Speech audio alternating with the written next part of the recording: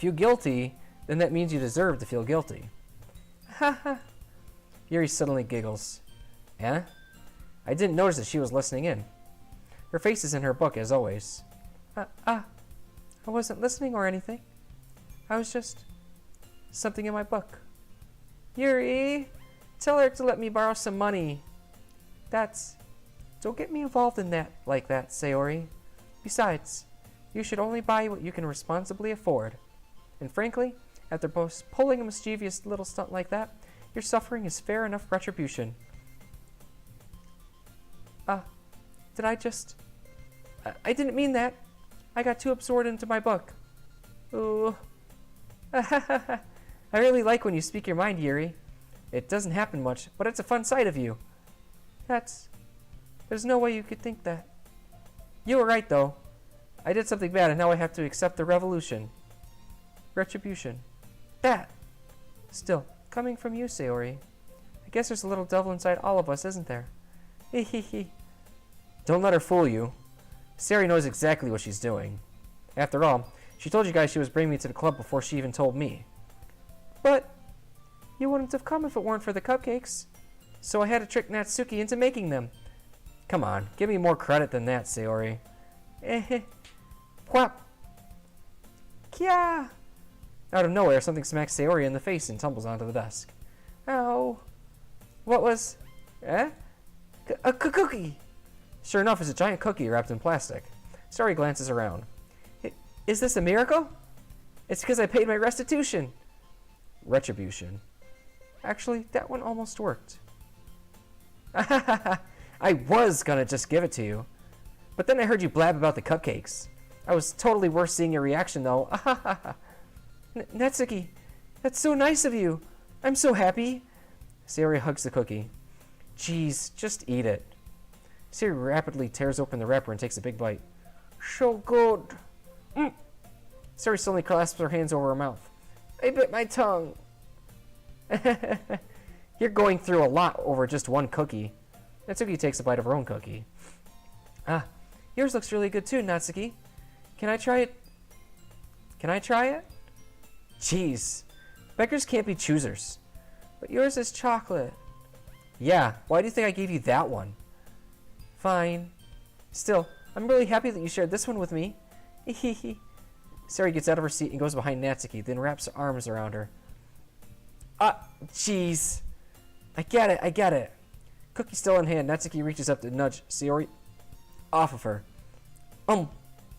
Sayori suddenly leans down and takes a bite of Natsuki's cookie. Hey! Did you seriously just do that? Mouthful, Sayori trats away to safely. Yuri and I laugh as well.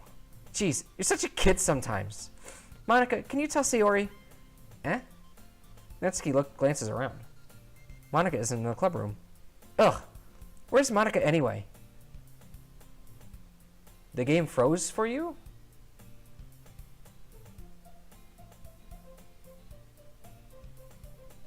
Really? That's interesting. I see it. I see nothing in the playback. You're correct. That's weird. Let's try minimizing.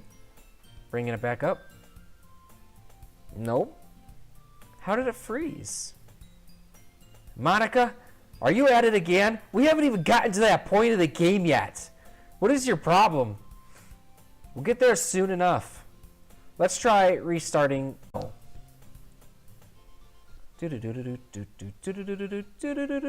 Let's try let's try something else. Oh god, I got so much stuff on here. Let's change the window.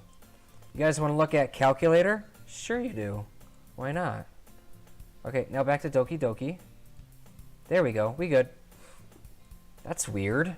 That's kind of a weird glitch. I wasn't expecting that. Okay, we're back. Good catch. Good question. Have any of you heard anything about her being late today? Not me. Yeah, I haven't either. That's a bit unusual. I hope she's okay. Of course she's okay. She probably just had something to do today. She's pretty popular after all. You don't think she... She has a... Ah ha ha. I wouldn't be surprised. She's probably more desirable than all of us combined.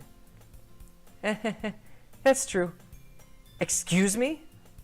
Suddenly the door swings open. Sorry, I'm super sorry. There you are. I didn't mean to be late. I hope you guys weren't worried or anything. Monica chose the club over her boyfriend after all. You're so strong-willed. But boyfriend? What on earth are you talking about? Monica quizzically glances at me. Never mind that. Yeah, I caught what you did there. What held you up anyway? Well, my last period today was study hall. To be honest, I kinda just lost track of time. That makes no sense, though. You would have heard the bell ring at least. I must not have heard it, since I was practicing piano. Piano? I wasn't aware you played music as well, Monica. I don't, really. I kinda just started recently. I've always wanted to learn piano. That's so cool! You should play something for us, Monica. Monica looks at me. Maybe once I get a little better, I will. Yay! That sounds cool. I'd also look forward to it. Is that so? In that case, I won't let you down, Eric. Monica smiles sweetly. I didn't mean any pressure or anything like that. Don't worry. I've been practicing a whole lot recently.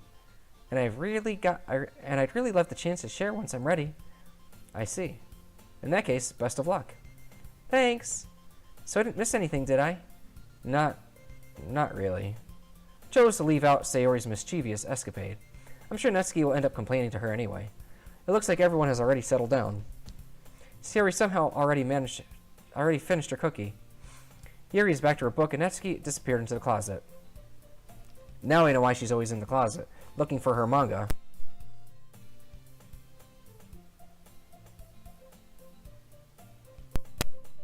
Eric! Sayori suddenly comes up to me. I'm gonna go get some supplies from another classroom. Want to come with me? Supplies? What for? Well, you know how the festival is coming up? Me and Monica were gonna make some posters and stuff. So I need to find some crayons and markers and glue sticks. I see. Sure, I'll go with you. Yay! Okay, Monica, we'll be back soon. Are you going with Eric to get the supplies? There's no need to trouble yourself. I'd be happy to go with him. Aw, but I wanted to go. It's so much fun exploring empty classrooms and stuff. Hehe. Okay. It was just a suggestion. See if you can find poster paper too, okay? Okay. Ready, Eric? Yep. Let's go. Sayori and I exit the club room. Followed behind us, Sayori hums and skips around the hallway. Honestly, it feels like I'm taking a kid to the mall or something.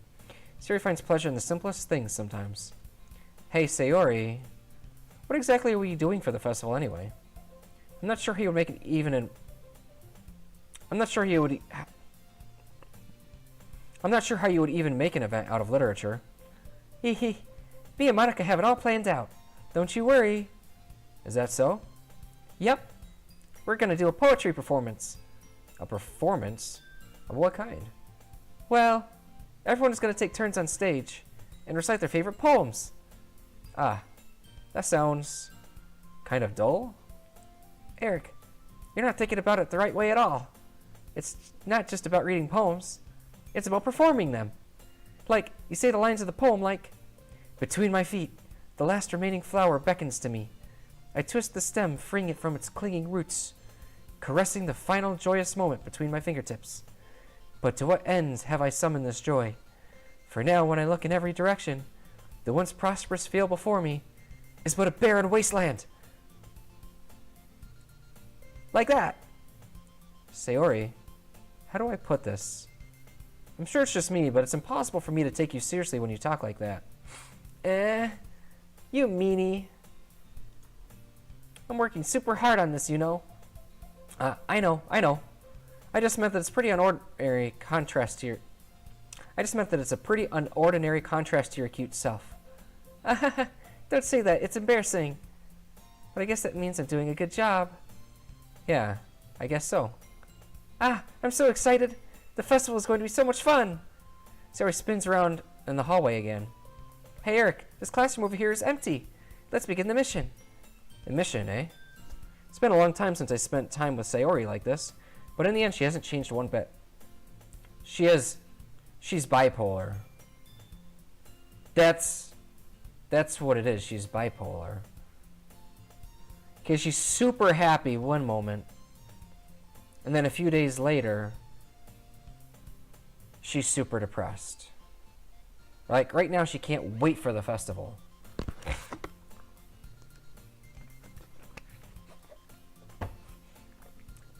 But we never get to live that festival.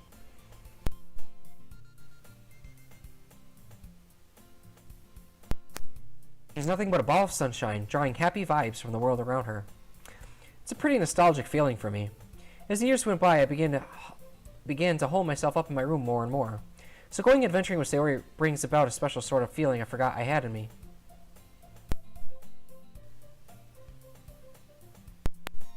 Two of us enter the classroom. Sayori heads straight to the closet, and I follow. Let's see what we have in here. Crayons! Sayori pulls a full box of crayons off the shelf. They're the best brand, too. They're kind of dirty, though. Sayori starts pulling various crayons out of the box, reading the color names. Alright, that's one down. Don't get distracted. We still need to find... Wait, I'm looking for my favorite color. Fine, fine. Then at least move aside so I can look for the poster paper. Ah, I dropped one by accident. Smack! Kya! Sayori bends over and smacks her forehead right into the shelf. She's hiding her emotions and Monica hasn't messed with her yet. Maybe. Maybe. That second part I agree with. But I still feel like there's a bit of bipolar here. Because the lowest of the low for bipolar is straight up hardcore depression. So, I mean, if you're really that depressed, it would be really hard to put on this act that like she would be doing right now. If this, I wouldn't buy that this is an act. I can't. This is, the way she acts here is too natural. She falls to the floor and the crayons spill all over her lap. Ow, ow, ow, ow, ow, ow, ow. You okay? My forehead. Sayori clutches her forehead. Geez, Sayori. That's just like you, isn't it? Come on, let me see. Since Sayori is sitting on the floor, I grab her by the waist and pull her out of the closet. You have to move your hands, Sayori. But it hurts.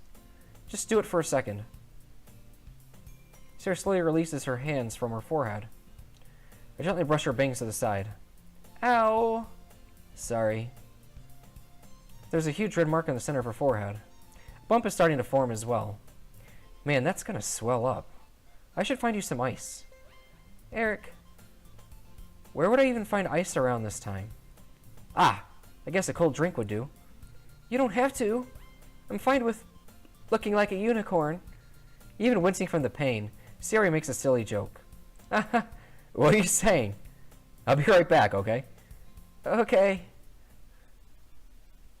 Pat Sayori on the shoulder and run out into the hallway. Look at the nearest vending machine. What should I get? It doesn't really matter since it'll be used as an ice pack rather than a drink. But I know Sayori likes apple juice, so I purchase that one.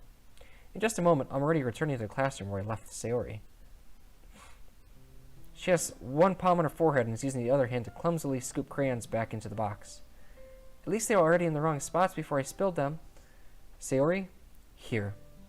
I hand Sayori the bottle of apple juice. It's nice and cold. Sayori opens the cap and starts drinking from it. Sayori, what are you doing? It's for your forehead, Baka. Ah, sorry, I forgot. How hard did you hit your head? Sayori places the bottle against the bump on her head. It stings. Just bear with it. It'll feel better soon.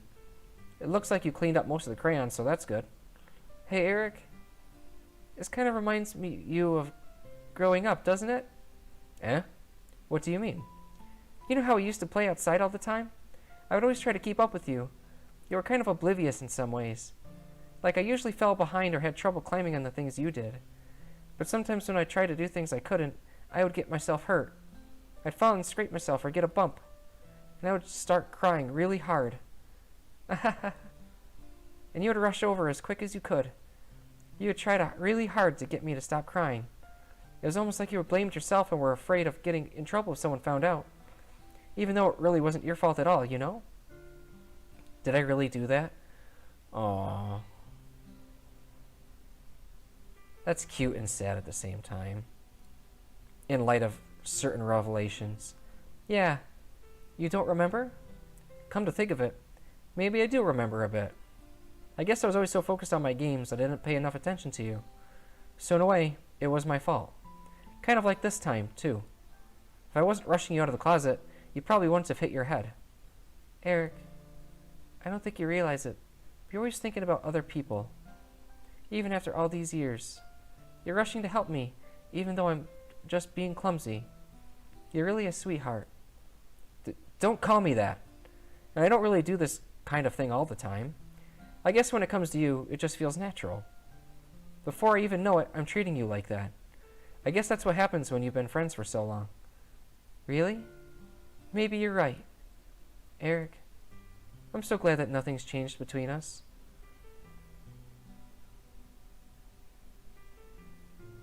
That's so sad, man. This game makes me sad. Do you think it'll be like this forever? Forever? If I'm honest to myself, there's no telling where we'll end up at for college or after that. So it wouldn't be fair for me to make any promises. But, well, I hope so. It's been this long already, right? I can't imagine you ever changing, so my hopes are up. You poor naive fool. I'm so happy. Sayori has a whimsical expression in her eyes. We remain silent for a moment. She's so silly and clumsy on the outside that when I see her deep in thought like this, it makes me not want to disturb her. I guess we should go back. I don't want to worry Monica, you know? Good luck with that. She's going to see her forehead either way. Not if I hide it under my bangs. Sayori hops to her feet. Ah! She clutches her forehead again. Don't stand up so fast after hurting yourself. Ugh. Well, I guess it's too late now. Anyway, let's go. Follow Sayori to the classroom. Sayori plays with her bangs to try to hide the bump, but without much success. In a moment, we make it back to the club room. Ah, you're back. Good timing. I was just about ready to start sharing our poems. Eh? Sayori, your forehead. She's fine, don't worry about... I was playing with the crayons and smacked my forehead into the shelf.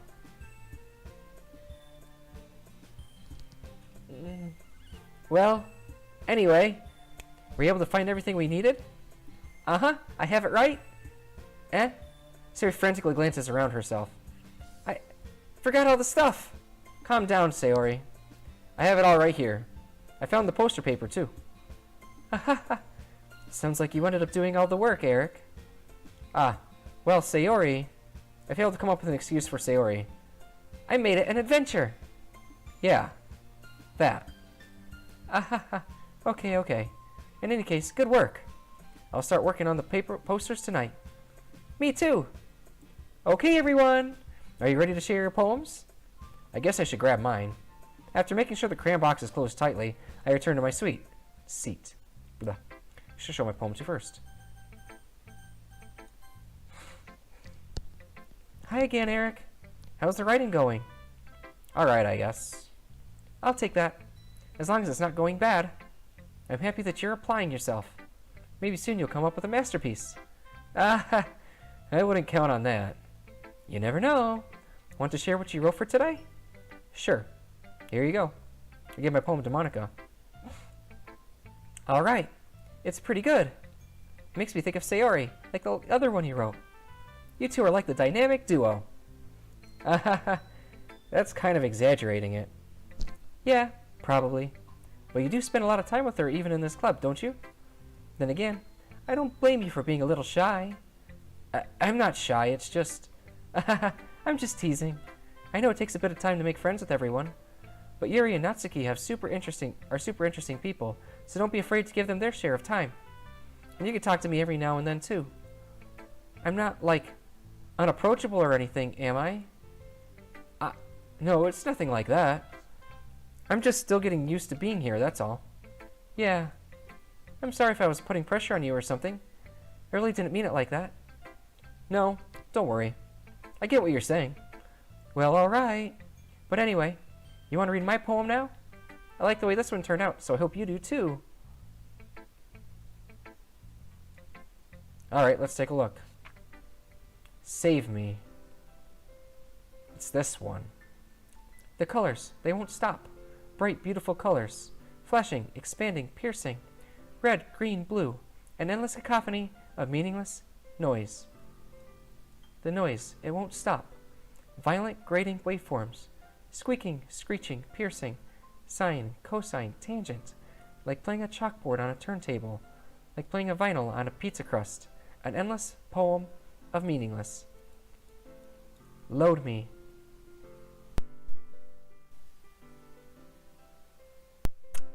Load her. There's no way. It's not like... I mean, when I first played this, she was my first choice. But seeing no option to earn her favor, I had to go with someone else. It's even more abstract than your last one, huh? Ha ha ha.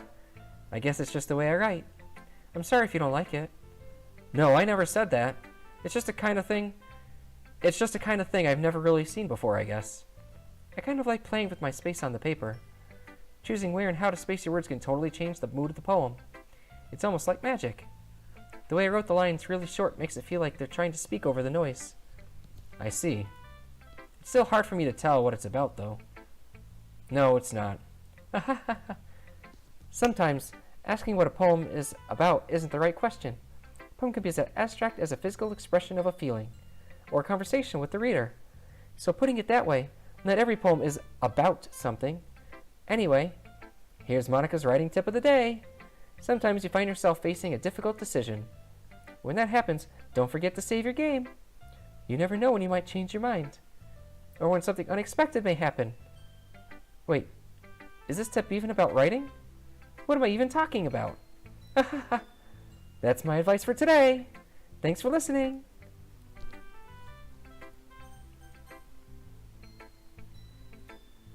Eric, I really love your poems. I can't believe you've been hiding these from me. Eh?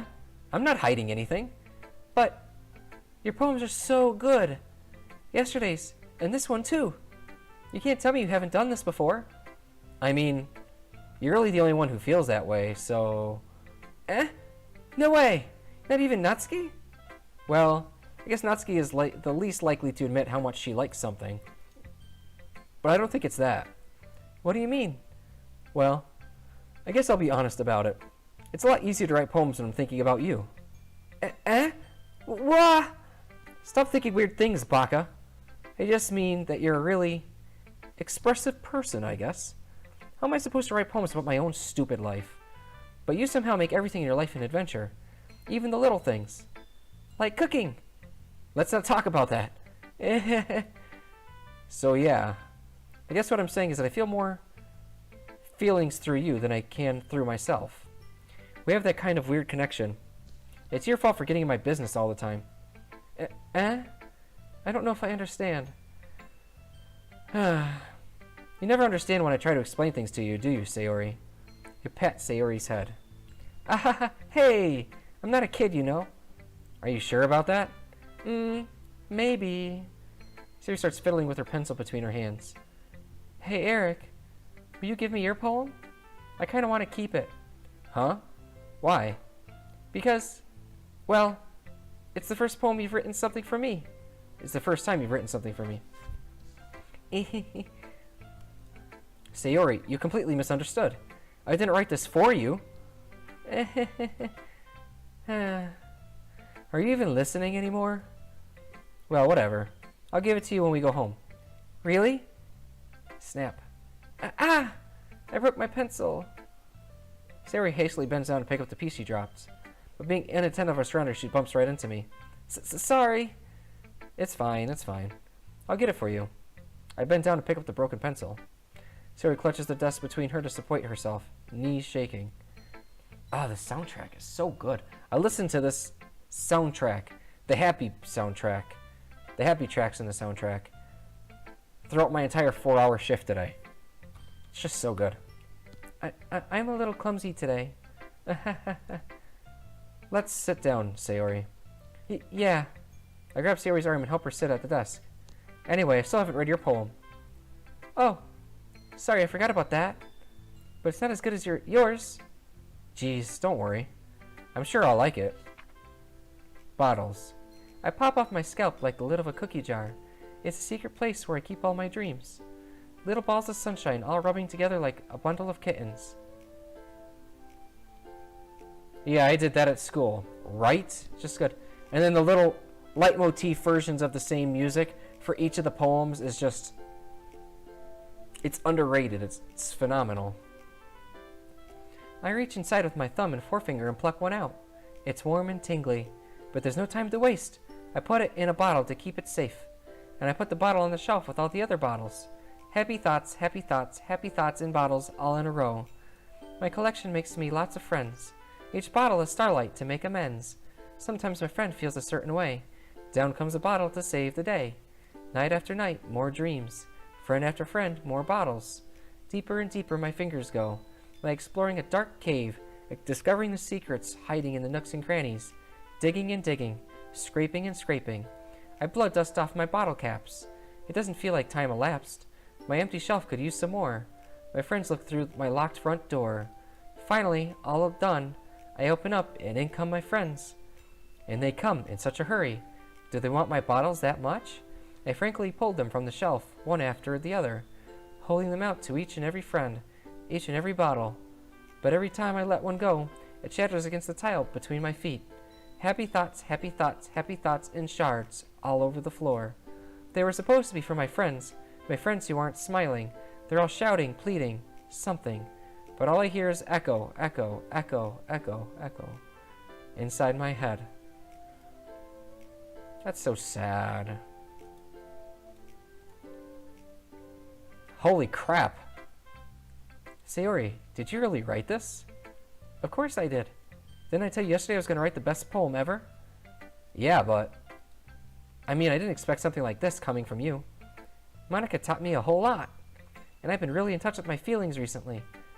I see that. It's almost kind of creepy. Creepy? Well, not exactly. Maybe because I'm so used to you being cheerful. Well, never mind. I'm thinking too hard about it. The point is, it came out good, so you should be proud of it. I was watching a stream where they made fun of the bottles. Then they cried. Yeah. Oh, dude. Yeah, I believe it. Holy shit. I was watching my friend play it, and she's a little bit more, distanced. Like, when I play a game, I like to immerse myself so I can feel the feelings, you know? So I can really feel like I'm in that situation, you know? But she's more distant, so, like... Even the scene where you went to Sayori on the day of the festival, she was kind of, like, joking and making laughs, and she didn't hit her. Whereas I spent 5 minutes not wanting to click to open the damn door. To each their own. Everybody plays differently. The point is, it came out good, so you should be proud of it. Ah, thanks. I feel like I was meant to express myself this way. It even helps me understand my own feelings a little better. Writing is like magic. You've gotten pretty passionate about this, huh? I hope you keep it up. Yeah! Writing's the best. I'm gonna keep writing until I die. Don't get ahead of yourself. Sari's always had a bit of habit of getting obsessed with something before dropping it no more than a week later. I wonder if this is one of those times. But seeing the passion in her eyes makes it hard for me to be pessimistic.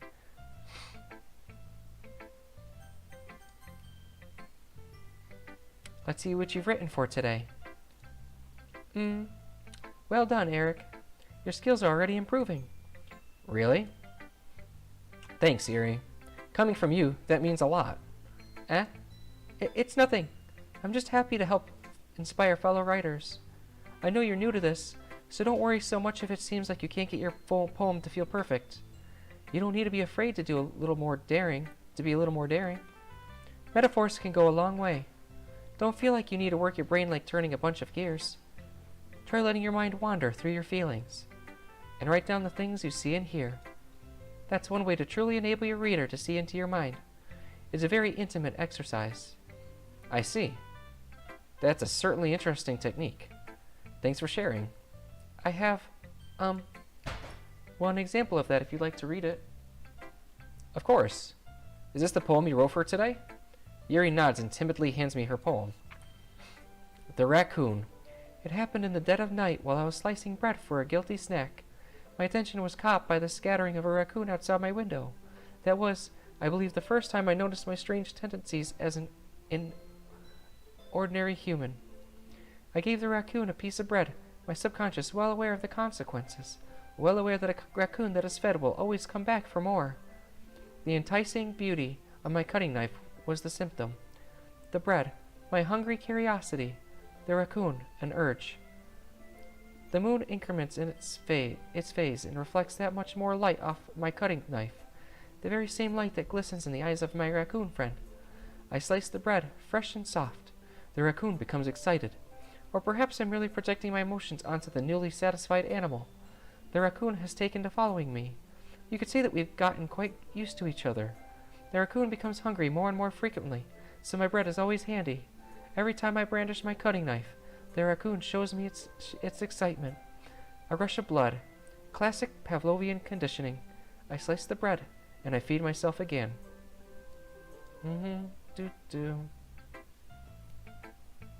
This game is just nothing but leitmotifs constantly. Everywhere. Always. All the leitmotifs. Man, I love me some leitmotifs. I was a little more daring with this one than yesterday's. I can see that. It's a lot more metaphorical. I don't know if it's my fault, but I can't begin to imagine what this poem is about. That's right. It's a bit closer to my preferred writing style, using the poem as a canvas to express vivid imagery and conveying emotions through them. Yeah, if I take it at face value, then I can't even figure out what it's supposed to mean. Well, I think it's something that different people can relate to in their own way. I wanted to express the way it feels for me to indulge in my more unusual hobbies. It's those sorts of things I'm usually forced to keep to myself. So, I sometimes enjoy writing about them. Why do you keep them to yourself? Because they're embarrassing, and people would make fun of me. Don't you have anything like that, Eric? Well, yeah, I guess I do. I feel like everyone has a little something like that. The best we can do is respect each other and our individualities, even if it's difficult sometimes, and some things make us uncomfortable. After all, if I hadn't learned to embrace my own weirdness, I would probably hate myself. I might be ranting a little bit now, but I'm glad that you're a good listener.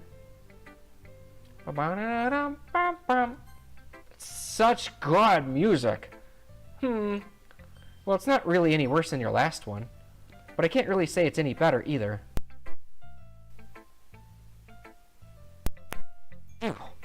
Huh? Phew what? Well, anything that isn't a train wreck I'll take as a win. And I get the feeling you're probably the most critical. Hey, what makes you... Wait, maybe that was a compliment? Aha! Glad to see someone recognizes my experience. Well then, keep practicing and maybe you'll be as good as me someday. That's, Something tells me Natsuki completely missed the point. Come to think of it, this kind of style reminds me of Sayori's poem from yesterday. Eh? You think so? Yeah. Well, I guess if you've been friends for her for so long, you might be on the same wavelength. But you never really struck me as her type. Sayori has a type all of a sudden? Well, I don't know. But honestly, how could someone so, fluffy spend so much time with someone like you? It's like she's dragging around a dead weight. Ugh. That was a little unnecessary. But think of it this way. If it weren't for me, she would probably just fly away like letting go of a balloon. You could say we take care of each other in our own ways. Whatever it is, I don't get it. Oh yeah, I guess I'm supposed to show you my poem. Here. Amy likes spiders. You know what I heard about Amy? Amy likes spiders. Icky, wriggly, hairy, ugly spiders. That's why I'm not friends with her. Amy has a cute singing voice. I heard her singing my favorite love song. Every time she sang the chorus, my heart would pound to the rhythm of the words. But she likes spiders. That's why I'm not friends with her. One time I hurt my leg really bad. Amy helped me up and took me to the nurse. I try not to let her touch me. She likes spiders, so her hands are probably gross. That's why I'm not friends with her. Amy has lots of friends. I always see her talking to people. She probably talks about spiders. What if her friends start to like spiders too? That's why I'm not friends with her. It doesn't matter if she has other hobbies. It doesn't matter if she keeps it private. It doesn't matter if it doesn't hurt anyone. It's gross. She's gross. The world is better off without spider lovers. And I'm gonna tell everyone. Not bad, right? It's quite a bit longer than yesterday's. Yesterday's is way too short. I was just warming up. I hope you didn't think that was the best I could do. No, of course not. Anyway, the message is pretty straightforward in this poem. I doubt I have to explain it. Sometimes you can explain complicated issues with much simpler analogies. And it helps people realize how stupid they're being. Like, anyone would agree that the subject of this poem is an ignorant jerk. Do you know people like that? Of course. It's about how everyone thinks That doesn't matter. It could be about anything. I wrote it to be easy to relate to. Everyone has some kind of weird hobby or a guilty pleasure. Something that you're afraid if people find out they'd make fun of you or think less of you. But that just makes people stupid. Who cares what someone likes as long as they're not hurting anyone and it makes them happy? I think people really need to learn to respect others for liking weird things. Huh. That's funny. Yuri read about something similar today. I should have done Natsuki first and then Yuri, because this would be a bit flipped. Huh? Did you say Yuri? Yeah. She said her poem was about an unusual hobby of hers. I didn't really get it, but she said something similar to you. That people shouldn't make each other feel insecure about those things. Really? Well, I mean, Yuri's pretty weird, so I wouldn't doubt that she has some weird hobbies. Not that there's anything wrong with that. Ugh. It's not like I would judge her or anything. Natsuki has trouble finding words. I guess I should try not to be so mean to her. If she feels insecure about her weird behaviors and stuff. I mean, I always hate people who make me feel insecure. And Yuri made me feel insecure yesterday. But the way you put it, it sounds like she learned her lesson. Well, I would say so. Even if her writing style is really different, I'm sure she'll appreciate the message in your poem. It's what I do best, after all. I don't like writing unless there's a good message to take away from it. Like, conveying emotions is important. But I want to make people think, not just feel. Remember that. I'm going to write a good one for tomorrow, too, so look forward to it. Okay, everyone. We're all done reading each other's poems, right? I have something extra planned today, so if everyone could come to sit at the front of the room. Is this about the festival? Well, sort of. Ugh, do we really have to do something for the festival? It's not like we can put together anything good in just a few days. We'll just end up embarrassing ourselves instead of getting any new members. That's a concern of mine as well. I don't really do well with last-minute preparations. Don't worry so much. We're going to keep it simple, okay? Right the way into his heart. Ah! God, this music is just so good. We won't need much more than a few decorations. Sari's been working on posters and I've been designing some pamphlets. We're just going to skip past this part.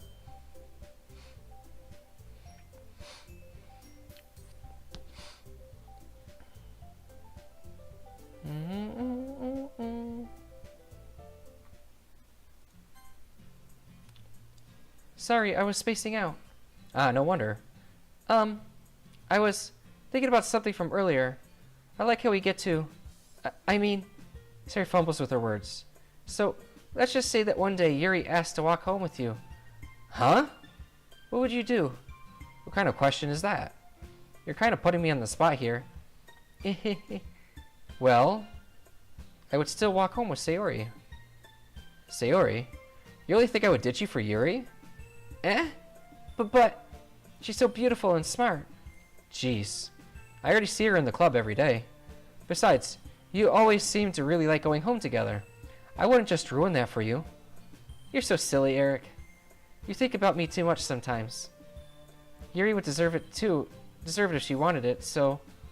Sari, I've already made up my mind. I really can't figure out sometimes. Sorry. Besides, what's the point in speculating something that's never going to happen? Conversation trails off. It's kind of a weird thing for Sari to care so much about. But I want to respect her and keep her happy, too. Then again, the festival is only a few days away. Who knows what will happen in that time? Who knows indeed? I can think of at least two people who know what's going to happen. Really? Okay. Joy. Rainbow.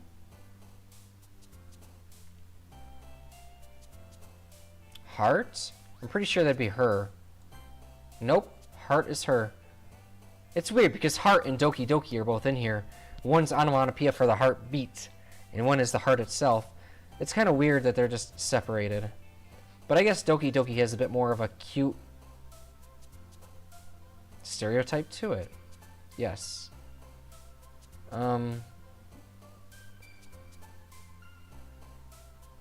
Fun. Childhood. Forgive. Laugh. Smile. Amazing? Yes. Happiness. Warm. Should have done charm, but... Precious? Got it. Nailed it. Sunny. I accidentally clicked 2 in a row.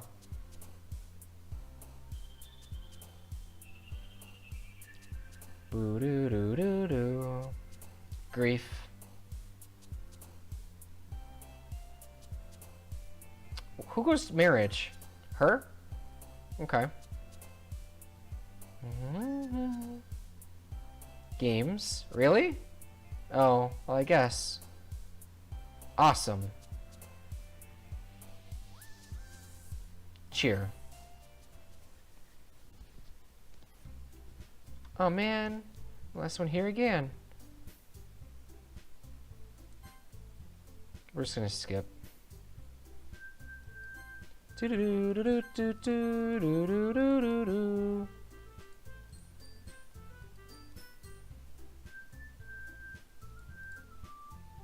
Do do do do do. Let's go to Monica.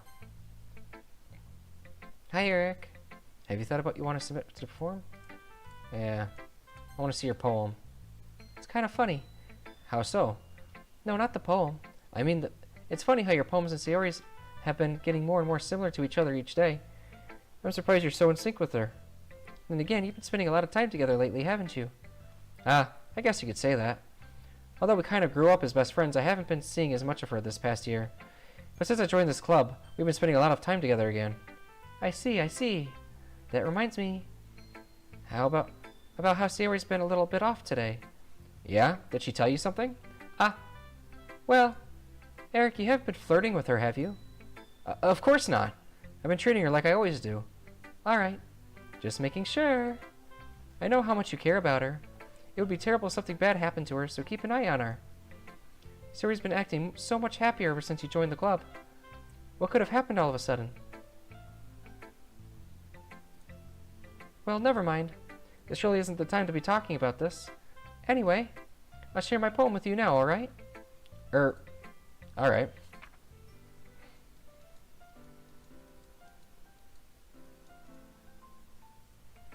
You know, I feel like learning and looking for answers.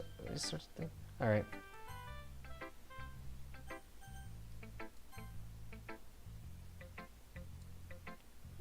This is your best one so far. It's really nice, Eric. Thanks. Mm-hmm. Sayori, you've been a little quiet today. Is everything alright? Of course. Everything is fine. I mean, I'm a little tired today.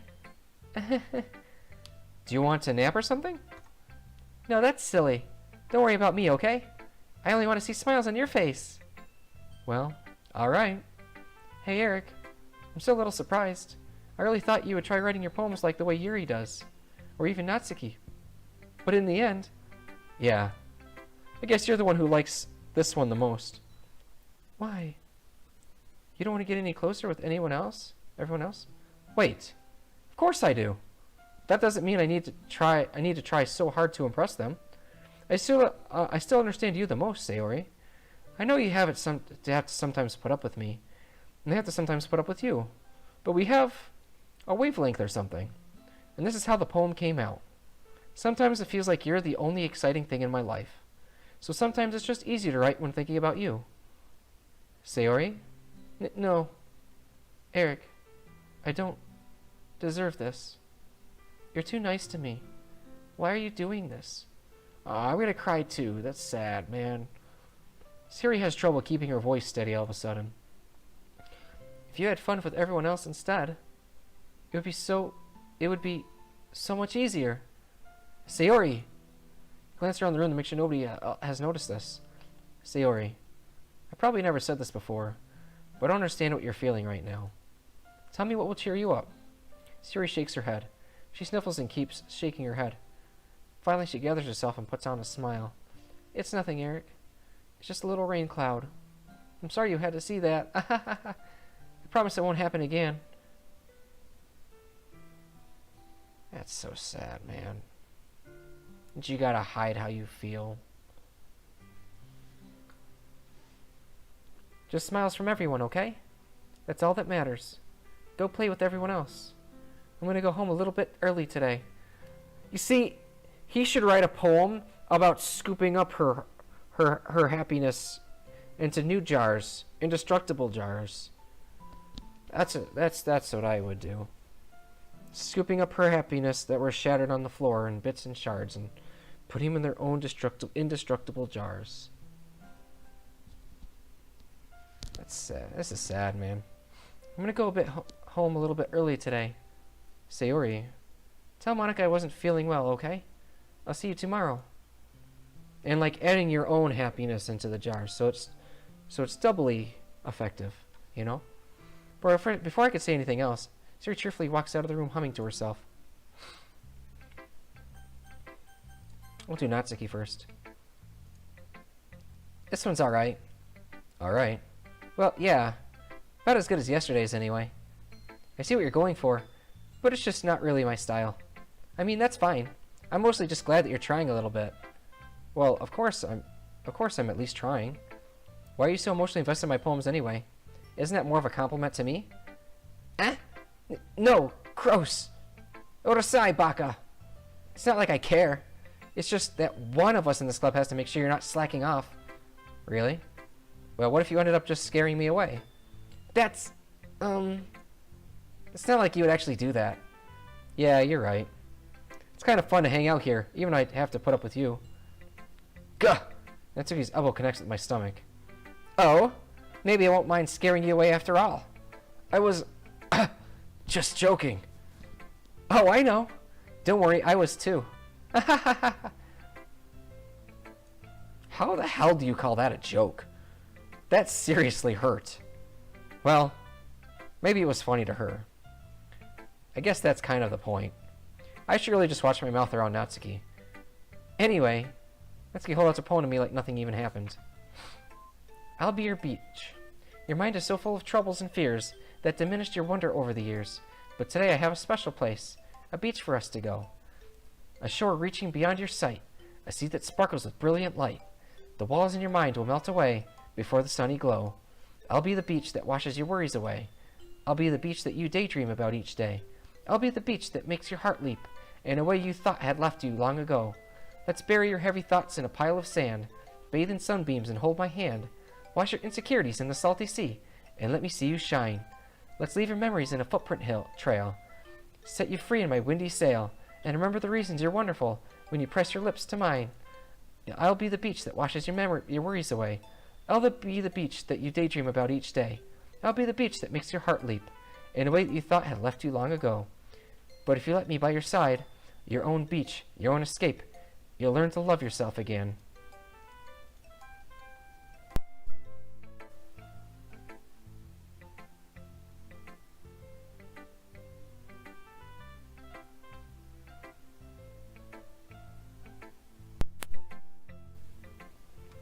Yeah.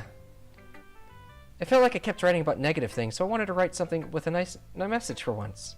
Besides, the beach is awesome. Kinda hard to write anything negative about the beach. So you decided to write about the beach first, and then came up with a message later? Yeah, well, it's only because of what happened yesterday. I mean, after Yuri and I realized we kind of wrote about the same thing, she wanted to pick a topic and have us both write about it or whatever. Ugh. You can really see her doing that, too. making us write about a simple topic, then trying to impress me by coming up with something all fancy. Well, it's not like I care. I just did it anyway. I mean, I guess mine ended up being kind of metaphorical too. But there's nothing wrong with doing that once in a while. At the very least, it was a good practice.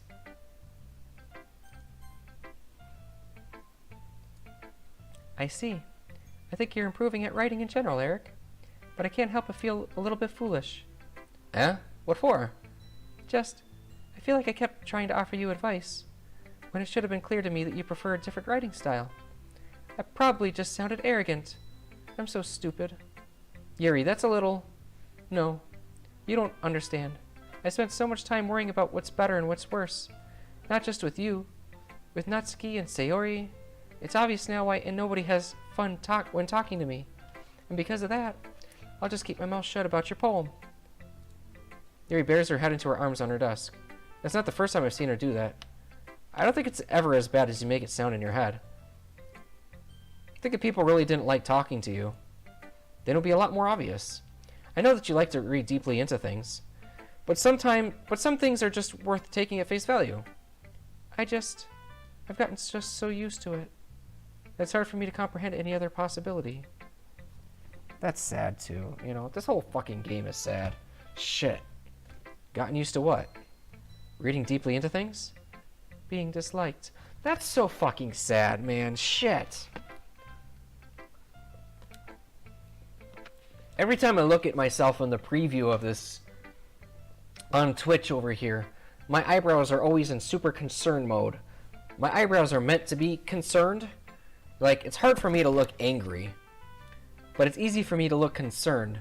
And every time I look over there, my eyebrows are always in concern, as I feel sympathy and empathy for these freaking dots of colors on a screen. GG game, GG.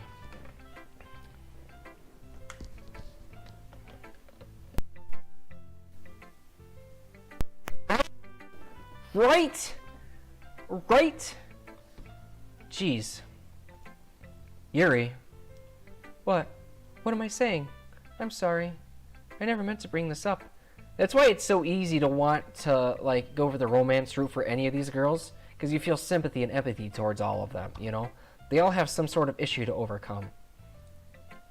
And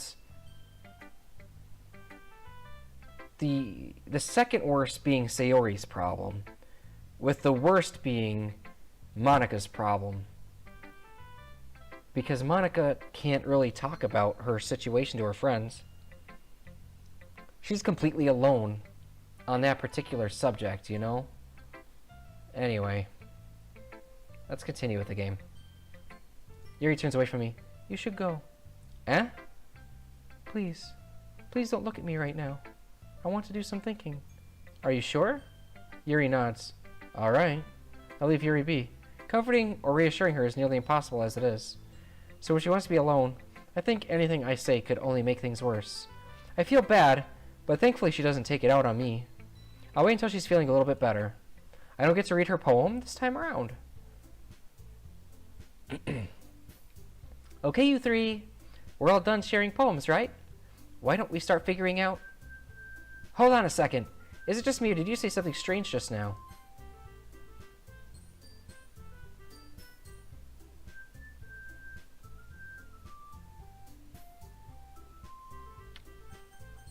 Sayori. I mean, if it's going to be anyone, then I prefer helping Sayori. I mean, we're already neighbors and... But Monika said that Sayori was helping her. Jeez, do you really hate us that much? No! Sorry, I didn't mean for this to be so difficult. Just think of the club, okay? Monika. Well, I guess I should probably be helping Monika. Yay, you picked me! Hold on one second. Yeah. Monika, you're the one who needs the least help out of all of us. But? I agree with Natsuki. Not only is your work already most suited for one person, but you already have Sayori as well. But Eric was the one who... that doesn't matter. You were the one who scared him into picking you in the first place. You're the club president, Monika. You're supposed to make responsible decisions for the club. Monika, you shouldn't let any ulterior motives interfere with this decision. Ulterior motives? What are you saying, Yuri? In fact, it sounds like you guys are the ones with ulterior motives. Excuse me? Otherwise, this wouldn't have been made into such a big deal in the first place. That's completely false, Monica. Yeah, we have a lot of work to do, you know? We won't do as good a job of it if you make us work alone. Maybe that's true. Think of the club, Monica. If we want our event to succeed, then we need to appropriately distribute our resources. So are we going to do the right thing, President? Okay. I get it. It's technically most logical for Eric to help one of you two. So, I guess that's what we'll do. Do you have a preference? Well, probably be most useful helping out Yuri. Do. Even though I would prefer to do this with Sayori, my anxiety still shoots through the roof. Guess I've gotten pretty used to handling her at this point, but who knows what might end up happening when we're outside at school. She even told me she was looking forward to it. I shake my head. Why do I feel nervous if Sayori finds out about this? It's not like we feel that way about each other. Besides, like Monica said, this is about the club. I have nothing to worry about. If I just go with it, then I'll have a good time.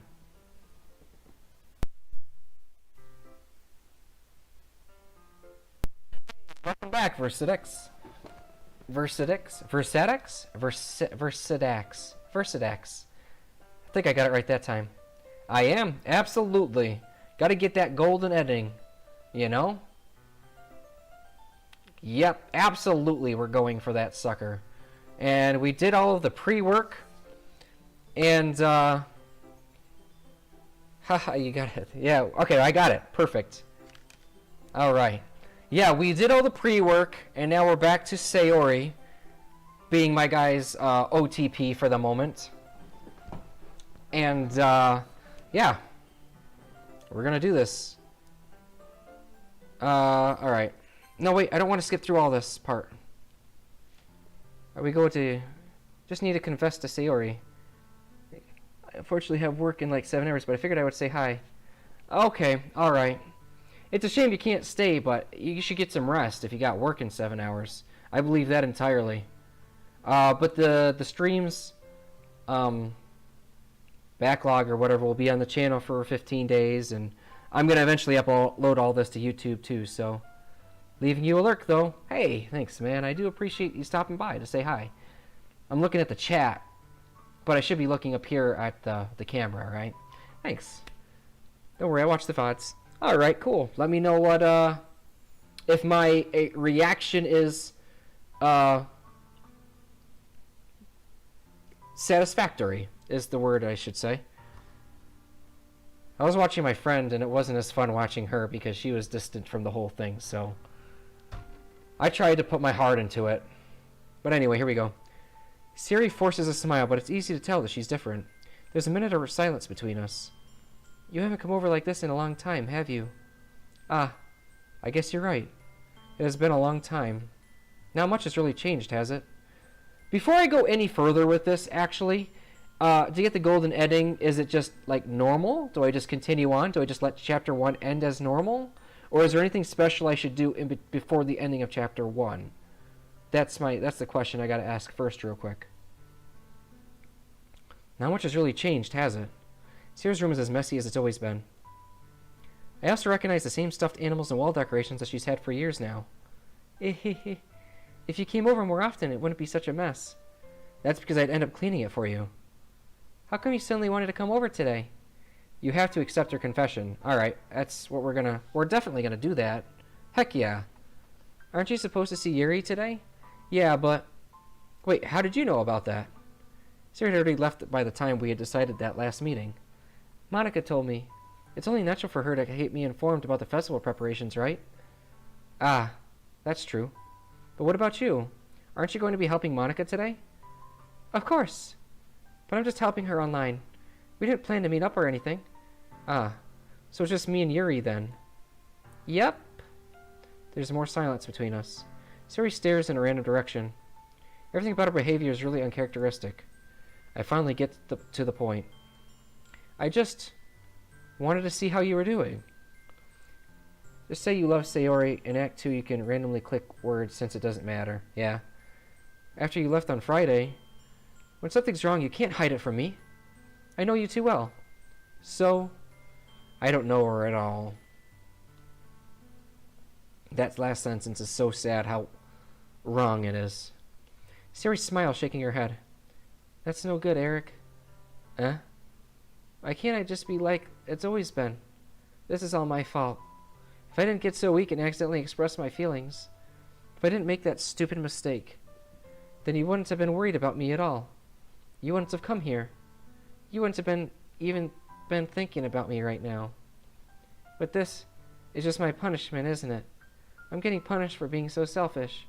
I think that's why the world decided to have you come over today. It just wants to torture me. Sayori!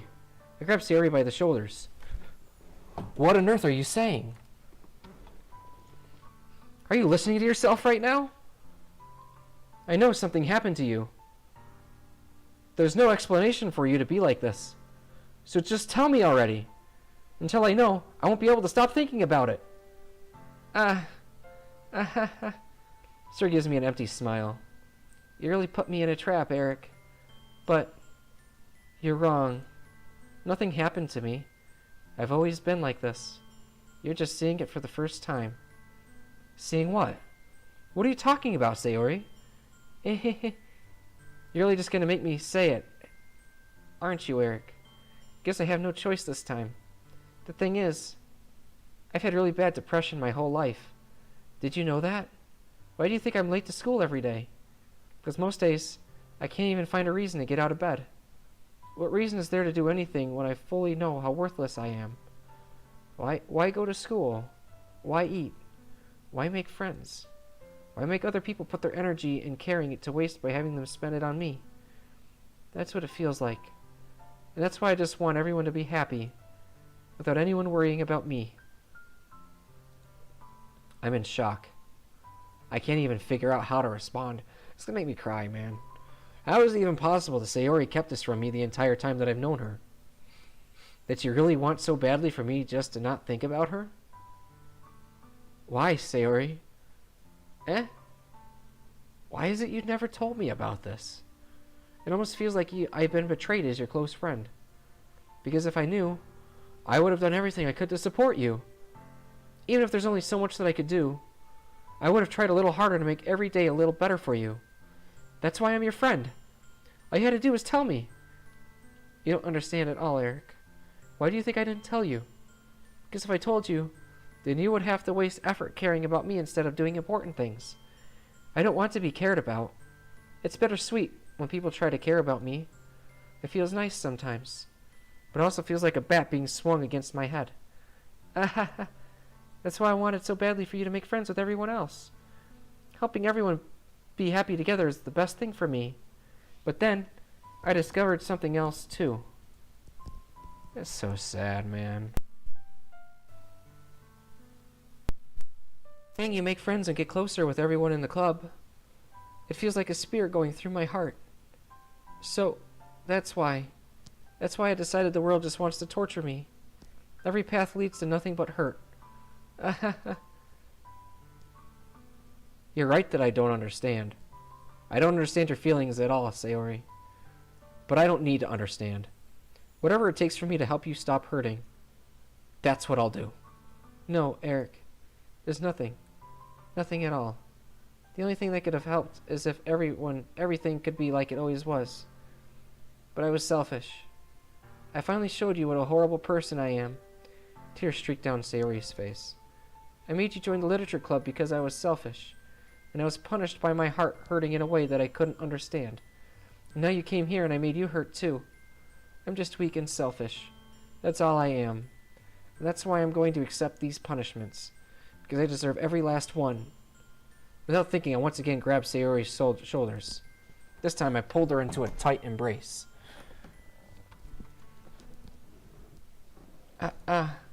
Eric.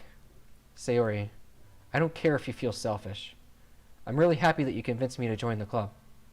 Seeing you every day makes it worthwhile enough. If I make friends with everyone else, then that's just a bonus. But please never underestimate how much I care about you. I wouldn't have it any other way. Eric. Sayori isn't hugging me back. Despite my arms being wrapped around her, Sayori's arms remain at her sides. She starts sobbing next to my ears. No, don't do this to me. Please don't hurt me. That's pretty much what it says. I read it wrong, trying to anticipate it, but I read it, but that's pretty much what it is. Please don't do this. Eric, Sayori barely manages to speak between her sobs. I don't know if I'm doing the right thing. I don't know if I'm doing the right thing, but all I know is I want her to know that I care. If you have it in you to call yourself selfish, then you have to let me be selfish too. No matter what it takes, I'll figure out what needs to change. I'll make these feelings go away. And if there's anything that you need me to do, then you'd better tell me. I'll get mad if you don't. I don't know. I don't know. I don't know. Gently, Sayori finally puts her arms around me in return. I don't know anything. It's all really scary. I don't understand any of my feelings, Eric. The only time I'm not feeling nothing is when I'm feeling pain. But your hugs are so warm. And that's really scary too. Sayori lets me go. As she does so, I let go of her as well. The festival is tomorrow. Yeah. It's going to be fun, right? Yeah. How would you like for me to spend it all with you? It's what I want. I promise. I think that would be nice then. Yeah. Sayori wipes her eyes. If I could spend the whole day here, I would. Of all days, this has to be the one where I have other plans. Maybe I should cancel. No, don't. Please don't. If you did that, then I really wouldn't forgive you. But it's almost time for Yuri to meet me at my house. At the very least, do you want to come along and help out? It would be fun. To my surprise, Sayori shakes her head. I'm sorry. I don't know if that would be very good for me today. You understand, right? It's kind of hard for me to fully understand, but I'm trying my hardest. It's okay. Don't worry too much about it. I'll see you tomorrow, okay? Alright. I look forward to it. I say goodbye to Sayori and exit her house. On the way home, I find myself feeling uneasy.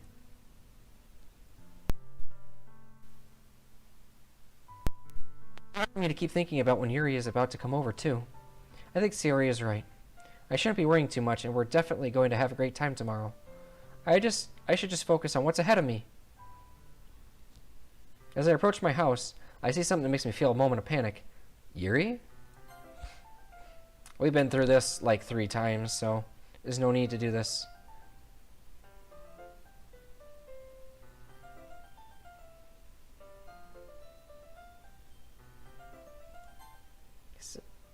Sayori? Eh? Hi, Eric. Sayori! Just now we weren't... It's okay, Eric. I just stopped by to say hi. Well, it's nice to see you. But I'm sorry, but I'm already on my way to leave. Oh, really? That's too bad. I'm sorry. But we'll be together at the festival tomorrow, so that's fine, right? Of course. Sayori beams. Yeah, so I'll see you tomorrow. Clearly embarrassed, Yuri hurries off. Sayori waves goodbye after her. Sayori, I thought you didn't want to come over today. Well, I tried staying in my room. My imagination was being really mean to me. I want to come here and see it for myself. See what? What are you talking about? You know, how much fun you were having with Yuri, and how close you got to her. It makes me really happy. Oh man, you're gonna make me cry too. That you've made such good friends. That's all that matters to me. Tears start to fall down Sayori's face. That's all that matters to me. Why am I feeling this way, Eric? I'm supposed to be happy for you.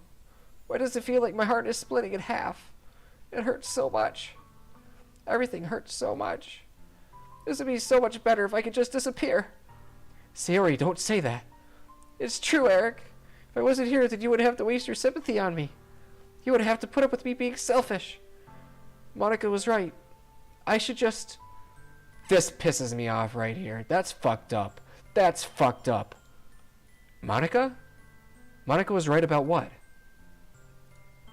Sayori, what I said before is true. I'm not going to let this continue. Caring about you like this isn't the burden your mind is making it out to be. It's something that makes me happy. It's something that I wouldn't trade for anything else. So even if it takes an entire lifetime, I'm going to be by your side until you don't feel any more pain. But...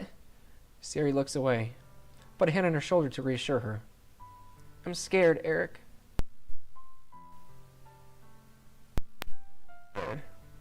What are you scared of, Sayori? I'm scared that I might like you more than you like me. Sayori? It's true, isn't it? I was weak and started to like you too much. I did this to myself. Eric? I like you so much that I want to die. That's how I feel. And... That's enough, Sayori. I don't want you to hurt anymore. I slide my hand on Sayori's arm and squeeze her hand in my own. Do you remember how I said I always knew what's best for you? Do you still believe me? Wordlessly, Sayori nods. Even if you don't understand all of your own feelings, I know what you need the most right now. And that's what I'm going to give to you. Sayori, I love you. Those are my true feelings. So, there's no way you could like me more than I like you. I should have realized it sooner. But spending time with everyone at the club, making new friends, and having fun with you every day, it helped me realize that you're truly the most important person to me. That's why I'll accept any of your burdens. As long as we continue like this every day, with you by my side, then I know we'll both be happy. Eric. Suddenly, Sayori wraps her arms tightly around me. Eric, is this really okay? Yeah. I hold Sayori in my arms and pull her closer. You'll never have to let go of me again. I love you, Eric. I want to be with you forever. Me too. I feel Sayori's grip around me weaken a little bit. What is this? Sayori? I'm supposed to be happy right now. I always thought that this would be the happiest moment for me. But why? Even now, why won't the rain clouds go away? They're not going away at all, Eric. It's okay, Sayori. It might take some time for things to get better again. But no matter how long it takes, I'll be there every step of the way. That's all that matters right now. Oh, okay. I trust you. Sayori and I slowly release each other.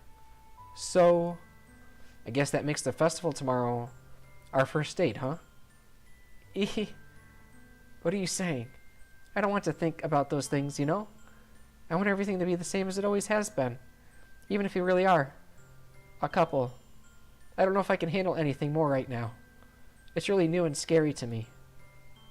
I understand. We'll go at whatever pace suits you best. Hey, Eric. Sayori gazes at me once again, smiling sadly. Even if I get really, really sad, this is the best thing for me, right? Eh? I don't really understand what Sayori means by that. Are you saying that this is making you feel sad, Sayori?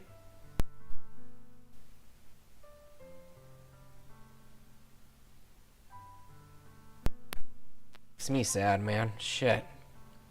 I don't know. I don't understand what I'm feeling. It feels like a bunch of thorns when you told me you love me. But that's why I want to trust you. You know what's best for me. Yeah. I do. That's my promise. I say that, but in reality, I never felt more uncertain when it comes to Sayori. I know that I love her, and she loves me. But I'm having as much trouble understanding Sayori's feelings as she is, even though I can comfort her. I keep wondering if I should be doing something more or something different. I know these thoughts will continue to plague me until things are back to the way they were. Is that what Sayori meant by not wanting anything to change? I don't know. But I know I'll give it everything. It's sad, man. I just choked up on that. But I know I'll give it everything I've got. Sayori is the most important person to me. and I'll do whatever it takes to have a happy future with her. It's the day of the festival. Of all days, I expected this to be the one where I'd be walking to school with Sayori. But Sayori isn't answering her phone. I considered going to her house to wake her up, but decided that's a little too much. Meanwhile, the preparations for the event should be nearly complete. Yuri and I painted is dry, and I gently rolled it up to take with me. She sent me a pleasant text reminding me not to forget anything. I reassured her. Funnily enough, I probably feel the same way as Natsuki about the event. I'm more excited for it to be over so I can spend time with Sayori and Yuri at the festival. But knowing Monica, I'm sure the event will be great too. Eric, you're the first one here. Thanks for being early. That's funny. I thought at least Yuri would be here by now. Monica's placing little booklets on each of the desks in the classroom. They must be the one she prepared that has all the poems we're performing. In the end, I found a random poem online that I thought Monica would like, and I submitted it. Jabberwocky? No, we're doing Jabberwocky. Jabberwocky is our poem, damn it. So that's the one I'll be performing. I'm surprised you didn't bring Sayori with you. Yeah, she overslept again. That baka. You'd think that on days like this important she'd try a little harder. I see that, but I suddenly remember what Sayori told me yesterday, and I suddenly feel awful knowing it's not nearly that simple for her. I only said it because it's the only way I'm used to thinking. But maybe I should have gone to wake her up after all. Ahaha. You should take a little responsibility for her, Eric. I mean, especially after you exchanged with her yesterday. You kind of left her hanging this morning, you know? Don't make me go through this shit again. I don't want to go through this shit again. I don't. Exchange? Monica, you know about that? Of course I do. I'm the club president, after all. But you left her hanging, Monica. Monica makes me mad. Right there, it makes me mad, too. Yeah, come here, baby. Come here, my Sasha, baby. I stammer, embarrassed. Did Siri really tell her about it that quickly? Turn on scene text you can skip. Huh? I don't want to... I just... We got to experience it properly for the game to have its proper impact. And if this golden ending is any good, it'll just make it that much more meaningful. Did Siri really tell her about it that quickly? That we're a couple now? I didn't really plan on bringing it up with anyone yet. Jeez. You don't know the full story at all, so don't worry. I probably know a lot more than you think. Eh? Monica is being as friendly as usual, but for some reason I felt a chill down my spine after hearing that. Yeah. Uh-huh. Damn straight. Hey, do you want to check out the pamphlets? They came out really nice. Yeah, sure. Grab one of the pamphlets laid out on the desks. Oh yeah, they really did. Something like this will definitely help people take the club more seriously. Yeah, I thought so too. Flip through the pages. Each member's poem is neatly printed on its own page, giving it an almost professional feel. I recognize Natsuki's and Yuri's poems from the ones they performed during our practice. What's this? I flipped to Sayori's poem. It's different from the one she practiced. It's one that I haven't read before.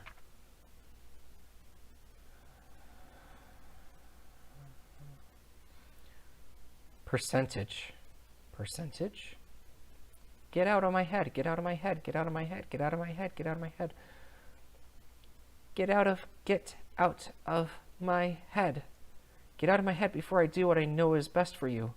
Get out of my head before I listen to everything she said to me. Fucking really. Get out of my head before I show you how much I love you. Get out of my head before I finish writing this poem. But a poem is never actually finished. It just stops moving. Ah, what is this? Reading the poem, I get a pit in my stomach. Eric? What's wrong? Ah, nothing. This poem feels completely different from everything else Sayori's written. But more than that, I changed my mind. I'm going to go get Sayori, so... Ah, well, all right. Try not to take too long, okay? I quickly leave the classroom. Don't strain yourself. Monica calls that out after me. I quickened my pace. What was I thinking? I should have tried a little bit harder for Sayori. It's not a big deal to at least wait for her or help her wake up.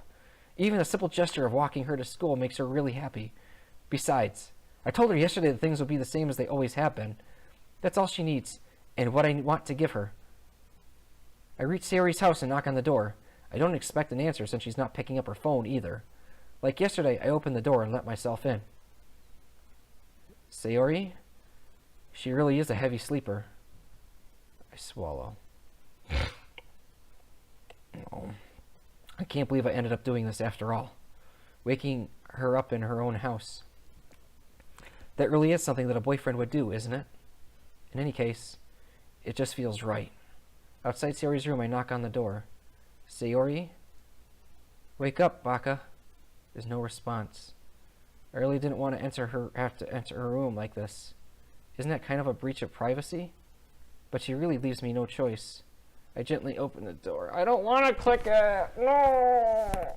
No, I don't want to click it again. The game is leaving me vulnerable. No, I don't want to click it. I don't want to click it. I don't want to click it. I don't want to click it. It's not... It's wrong. It's wrong. It's wrong. I don't want to click it. Fuck. Ah, shit. Stupid game. Stupid game. Fuck. Even the second time, it's not easy. I gently open the door. Jesus fucking Christ. I wasn't wearing the headset last time, so I didn't realize it just kind of jumps in quickly like that. No. An exception has occurred. Game script, line 3. See traceback.txt for details. What the hell? What the hell? Is this a nightmare? It has to be. This isn't real. There's no way this could be real. Sayori wouldn't do this. Everything was normal up until a few days ago. That's why I can't believe what my eyes are showing me. Go to traceback.txt. What do you mean? I don't know what that means. There's a actual... Is there a file in the game? I don't want to hear this music. I'm turning off my headset. I don't want to hear this music. I can't listen to it. Is there a file in the game? And should I do that right this second? As of right this second, should I do that? Should I hit save? What? I'll try to go to that page right now.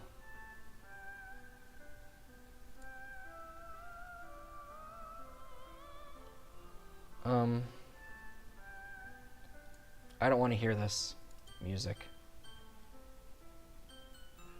Steam. Wrong. I forget which server it's, or where it's at exactly.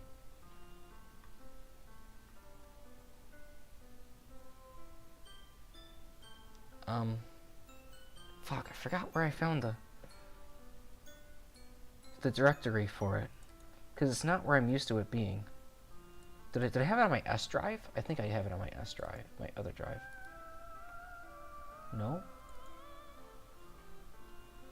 Configure logs. I'm sorry you guys have to listen to this music. I would turn it down. The fuck is it? Is it in documents?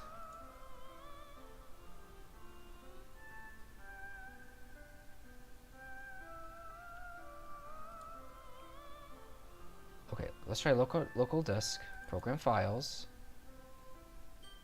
No?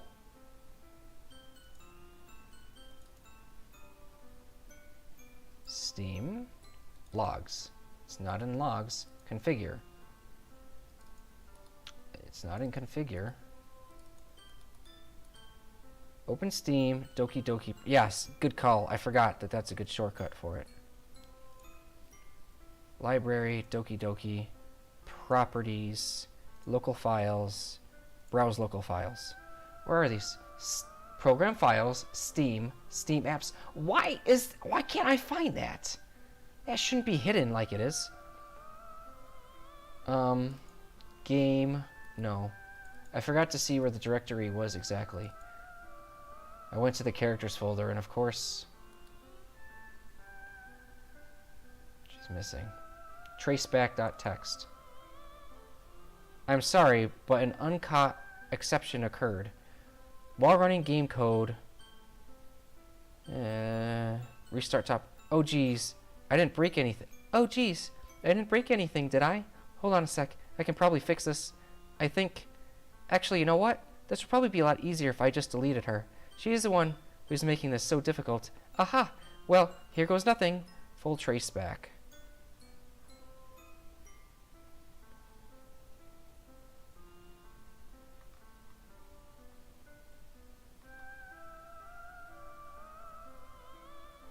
Okay. Caught you red-handed, Monica. Alright, so what? We continue playing the game now? Good Easter egg.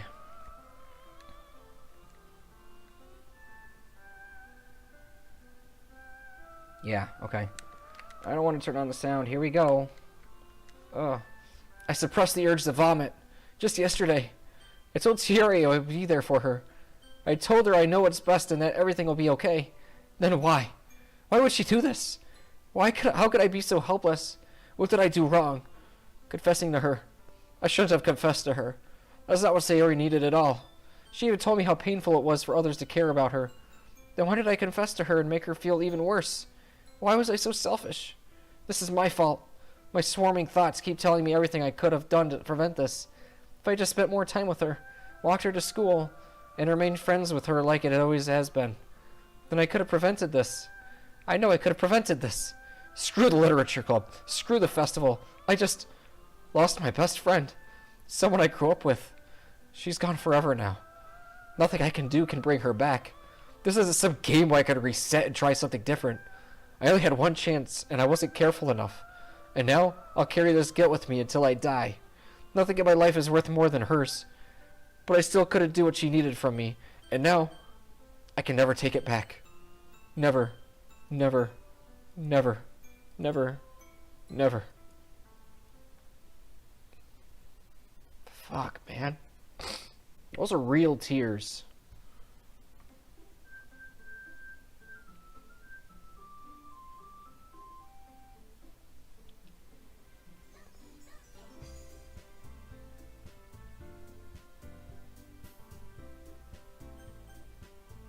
New game?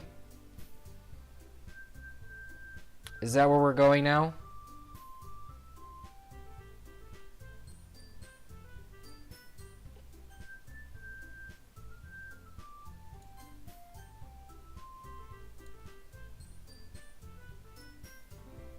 Who's Sayori? Am I missing a file?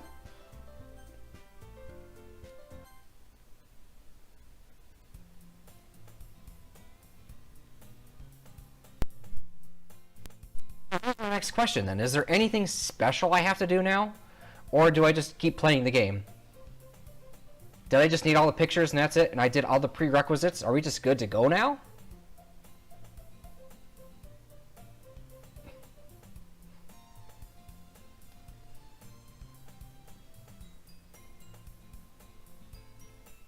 Good to go. Alright. I see an annoying girl running toward me from the distance, waving her arms in the air, like she's totally oblivious to any attention she might draw to herself. That girl is, my neighbor and good friend since we were children. You know, the kind of friend you never see yourself making today, but it just kind of works out because you've known each other for so long. We walked to school together on days like this, but starting around high school, she would oversleep more and more frequently, and I would get tired of waiting up. But if she's going to chase after me like this, I almost feel better off running away. However, I just sigh and idle in front of the crosswalk and let catch up to me.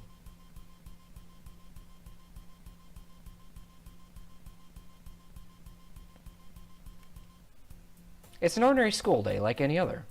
Mornings are usually the worst, being surrounded by couples and friend groups walking to school together.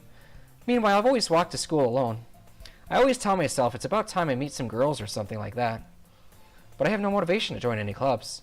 Perfectly content just getting by on the average while spending my free time on games and anime. There's always the anime club, But it's not like there would be any girls in it anyway. The school day is as ordinary as ever, and it's over before I know it. After I pack up my things, I stare blankly at the wall, looking for an ounce of motivation. Clubs. There really aren't any that interest me. Besides, most of them would probably be way too demanding for me to want to deal with. I guess I have no choice but to start with the anime club. Eric? Monica? Oh my goodness, I totally didn't expect to see you there. It's been a while, right? Yeah, it has. Monica smiles sweetly. We do know each other. Well, we rarely talked, but we were in the same class last year. Monica was probably the most popular girl in class. Smart, beautiful, athletic.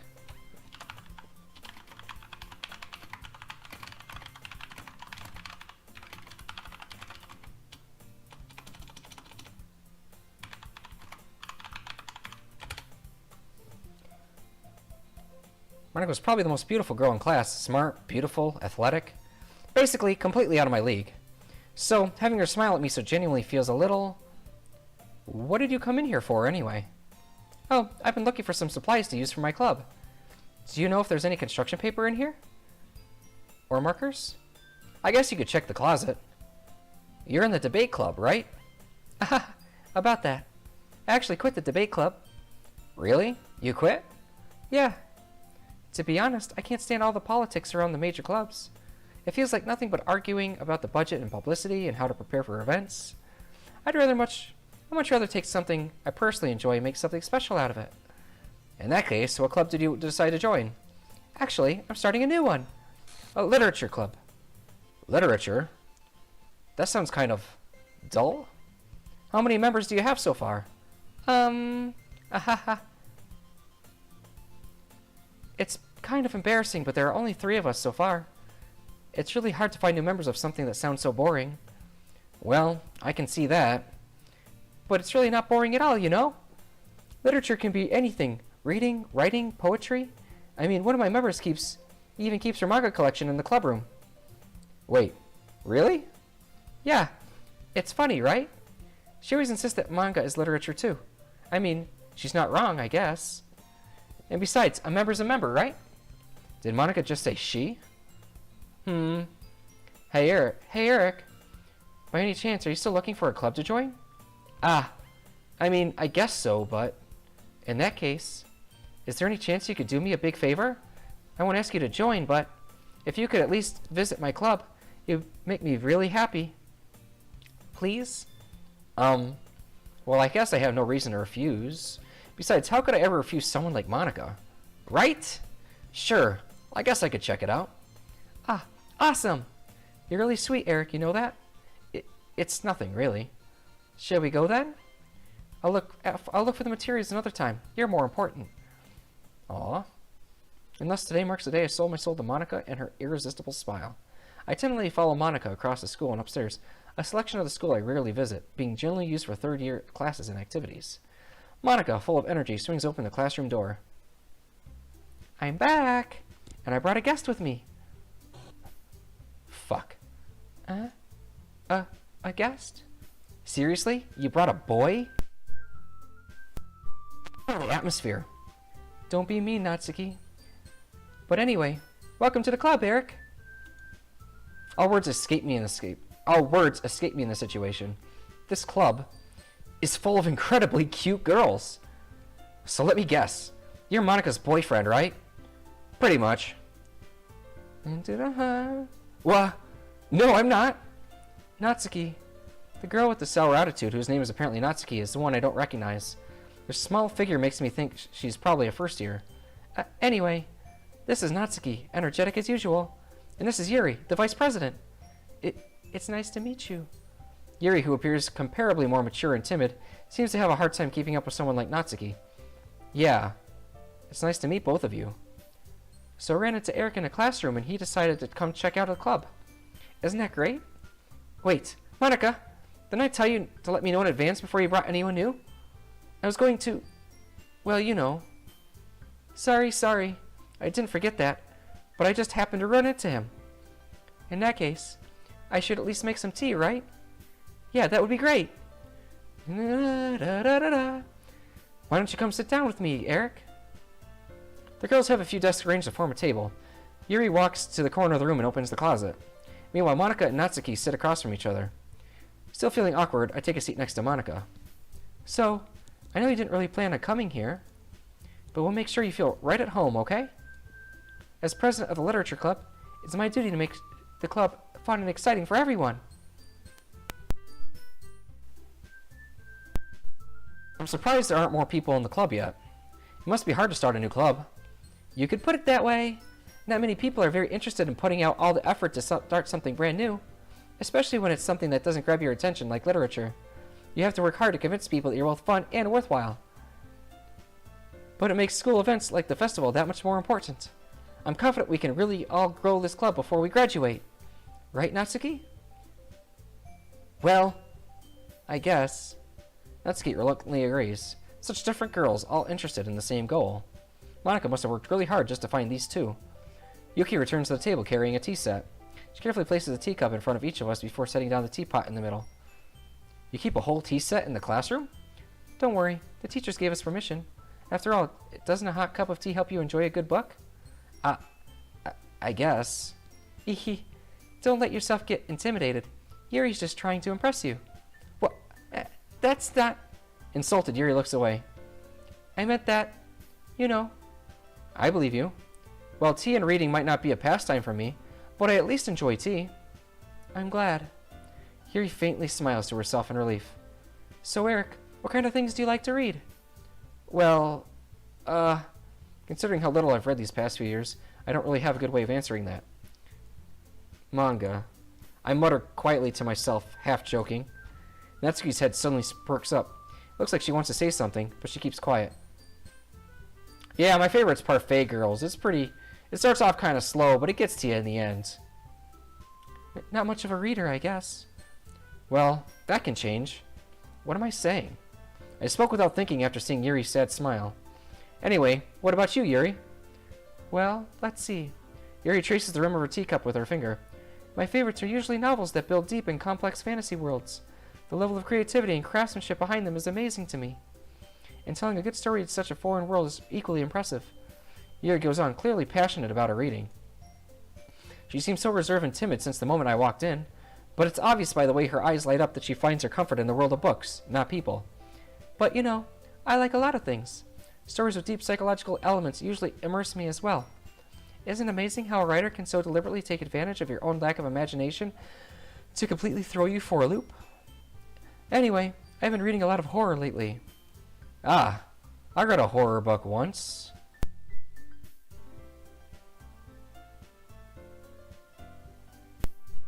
I desperately grasped something I can relate to at the minimal level.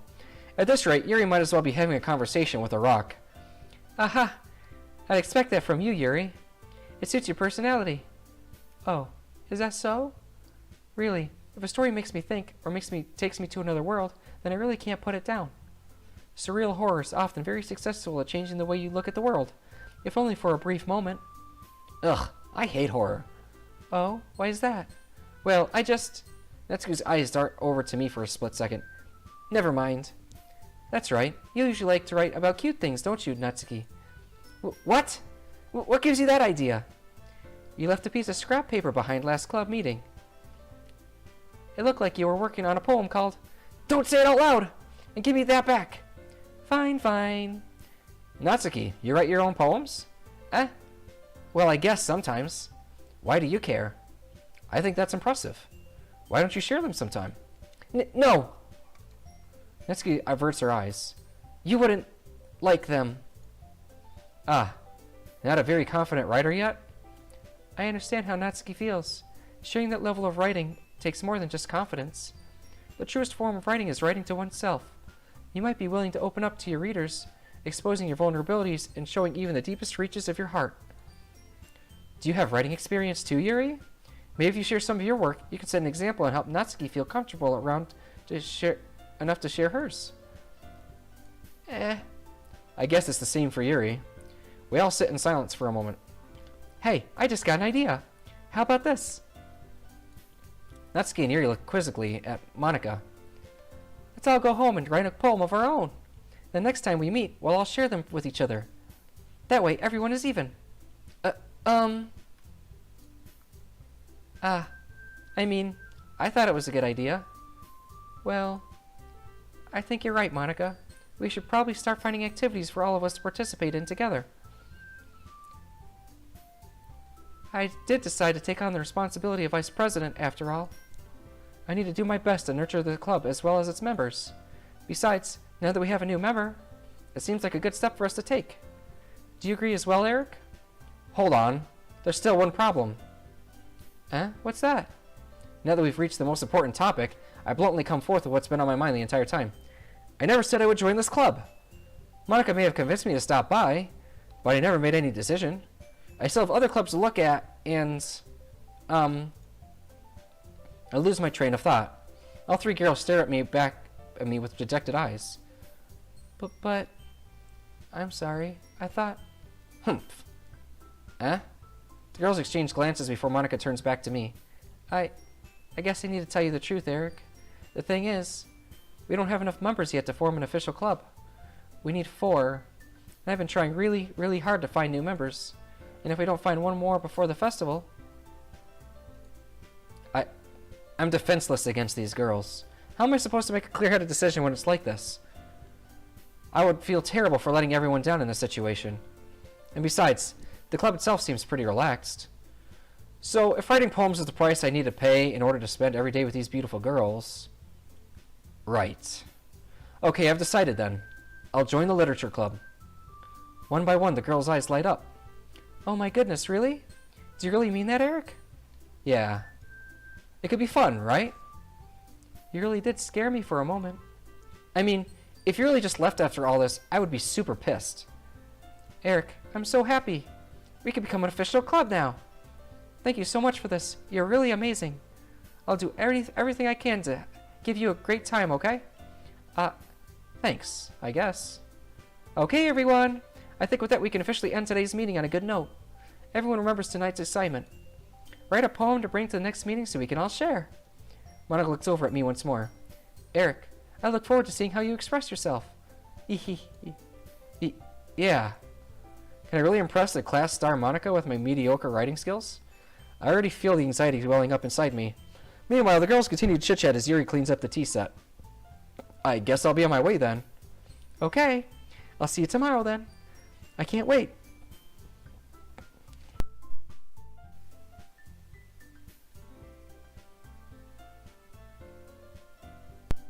I report the classroom and make my way home. The whole way, my mind wanders back and forth between the 3 girls. Natsuki, Yuri, and of course, Monica. Will I really be happy spending every day after school in a literature club? Perhaps I'll have the chance to grow closer to one of these girls. Alright. I just need to make the most of my circumstances, and I'm sure good fortune will find me. And I guess that starts with writing a poem tonight.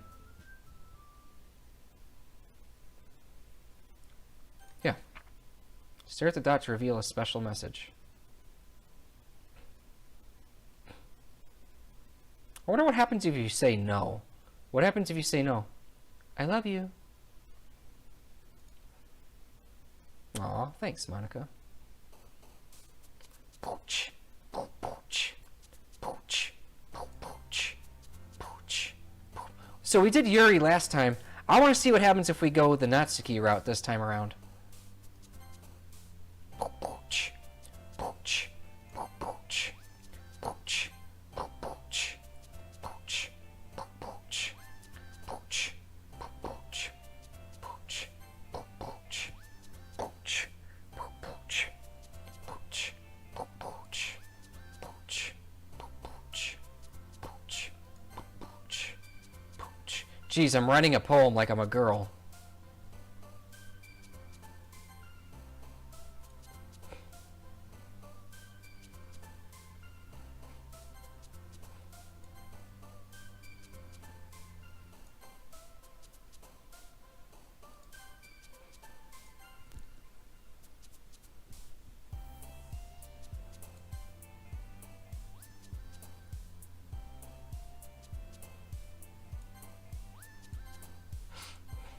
All right. That's probably the most effeminate poem I've ever written in this game. Hi again, Eric. Glad to see you didn't run away on us. Ha ha ha. Nah, don't worry. This might be a little strange for me, but I at least keep my word. Well, I'm back at the literature club. I was the last to come in, so everyone else is already hanging out. Thanks for keeping your promise, Eric. I hope this isn't too overwhelming of a commitment for you. Making you dive headfirst into literature when you're not accustomed to it. Jesus Christ. Oh, come on. Like he deserves any slack. You already had to be dragged here by Monica. I don't know if you plan to just come here and hang out or what, but if you don't take us seriously, then you won't see the end of it. Natsuki, you certainly have a big mouth for someone who keeps her manga collection in the club room. Natsuki finds herself stuck between saying Monica and manga. Manga is literature! Swiftly defeated, Natsuki pops back into her seat. I'm sorry, Eric. We'll make sure to put your comfort first, okay? Yuri shoots Natsuki with a disappointed glance. Anyway, now that you're in the club and all, perhaps you might have interest in picking up a book to read? Well, I can't really say no either way. Like you said, I'm in this club now. So it only feels right for me to do something like that, if you ask. Wait, I didn't mean it like that. If you don't really want to, then forget I said anything, I guess. No, it's not that, Yuri. I want to try to be a part of this club. So even if I don't read often, I'd be happy to pick up a book if you wanted me to. Are you sure? I just felt like, well, as vice president and all, that I should help you get started on something you might like. He reaches into her bag and pulls out a book. I didn't want you to feel left out, so I picked up a book that I thought you might enjoy. It's a short read, so it should keep your attention, even if you don't usually read. And we could, you know, discuss it if you wanted. How is this girl accidentally being so cute? She even picked out a book she thinks I'll like, despite me not reading much. Yuri, thank you. I'll definitely read this. Yeah. I enthusiastically take the book. Phew. Well, you can read it at your own pace. I look forward to hearing what you think. Now that everyone's settled in, I expected Monica to kick off some scheduled activities for the club. But that doesn't seem to be the case. Yuri's face is already buried in a book. I can't help but notice her intense expression like she's waiting for this chance. Meanwhile, Natsuki is rummaging through the closet. Ugh! I hear Natsuki's utter an exasperated sigh from the closet. She seems to be annoyed by something. I approach her in case she needs a hand. You looking for something in there? Fucking Monica! She never puts my stuff back in the right spot. What's the point of keeping your collection organized if someone else just is gonna mess it up? Freaking Monica? It's... Natsuki slides a bunch of stacked books and boxes across the shelf. Manga. You read manga, right? Sometimes. Manga is one of those things where you can't admit you're really into it until you figure out where the other person stands. How did you know, anyway? I heard you bring it up at some point. Besides, it's kind of written on your face. What's that supposed to mean? I see. There's a lone volume of manga amidst a stack of various books on the side of one of the shelves. Curious to pull it out of the stack. There it is! Natsuki snatches it out of my hand. She then turns to a box of manga and flips the volume right into the middle of the rest. Ah, much better! Seeing a box set with only one book missing is probably the most irritating sight in the world. I know that feel. I get a closer look at the box that she's admiring. Parfait Girls? It's a series I've never heard of in my life. That probably means it's either way out of my demographic, or it's simply terrible. If you're gonna judge, you can go do it through the glass on that door. She points to the classroom door. Hey, I wasn't judging anything. I didn't even say anything.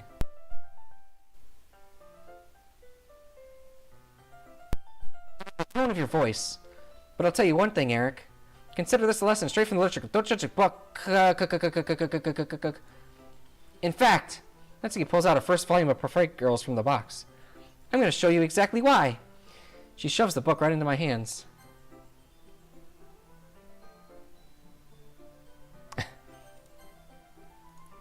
I stare at the cover. It features 4 girls in colorful attire striking animated feminine feet poses. It's exceedingly moe. Don't just stand there. Natsuki grabs my arms and pulls me out of the closet. She then takes a seat against the wall beneath the windowsills. She pats on the ground next to her, signaling me to sit there. Wouldn't chairs be more comfortable? I take my seat. Chairs wouldn't work. We can't read at the same time like that. Huh? Why is that? I guess it's easy to be close together like this. Don't say that. You make me feel weird about it. Natsuki crosses her arms and scooches an inch away from me. Sorry. I didn't exactly expect to be sitting in this close to her either. Man, stuttering. Not that I can say it's a particularly bad thing. I open the book. It's only a few seconds for Natsuki once again inches closer, reclaiming the additional space while she hopes I won't notice. I can feel her purring over my shoulder, much more eager to begin reading than I am. Wow, how long has it been since I read the beginning? You don't go back and flip through the older volumes every now and then? Not really. Maybe sometimes after I've already finished the series. Hey, are you paying attention? I am, but nothing's really happened yet, so I can talk at the same time. It looks like it's about a bunch of friends in high school. Typical slice of life affair. I kind of grew out of these since it's rare for this writing to be entertaining enough to make up for the lack of plot. Are you sure this isn't boring for you? It's not. Even though you're just watching me read? Well, I'm fine with that. If you say so. I guess it's fun sharing something you like with someone else. I always get excited when I convince any of my friends to pick up a series I enjoy. You know what I mean? You don't? That's not... Well, I wouldn't really know. What do you mean? Don't you share your manga with your friends? Could you not rub it in? Jeez. Sorry. Humph. Like I could ever give any of my friends to... Like I could ever get my friends to read this.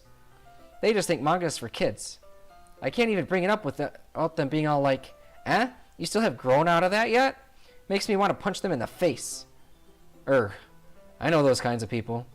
Honestly, it takes a lot of effort to find friends who don't judge, much less friends who are also into it. I'm already kind of a loser, so I guess I gravitated toward the other losers over time. But it's probably harder for someone like you. Yeah, that's pretty accurate. Wait, which part? I mean, I feel like I can't keep it in my own room.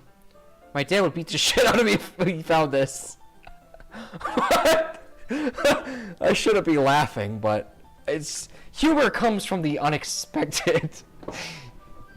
Humor comes from the unexpected, so holy shit. What the fuck?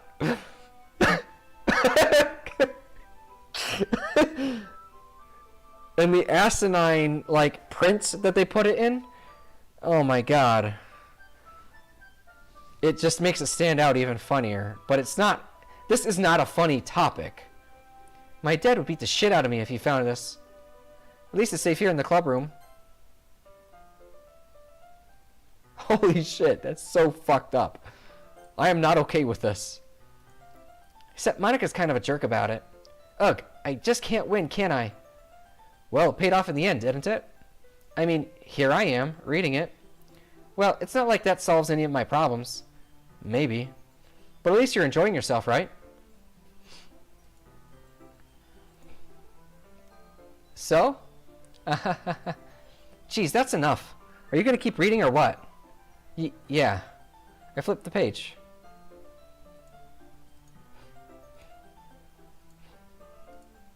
Time passes. Natsuki is strangely quiet now. I glance over at her.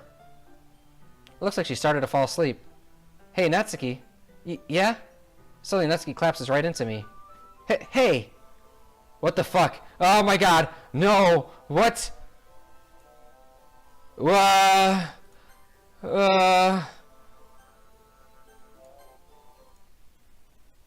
jeez. Natsuki, are you okay? Holy shit. Here. Monica reaches into her bag and pulls out some kind of protein bar. She throws it in Natsuki's direction. Natsuki's eyes suddenly light up again. She snatches the bar from the floor and immediately tears off the wrapper. I told you not to give... She doesn't even finish her sentence before stuffing it into her mouth. Don't worry, Eric. She's fine. It just happens every now and then. That's why I always keep a snack in my bag for her. Anyway, why don't we all share problems now? The fuck? I should start with Monica. Yesterday she seemed eager to read my poem and I want her to know I'm putting in effort. Hi, Eric. Having a good time so far? Yeah. Good. Glad to hear it.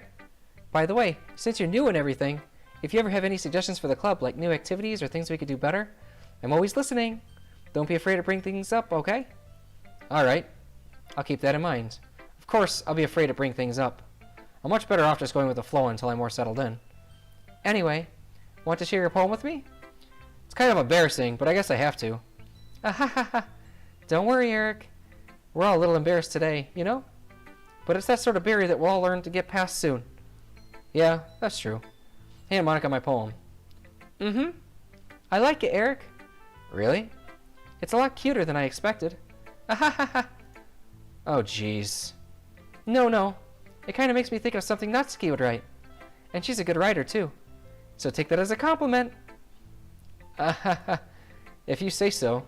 Yep. If you're interested in Natsuki, then always keep a snack on you. She'll cling to you like a puppy. Ahahaha. Natsuki's dad doesn't give her lunch money or leave her any food in the house, so she's in a fussy mood pretty often. But sometimes she just loses all her strength and shuts down. Like earlier.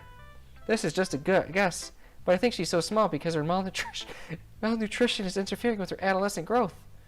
But hey, some guys are into petite girls too, you know? Sorry. Just trying to look at the bright side. What the Jeez. Her dad's abusive in this version? Anyway, do you want to read my poem now? Don't worry, I'm not very good. You sound pretty confident for someone who claims to not be very good. Well, that's because I have to sound confident. That doesn't mean I always feel that way, you know? I see. Well, let's read it then. Hole in a wall. But he wasn't looking at me. Confused, I frantically glanced at my surroundings. But my burned eyes can no longer see color. Are there others in this room? Are they talking? Or are they simply poems on flat sheets of paper? That makes a lot of sense. The sound of frantic scrawling playing tricks on my ears. The room begins to crinkle, closing in on me. The air I breathe dissipates before it reaches my lungs. I panic. There must be a way out. It's there. He's right there. Swallowing my fears, I brandish my pen. This is so sad. That's so sad, man. So, what do you think? It's very freeform, if that's what you call it. Sorry, I'm not really the right person to ask for feedback. Ahaha, that's okay. Yeah, that kind of style has gotten pretty popular nowadays. That is, a lot of poems have been putting emphasis on the timing between words and lines. When performed out loud, it can be really powerful. What was the inspiration behind this one? Well, I'm not sure if I know how to put it. I guess you could say that I had some kind of epiphany recently. I'm sorry you've had to have such a horrifying epiphany. It's been influencing my poems a bit.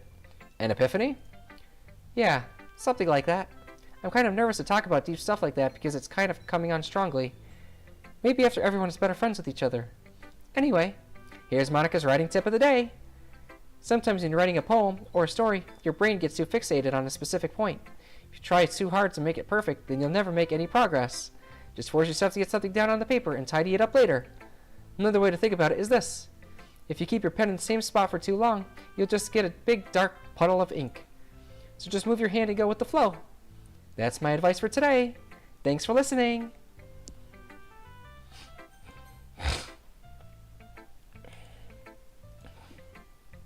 Okay, well, let's start with the things I don't like. First of all, Natsuki rereads my poem. Never mind. I don't feel like giving you my opinion. Huh? No, what's the point of sharing in the first place? I wrote this when I could have been doing other things. In fact, I remember how I said I wanted to read your poems? That's what I had in mind when writing this. I want to help you feel comfortable enough to share yours. Like Monica said. Well, I would be more comfortable sharing my poems if yours was really bad. You were supposed to show me some dumb poem and make me go, ha, well, it's not that great, but let me show you what real literature looks like. And you went and ruined it. I hope you're happy. So, in other words, you're saying you liked it? Natsuki's retort gets caught in her throat. You don't understand anything, do you? Hi, Nova. What's up, buddy? And see my baby? Here's my baby. Say hi, Nova. Oh, you're so fluffy. Do do do do do do do do do. Hey, buddy. You want to come chill with me up here? You gotta sit down, buddy. I can't read the text, okay? Or come sit on my lap. I know you don't like to sit on my lap, but... What you doing, buddy? Cute kitty, right? Thanks, Gary. He needs to sit down so I can read the text. Hey, buddy. There you go. He's my buddy.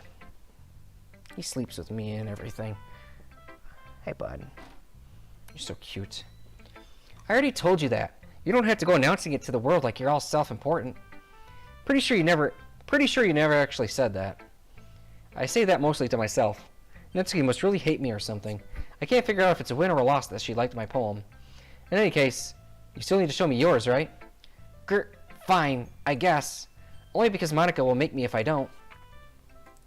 Eagles can fly, monkeys can climb, crickets can leap, horses can race, owls can seek, cheetahs can run, eagles can fly, people can try, but that's about it.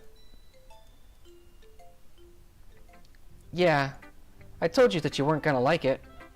I like it. What? Just be honest. I am. Why are you so convinced that I wouldn't like it? Well, because everyone in high school thinks that writing has to be all sophisticated and stuff, so people don't even take my writing seriously. But isn't the point of poems for people to express themselves? Your writing style wouldn't make your message any less valid. Yes, exactly. I like when it's easy to read, but it hits you hard. Like in this poem, seeing everyone around you do great things can be really disheartening, so I decided to write about it. Yeah, I understand. But the other nice thing about simple writing is that it puts more weight on the wordplay. Like I set it up for a rhyme at the end, but then made it fall flat on purpose. It helps bring out the feeling in the last line. So you did. I guess more went into it than I realized. That's what it means to be a pro. I'm glad you learned something. Didn't expect that from the youngest one here, did you? Yeah. I guess not. I decided to humor her with that last comment. I don't really care how old everyone is, but if Natsuki is feeling proud, then I won't take that away from her.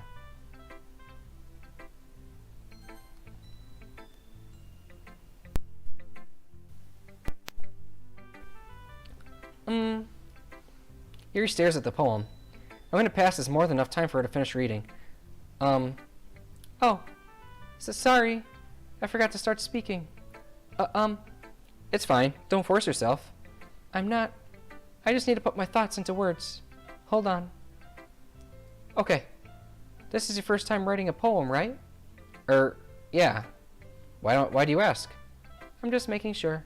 I guess that it might be after reading through it. Ah, so it's that bad. No! Did I just raise my voice? Ugh, I'm so sorry. Yuri buries her face in her hands. I couldn't help but notice that it's been several minutes and we really haven't gotten anywhere. It might take Yuri a while to get used to new people. It's fine. I really didn't notice. What were you saying? Right. It's just that there are specific writing habits that are usually typical of new writers. And having been through that myself, I kind of learned to pick up on them. I think that most noticeable thing I recognize in new writers is that they try to make their style very deliberate. In other words, they tend to pick a writing style separate from the topic matter, and they fit the two together. The end result is that both the style and the expressiveness are weakened. When Yuri finds her train of thought, it's as if her demeanor totally changes. Her stammering is completely gone and she sounds like an expert. Of course, that's not something you can be blamed for. There are so many different skills and techniques that go into writing even a simple poem. Not just finding them and building them, but getting them to work together is probably the most challenging part.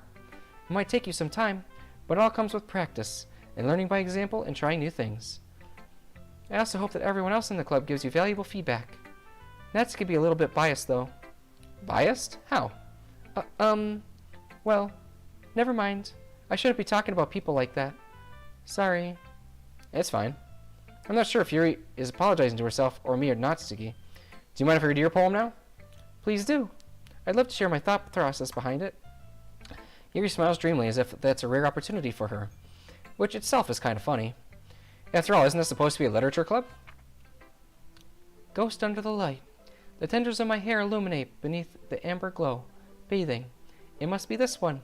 The last remaining streetlight to have withstood the test of time. The last yet to be replaced by the sickening blue-green hue of the future. I bathe, calm, breathing air of the present but living in the past. The light flickers. I flicker back. Oh, she's so happy. We're finally back to slightly happy territory. I'm sorry. I have such terrible handwriting. What? I wasn't thinking that at all. But it took you a long time to read. Ah. Well, I just don't read script very often. I actually think your handwriting is pretty. That's a relief. Also, I like the poem. Even though it's short, it was really descriptive. It wasn't too short? I usually write longer poems. Not at all. I'm really glad you like it. I'll be honest. Since it's our first time sharing, I wanted to write something a little more mild. Something easy to digest, I suppose. Are you into ghosts, Yuri? Hoo. Actually, the story isn't about a ghost at all, Eric. Really? I must have totally missed the point. Well, I suppose you did only glance over it after all. But remember that poets often express their own thoughts, feelings, and experiences in their work. They usually do more than tell a simple story or paint a picture. In this case, perhaps the subject of the poem is only being symbolically compared to a ghost. Lingering in her last remaining place of comfort, unable to let go of the past, and soon to be left with nothing. That's a lot more solemn, putting it that way. I hadn't even thought of that. That's impressive.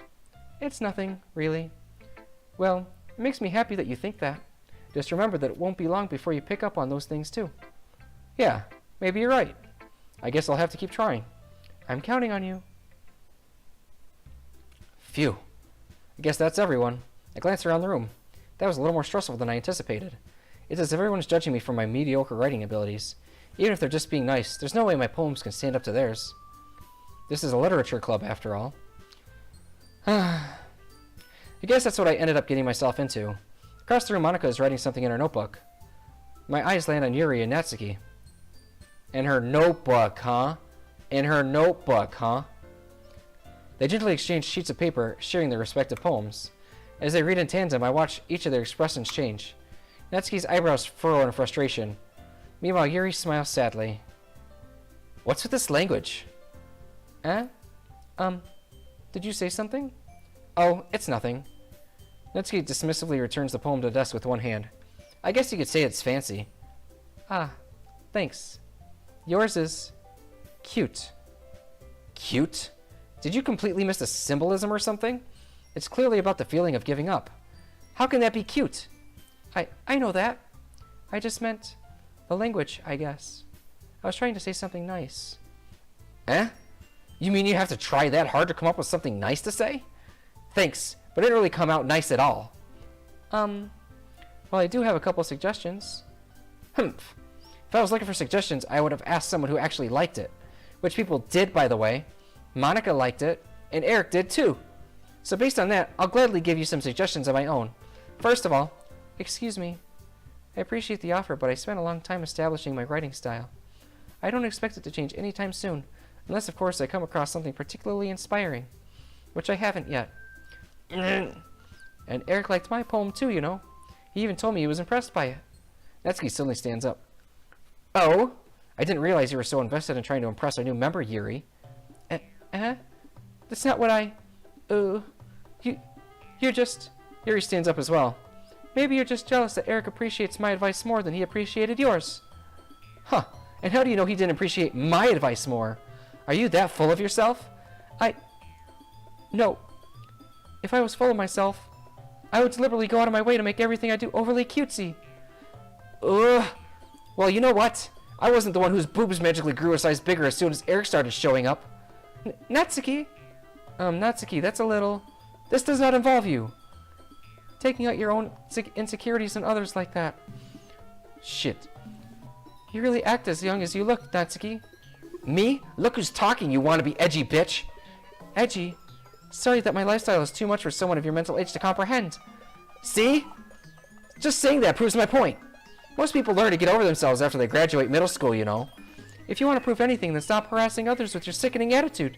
You think you can counterbalance your toxic personality just by dressing and acting cute? The only cute thing about you is how hard you try.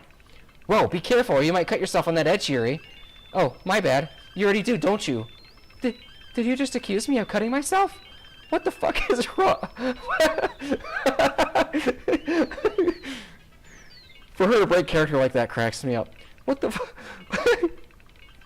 It's not funny, but it is funny. What the fuck is wrong with your head? Yeah, go on. Let Eric hear everything you really think. I'm sure he'll be head over heels for you after this. Suddenly Yuri turns towards me as she's just noticed I was standing here. Eric. She's trying to make me look bad. That's not true. She started it. How did I get dressed?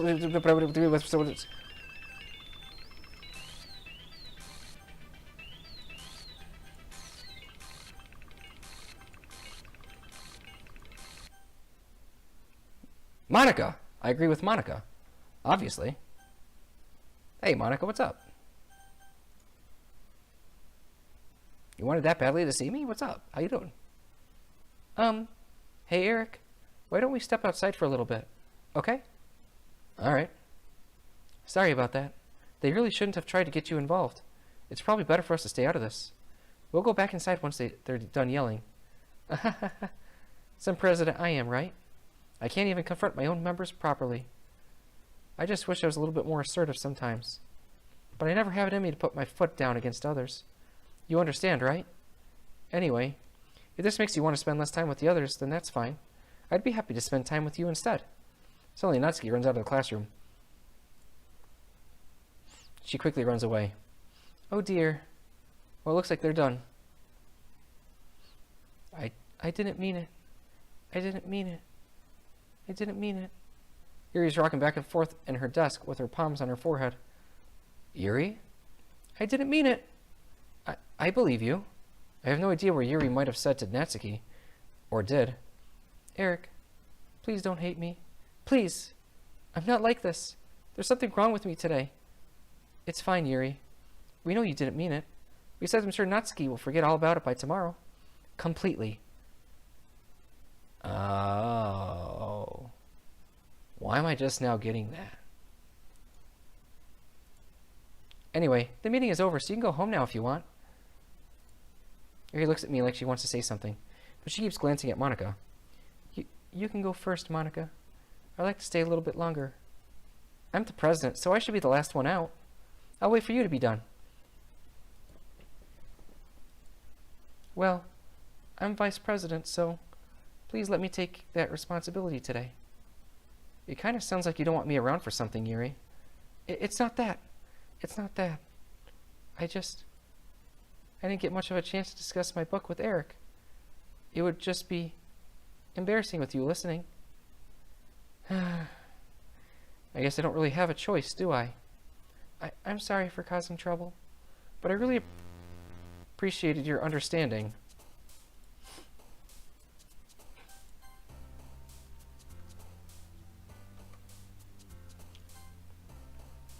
Joy went to her? Wait. I'm gonna rewatch the playback.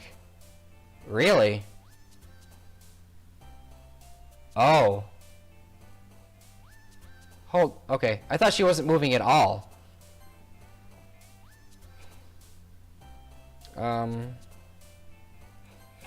Really?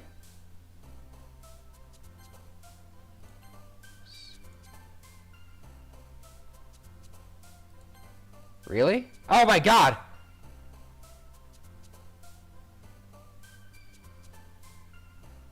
She had like demon teeth as she jumped up and down. What the fuck?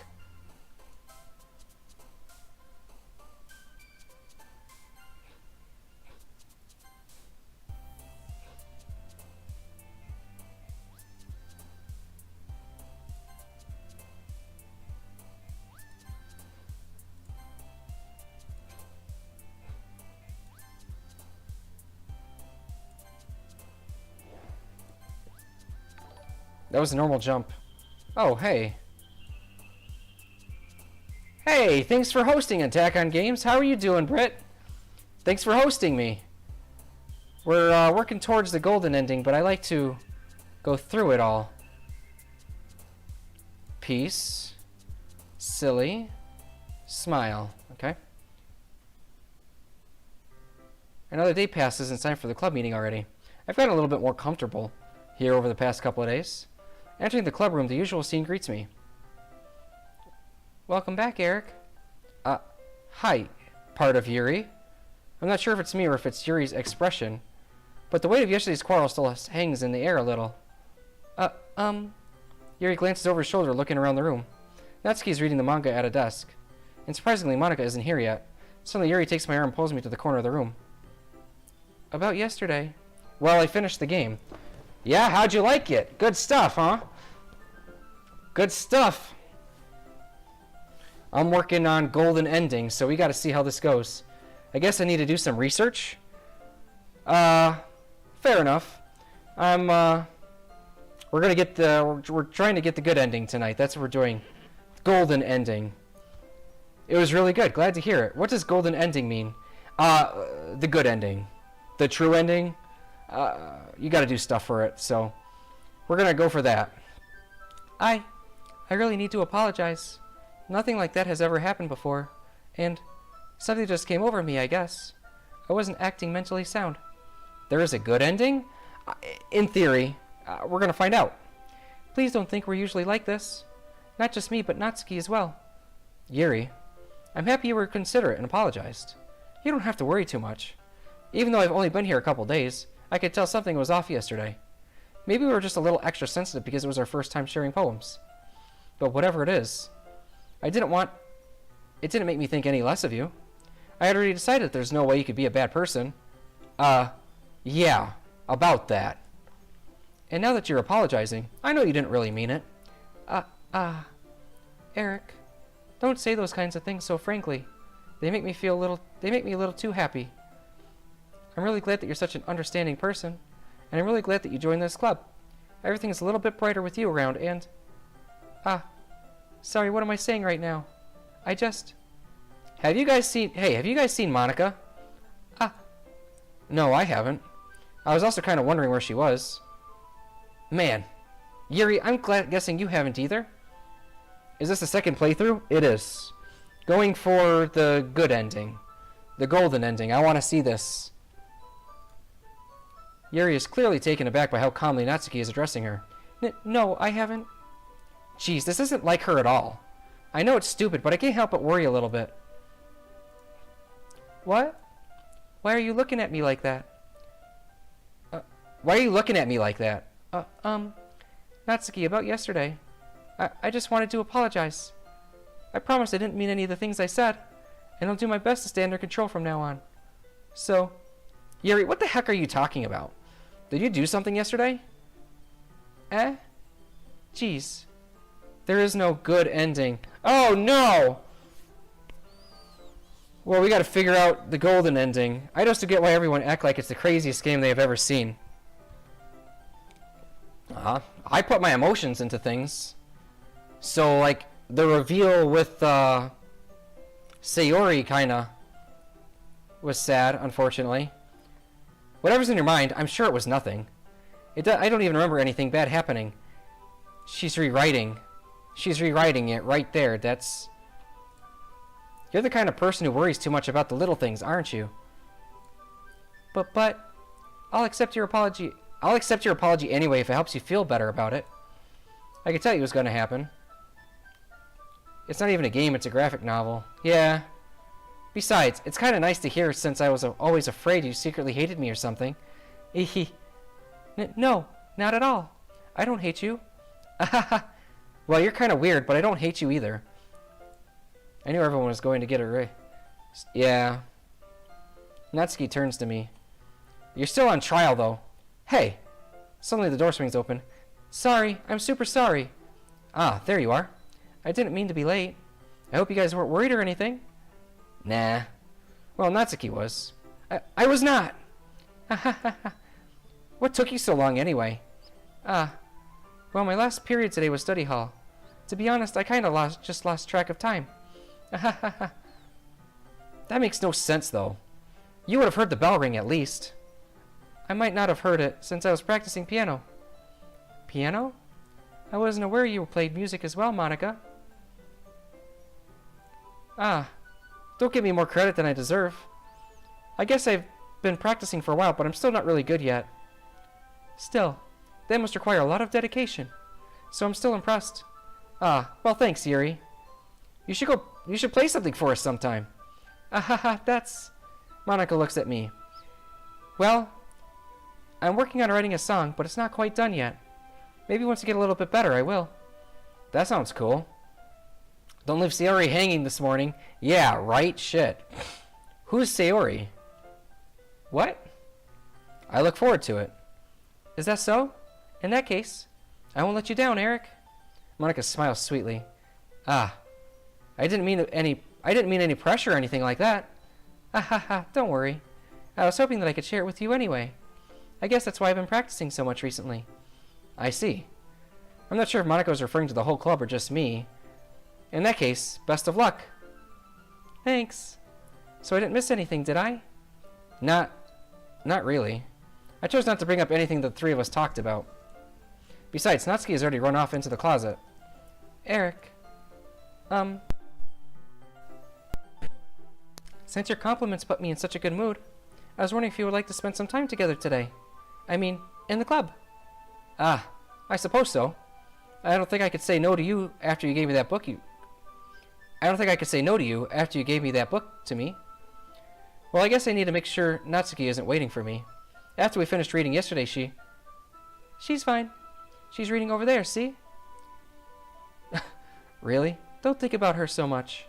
She's used to being ignored. What? What? What? No idea what you were talking about. I don't see anyone. There is no one there.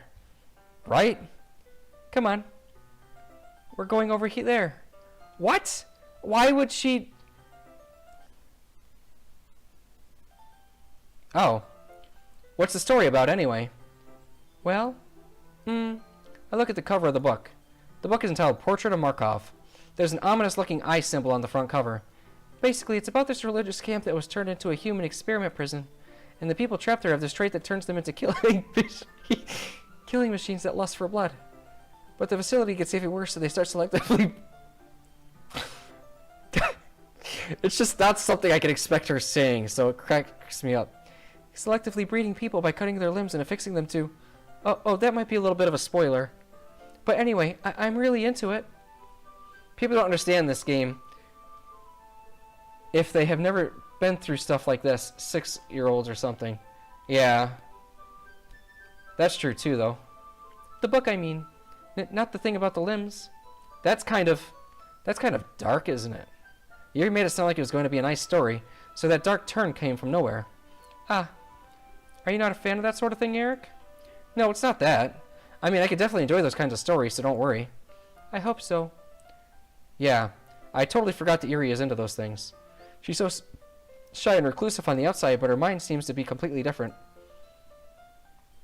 This game is perfectly normal. Nah, no, it's not. Just because you've seen worse, that doesn't make this normal. I mean, this kind of shock value is starting to become normal these days, but that doesn't make it normal. It's just this kind of story. Normal! Yeah, seems normal to me. Jeez. It's just that kind of story. It's the kind that challenges you to look at life from a strange new perspective. When horrible things happen, not just because people want to be evil, but because the world is full of horrible people who are all worthless anyway. What? What? Then suddenly, I'm rambling hard. Not again. I'm sorry. Hey, don't apologize. I haven't lost interest or anything. I suffer hypnopompic hallucinations, man. I know all about bad dreams, yo. I write short stories and all these suckers. I've got 2 that I need to write right now, actually. Well, I guess it's alright then. But I feel like I should let you know that I have this problem. When I let things like books and writing fill my thoughts, my whole body gets incredibly... I kind of forget to pay attention to other people. She's writing the code so that she's a cutter. I guess to some it would be bad. It doesn't have to be shocking to be good or sad game or even a horror game. That's true. So I'm sorry if I ended up saying something strange. And please stop me if I'm talking too much. That's I really don't think you need to worry. That just means you're passionate about reading. It is a great game. I think so anyway. The least I can do is listen. It's a literature club after all. Ah, well, that's true. In fact, I might as well get started reading it, right? Jesus fucking Christ. I forgot that happens. Yes. I mean, you don't have to, but... what are you saying? Let me just get the book. I quickly retrieved the book that I put into my bag. Alright. It's fine if I sit here, right? Slip into the seat next to Yuri's. Yeah. Are you sure? You seem a little apprehensive. I'm sorry. It's not that I don't want you to. It's just something I'm not very used to. That is, reading in company with someone. I see. Well, just let me know. Well, just tell me if I end up distracting you or anything. Alright. I open the book and start the prologue. I soon understand what Yuri means about reading in company. It's as if I could feel her presence over my shoulder as I read. Cut me, baby? It's not a particularly bad thing.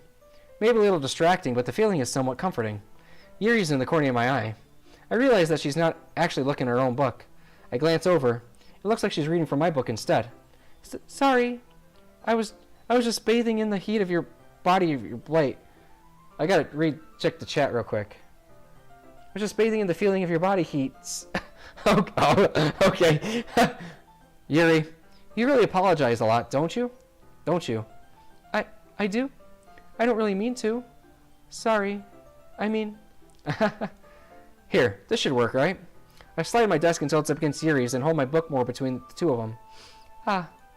I suppose so. Yuri timidly closes her own copy. Once we lean in a little bit, our shoulders are almost touching. What is feel free to ask for speech? I'm a motivational speaker. I do motivational speaking. So if you're ever feeling bad or something bad's going on in your life or whatever like that, you can always look down. I got a bunch of speeches listed below. Or if none of those seem to fit anything in particular, you can always ask me for something a bit more closer to what it's going through, and I can help you out with that. Motivational gaming. That's what the MG in my name stands for, motivational gaming. It's a service I offer for free to anybody who comes in and asks for one. Kind of hard to do with this type of game, though. It feels like my left arm is in the way, so instead I use my right hand to hold the book open. I guess that makes it kind of difficult to turn the page. Here.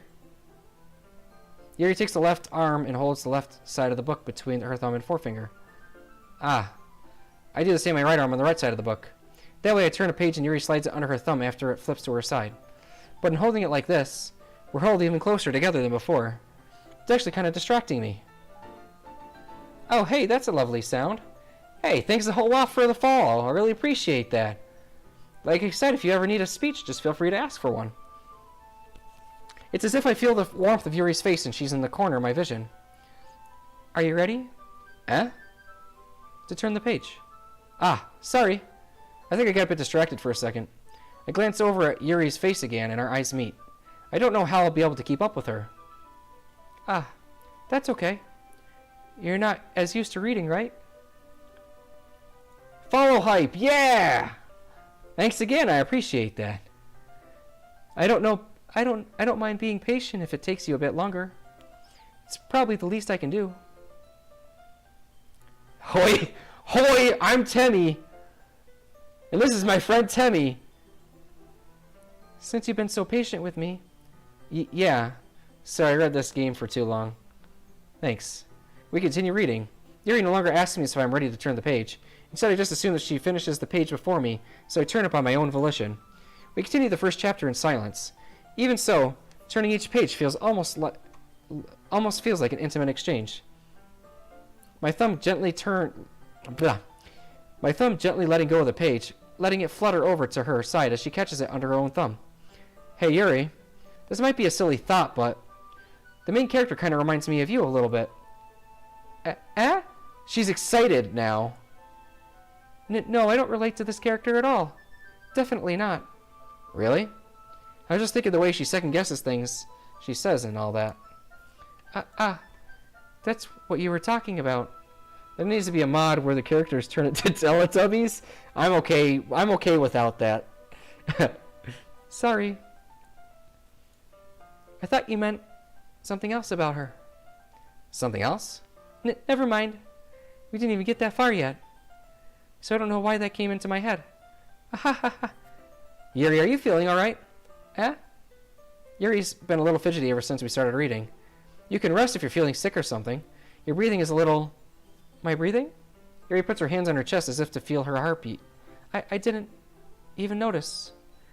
Anyway, I'm fine. I just need some water. Alright. Don't push yourself. Yuri stands up, practically rushes out of the classroom. What on earth was that about? Oh, God. I was thinking about them turning into memes. I was thinking about Rule 34. Oh my God. Eric? Did something happen just now? Eh? I have no idea. Yuri was acting a little strange, I guess. So you don't know anything? Sorry, I can't say I do. Are you worried about her? Oh. No, not really. I was just making sure you didn't do anything to her. No, nothing. Don't worry. I believe you, silly. Yuri just does this sometimes, so it's nothing alarming. Alright. If you say so. Okay, time for bed now. Hey, have a good night. Have a good rest of the stream. Let me know if you get a good ending. I will let you know if there is a good ending. I will. You have a good night. Thanks for dropping by with the host. I appreciate that. And I hope you have good dreams. Good night. Anyway, why don't we start with sharing our poems with each other? Eh? Shouldn't we wait for Yuri? Well, she might be a while, so I just figured we'd get started without her. Is that okay? Yeah, I was just asking. I stand up. Make a mental note to where I left off in the book and slip back into my bag. I'm probably staying the rest of the stream. Oh, alright, cool. It'll be a pleasure to have you. Thanks for stopping by. Monica. Bum, bum, bum. We need to show it just to Monica. Hi again, Eric. How's the writing going? Alright, I guess. I'll take that. As long as it's not going bad. I'm happy that you're applying yourself. Maybe soon you'll come up with a masterpiece. I wouldn't count on that. You never know. Want to share what you wrote for today? Sure. Here you go. I give my poem to Monica. Alright. Great job, Eric. I was going ooh in my head while reading it. It's really metaphorical. I'm not sure why, but I didn't expect you to go for something so deep. What? She rewrote my entire poem. My entire poem was for Natsuki, but because she erased Natsuki, she erased my poem. What? That's ridiculous. Boom, boom, boom, boom, boom, boom. I guess I underestimated you. It's easiest for me to keep everyone's expectations low. That way, it always counts when I put in some effort. That's not very fair. Well, I guess it worked anyway. You know that Yuri likes this kind of writing, right? Writing that's full of imagery and symbolism. Sometimes I feel like Yuri's mind is just totally detached from reality. I don't mean that like it's a bad thing, though. But sometimes I get the impression that she's just totally given up on people. That she spent so much time in her own head that it's probably a much more interesting place for her. But that's why she gets so happy when you treat her with a lot of kindness. I hate reading, but DDLC is an exception. Right? Sure is. I think so. I don't think she's used to being indulged like that. She might be really starved for social interaction, so don't blame her for coming on a little strongly. Like earlier, I think if she gets too stimulated, she ends up withdrawing and looking for alone time. Suddenly, the door opens. Yuri! I'm back. Did I miss anything? Not really. Well, we all started sharing our poems with each other. Eh? Already? I'm sorry for being late. No need to apologize. We still have plenty of time, so I'm glad that you took all the time you needed. Alright. Thanks, Monica. I suppose I should get my poem now. But anyway, you want to read my poem now? I like the way this one turned out, so I hope you do too. Oh, God. Oh, God. It's so sad. I feel so bad for her, though, you know? Because, Save me. The colors, they won't. Bright, beautiful colors. Flashing, expanding, piercing. Red, blue, red, green, blue. An endless cacophony of meaningless noise. The noise, it won't stop. Violent, grating waveforms. Squeaking, screeching, piercing. Sine, cosine, tangent. Like playing a chalkboard on a turntable. Like playing a knife on a breathing ribcage. Meanness. Delete her. I take DDLC like it's a drug. Yeah, right? I like all the happy music. It's just... Cacophony, stop, sine, cosine, tangent, knife, breathing, ribcage. Jesus fucking Christ.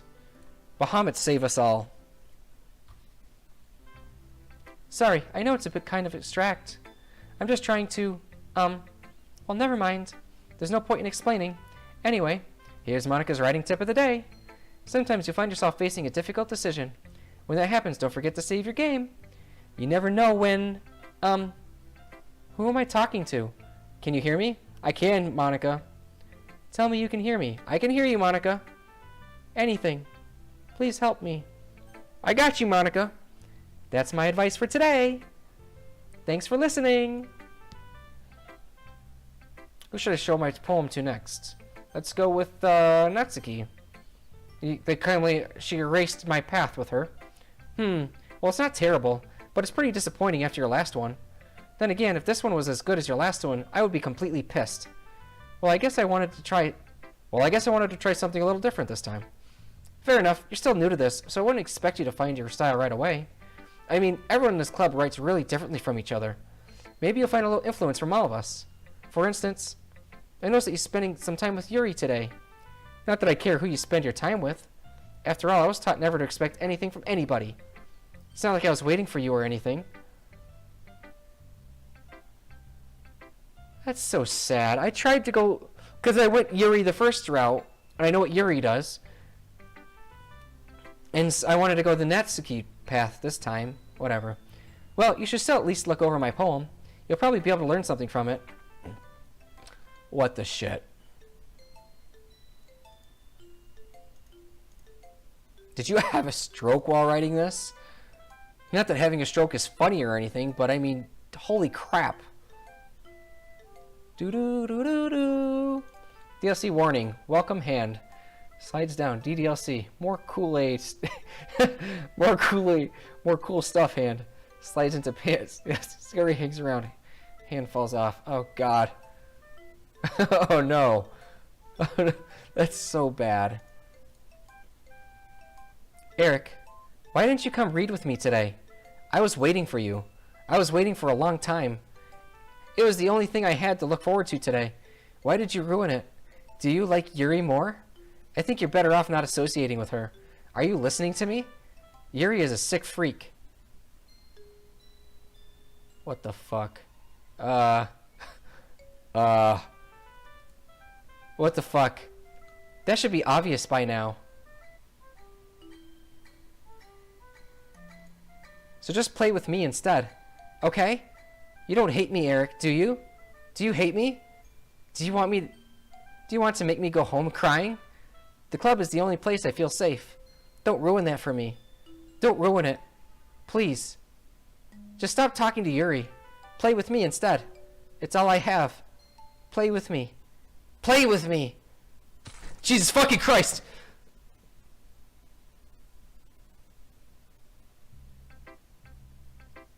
Did she just delete her?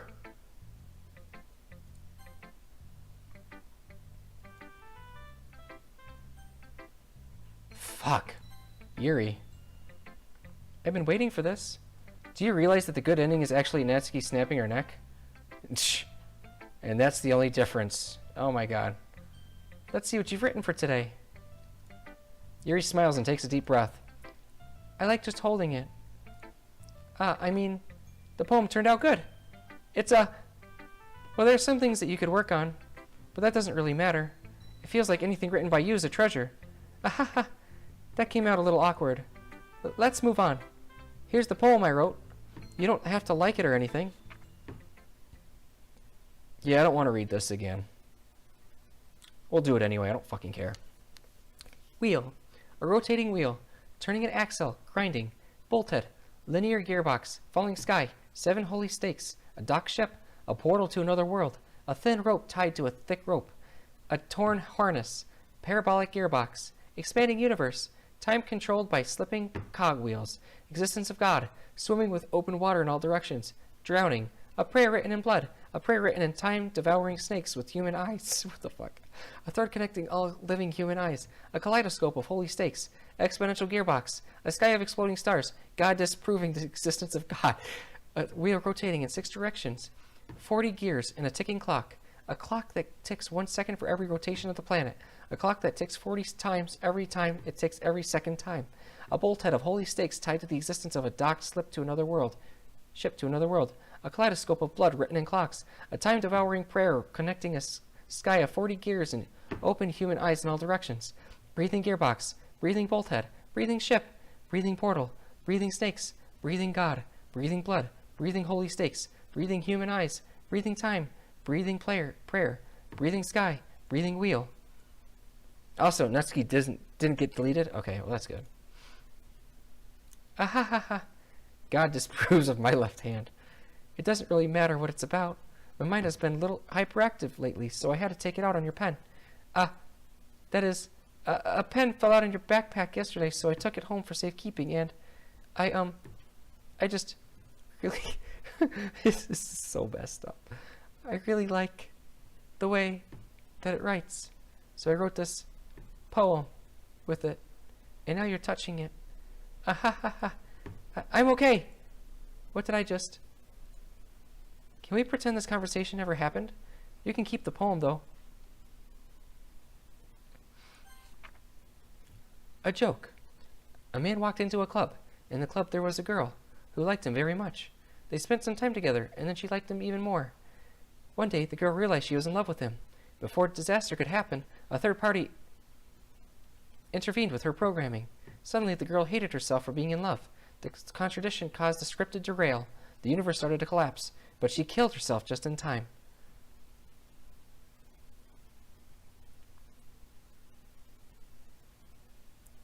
The girl realized they're actually talking about Sayori here.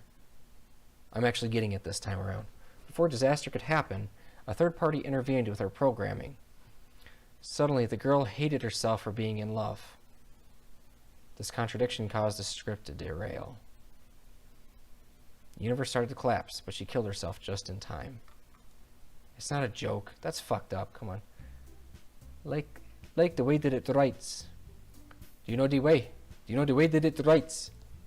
Okay, everyone. We're all done reading each other's poems, right?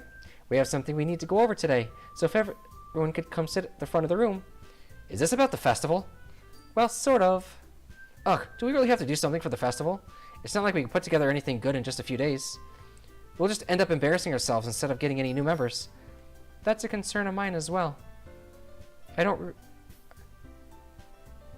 really do well with last-minute preparations. Don't worry so much. We're going to keep it simple, okay? Look, I know everyone's been a little more lively ever since Eric joined and we've started with some club activities. But this isn't the time for us to become complacent. Do you know the way Yuri uses your pen? Oh, I sure do.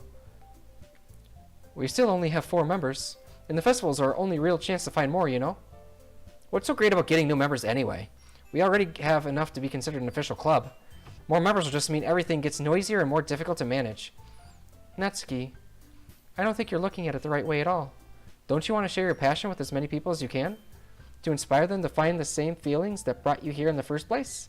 The literature club should be a place where people can express themselves like they can't do anywhere else. It should be a place so intimate that you never want to leave. I know you feel that way too. I know we all do. So that's why we should work really hard to put something together for the festival. Even if it's something small. Right, Eric? Oh, come on. You can't take advantage of Eric to agree with you just because he doesn't know how to say no to anything. Look, Monica, do you really think any of us here joined the club with other people in mind? Yuri never even talked until Eric joined. As for me, I just liked it better here than I do at home. And Eric isn't even passionate about literature in the first place. And that's everyone. Sorry, but you're the only one who's interested in finding new members. The rest of us are fine like this. I know you're present and all, but you should really consider our opinions for once. Monica is clearly taken aback by Natsuki's words. That's not true at all. I'm sure Yuri and Eric want to get some more members too. Right? I don't know about Yuri, but I'm kind of indifferent. If I showed as much enthusiasm as Monica wanted, then I would probably be lying. The literature club should not be a place where everyone wants to kill themselves because of Monica. But hey, what the hell, right? Welcome to Monica's special hell. Still, it's up to me to rescue the situation. No. Natsuki's right, isn't she? This club, it's nothing more than a place for a few people to hang out. Why do I think that everyone here saw it the same way I did? But that doesn't mean that we're against getting new members or anything. Eric, why did you even join this club? What were you hoping to get out of it? Well, that's not really something I can be honest about, is it? In fact, if I remember, you weren't even given a chance to join.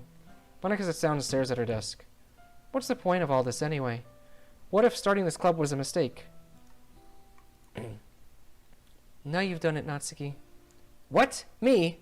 I just spoke my mind. Is it a crime to be honest? It's not about being honest. It's about word choice. Besides, you have no right to speak for everyone else in the club like that. You don't understand at all. I just want a place that feels nice to hang out with a few friends. Is there a problem with the club being that for me? There aren't many other places like that for me. And now Monica wants to take it away from me. She's not taking anything away. No, Eric. It's not the same. It won't be the same with the direction she wants to take it. If I wanted that, then I could have just joined any other stupid club. But this one, I mean, at least for a little bit of time, things were nice. Natsuki starts packing up her things. I'm going home. I don't feel like I don't belong here right now. Natsuki. Natsuki ignores Yuri and walks right out of the classroom. This is bad. I don't know what to do. Well, do you have an opinion on the festival? I don't know. I'm kind of indifferent, I guess. Who cares about that obnoxious brat? I mean, I like how nice and quiet the club is right now, and I'm just happy with you here. But still, I'm the vice president. If my dad found out I was watching this, he'd beat the shit out of me. Yes, I get the reference. Oh, now I get the comment on Steam now. There's a Steam. Oh, I get it. That's not funny at all. Oh my god, dark humor. Shit. Crap. It's not right for me to ignore my responsibilities like that. Nobody would cry if she killed herself. Great. I should do my best to consider everyone's perspective and make the decision that's right for the club. And now her eye is going to be dripping blood, yeah? But what about you, Eric? What do you get out of this club? He repeats the same question as Monica. I decide giving a indirect answer is better than nothing. I think the most important thing is for everyone to get along. And for the club to provide something that you can't get anywhere else. I don't think it's about how many members, but rather the quality of each member. That's what will end up making the literature club a special place. I see. I really agree with you. Each member contributes their own qualities in a special way. There it is. With each change in members, the identity of the club as a whole will change too. I don't think that's necessarily a bad thing. Stepping out of your comfort zone once in a while. So if you would like to help Monica with the festival, then I'm on your side as well. I believe the black text is Monica editing the words. Oh, it definitely is. That's her editing the file right then and there at that point in time. All right. Well, maybe we can all talk to Natsuki tomorrow. Yuri nods. Hey, Yuri. I know things were a little awkward yesterday, but I feel like you deserve to know that I still think you're a wonderful vice president. And also a wonderful friend. Monica, I want to do everything I can do to make this club better. Okay? Me too. Yeah. Let's all go home for today. We'll talk about the festival tomorrow. Okay. I look forward to it. Shall we go, Eric? Please don't take this the wrong way, but I'm going to chat a little bit with Eric before we leave. Just to see what he thinks of his time here and all that. It's important to me as president. Yuri looks a little troubled, but she doesn't protest. Okay. I trust your judgment, Monica. In that case, I'll see the two of you tomorrow. See you tomorrow. See you tomorrow. Monica waves as Yuri exits the classroom. Phew. Things have been a bit hectic lately, haven't they? Eric, I just wanted to make sure you're enjoying your time at this club. I really hate to see you unhappy. I feel kind of like I'm responsible for that as president. Well, you know damn well why you're responsible for that. But I mean, you don't have to do that to get my attention. Shit, when I first played this game, you were the first choice I had, but it's not my fault there are no options to appeal to you. And I really do care about you, you know? I don't like seeing the other girls give you a hard time. With how mean Natsuki is and everything, and Yuri being a little bit, you know. Sometimes I feel like you and I are the only real people here. You know what I mean? But it's weird, because in all the time you've been here, we've hardly gotten any to spend any time together. I mean, Yuri's a wonderful penetrator. Oh my god. I guess it's technically only been a couple of days. Sorry, I didn't mean to say anything weird. There are just some things I've been hoping to talk about with you. Things I know only you could understand. So that's why... Wait, not yet! No! Stop! Stop it. We're going to try Natsuki again. It's not going to work because she obviously is pushing us towards Yuri, but whatever.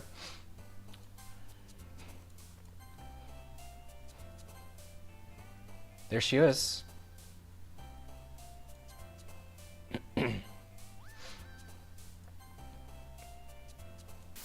Jesus fucking Christ.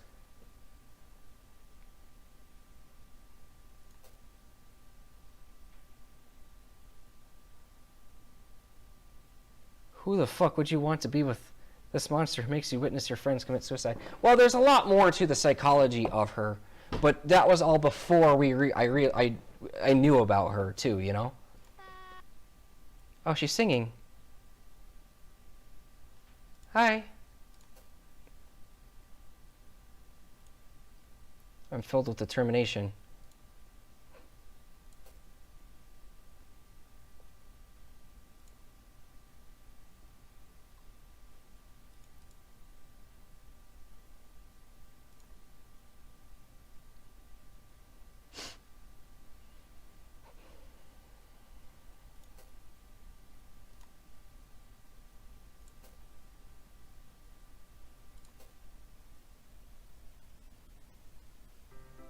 Hi, Eric. I've been waiting for you. Are you ready to continue reading? I brought my best tea today. Monica, I told you not to. Ugh. Is she really late again? Inconsiderate as usual, Natsuki. But if someone IRL made your friends commit suicide, would you feel... No. No. No. It's... No. Looking at this as the video game and all of the things that go into it is one thing. I mean, they all have their problems, which is what makes them kind of endearing, and it makes you invoke sympathy and empathy for each of them, right? Obviously, Sayori has it the second worst, with the depression and everything, with her bipolar. But Monica has it the worst. Can you imagine? Imagine you wake up one day and you realize, like, everyone is just basically a cutout, a cardboard cutout.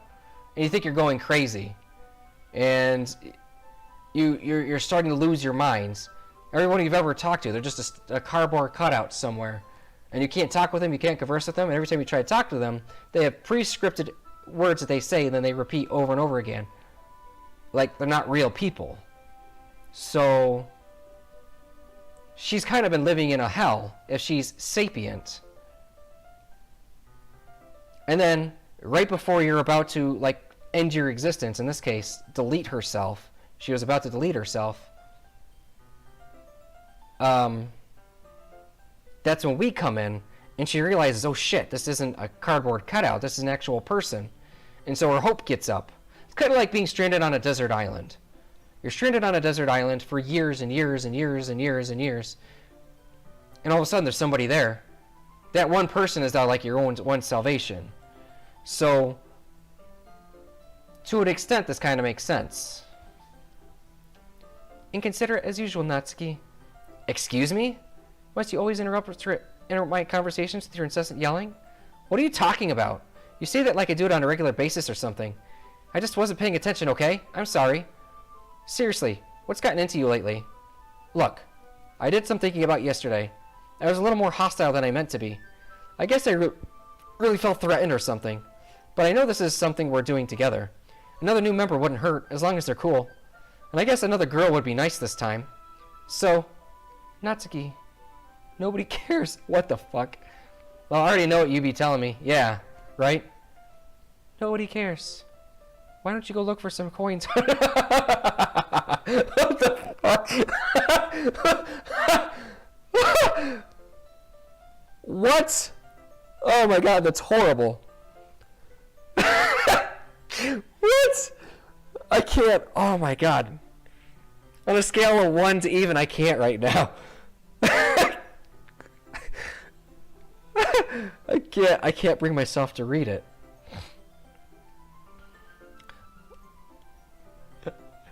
Because it's so out of character. It comes off as satire. Monica's like an AI stuck in a dating sim. Oh my god, here we go. Why don't you go look? I can't. It's fucked up. It's too fucked up. Why don't you go look for some coins under the vending machine or something? Aww. Oh man, I'm the last one here again. Were you practicing piano again? Yeah. Ha ha ha. You must have a lot of determination. Starting this club and then still trying to make time for piano. Well, maybe not determination, but I guess passion. It motivates me to work hard for the festival too.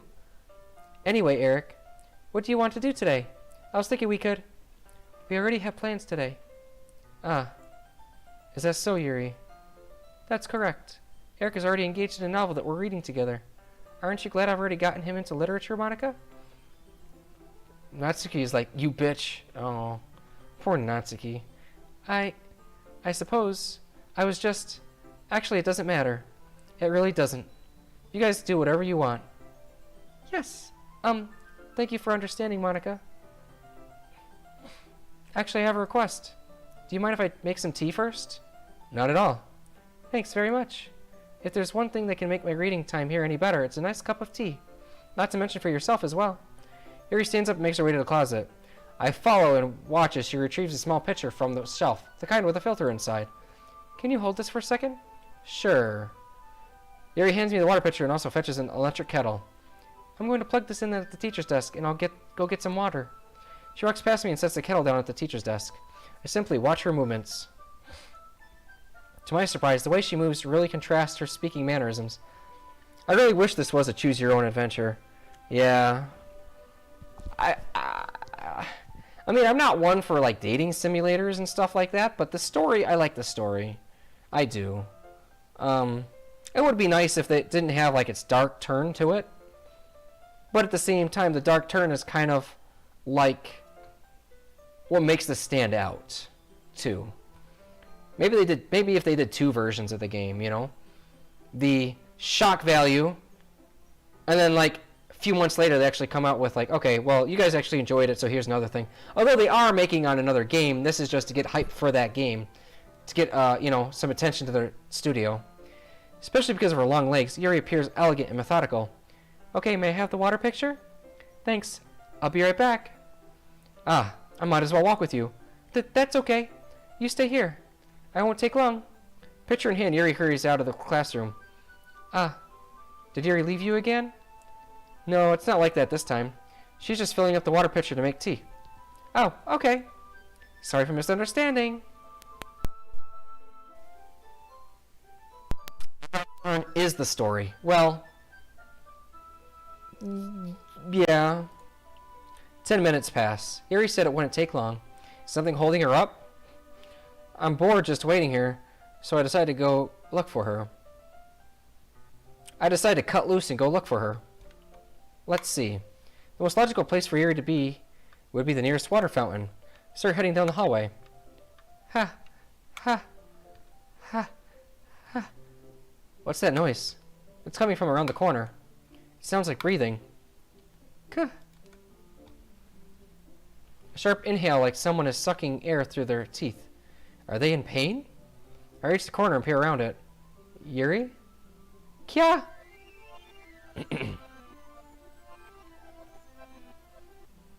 I'm back. Thanks for waiting patiently. Eric, do you like oolong tea? Yeah. Anything is fine. Very well. Yuri sets the temperature on the kettle to 200 degrees. Now it's time to get the teapot. You really do this properly, don't you? Of course. I shouldn't do any less when I'm making tea for others. Even if I'm not an expert on tea or anything? Hoo hoo. In that case, you'll only be even more impressed. Ah, perhaps I will. Yuri fetches the teapot and begins measuring the tea leaves. To my surprise, she even starts humming a little to herself. You must be in a good mood now. Is that so? I was letting it show. And you noticed. I was doing a bit of thinking. Her going and cutting herself is not what Monica wants to have happen. So she's trying to undo it. I was doing a bit of thinking. And I decided I would try expressing myself a little more. It turns out it's not very hard for me to do. When it's you who's around anyway. Ah, that's great, Yuri. Just don't push yourself too much. You're always worrying about me, Eric. It's very endearing. That's... Yuri wasn't kidding. I don't even know if I can keep up with this. I watch Yuri pour a cup of tea for each of us. Eric, I have another request. Do you mind if we sit on the floor today? Eh? Why's that? It's a bit easier on my back. I could read my back against the wall rather than bending over at my desk. Ah, sorry. I didn't realize. No worries. I just have back pain fairly regularly, so I do my best to manage it. Is that so? I wonder why that is. It's mostly likely because of my bosoms. Ah, your posture, right? That makes sense, because if Yuri cuts herself, then what? Then you'll try to help her. Yeah. Mm-hmm. Always hunched over like that while reading. Yes, I have a terrible reading posture, so that's why we should sit on the floor. Fair enough. I'll go ahead and get the book. I retrieve the book from my bag. Ah, I have some chocolate as well. It's a small bag of chocolate candies. I take it, since it'll go well with the tea. Yuri and I then sit against the wall, teacup at our sides. As if in sync, we assume the same reading position as last time, each holding one half of the book. Except this time, our bodies are even closer to each other. I can't see too well. Yuri slides closer until our shoulders are touching. How am I supposed to focus on reading like this? Yuri's always kind of cute, but when she's being less apprehensive, it's almost more than I can handle. Your teacup. Yuri hands me my teacup. Posture, yeah. Holding it in my hand, that's not holding the book, I end up in a position that makes it harder to focus. Because now I need to worry about making sure I don't accidentally touch her chest. Meanwhile, Yuri hasn't noticed a single thing. She wears her intense reading expression, and I can only presume the world around her has faded away. I used all my willpower to focus on reading. After a few minutes, I finally managed to relax a little. I put the teacup between my legs and fumble with the chocolate wrapper. Ah, sorry. Briefly let go of the book to finish opening the wrapper. You can have as much as you want. Ah, that's okay, I won't take any. Eh? Are you sure? Well, if I touch it, then I might get smudges on the pages. Ah, you're right. I didn't even think about that. My bad. No need to apologize. I'll hold the book, okay? Are you sure? Of course. Touch the chest. Yuri opens the book with both hands. She holds it so I don't have any harder of a time reading from it. But as a result, her left arm is practically resting on top of my leg. Well, in that case, Yuri's already totally focused on reading again. I take a chocolate candy and pop it into my mouth. Then I take another chocolate, and I hold it up to Yuri. She doesn't even look away from the book. She simply parts her lips as if this situation was completely natural. But that means I can't stop here. I apprehensively place the chocolate in her mouth. Just like that, Yuri closes her lips around over it. Eh? Yuri's expression suddenly breaks. Did I just... Yuri looks at me like she needed to confirm what just happened. Eric. Sorry. I guess I shouldn't have done that. Yuri starts to breathe heavily. I can't. Eric. Suddenly, Yuri forcefully grabs my arm and jerks me to my feet. My teacup gets knocked over. Eric. My heart won't stop pounding, Eric. I can't calm down. I can't focus on anything anymore. Can you feel it, Eric? Yuri suddenly presses my hand against her chest. Why is this happening to me? I feel like I'm losing my mind. I can't make it stop. It even makes me not want to read. I just want to look at you. Those eyes are so fucking creepy. Huh. Like, mostly right here because there's no eyelashes. What's up, Yuri? Ha! Eric, oh, yeah. Sup? Huh.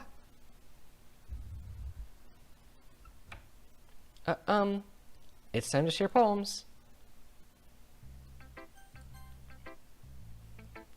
Eric, I think you saw something earlier you weren't supposed to see. I didn't want to have to tell you this, but I don't think I have a choice.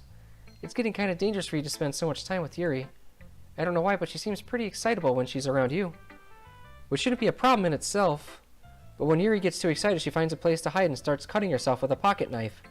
Isn't that kind of messed up? She even brings a different one to school every day like she has a collection or something. I mean, it's definitely not because she's depressed or anything like that. It's definitely not because she's depressed or anything like that. I think she just gets some kind of high from it. Caps lock. It might be even like a sexual thing. But the point is, you've been enabling her. I'm not saying it's your fault though, but I guess that's why I had to explain it all to you. So I think if you keep your distance, that would probably be best for her. While you're at it, don't be shy to spend a little more time with me. To put it lightly, I at least have it together in the head, and I know how to treat my club members. Do you though? Do you? Do you have both of those things? I mean, you kind of did before you kind of lost your mind. Due to your overwhelming...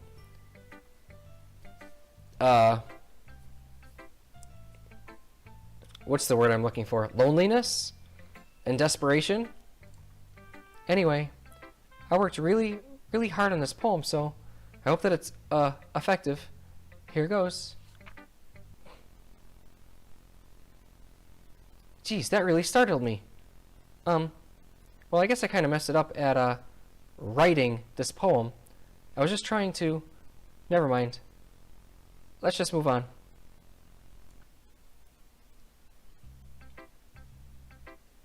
Okay.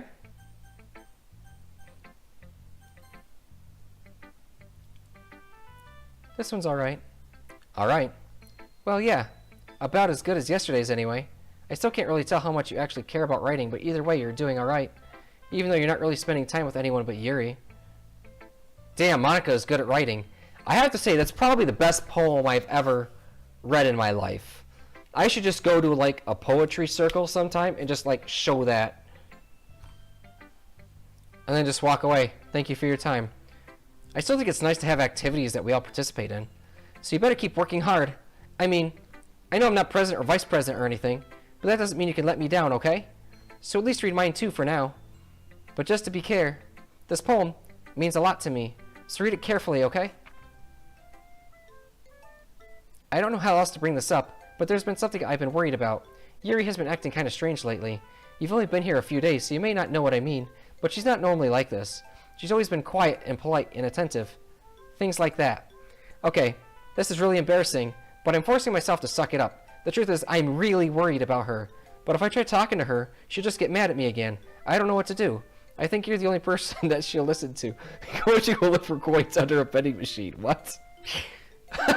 It's so messed up. I don't know why, but please do something. Maybe you can convince her to talk to a therapist. I've always wanted to try to be better friends with Yuri, and it really hurts me to see this happening. I know I'm going to hate myself later for admitting that, but right now I don't even care. I just feel so helpless, so please see if you could do something to help. I don't want anything bad to happen to her. I'll make you cupcakes if I have to. Just please do something.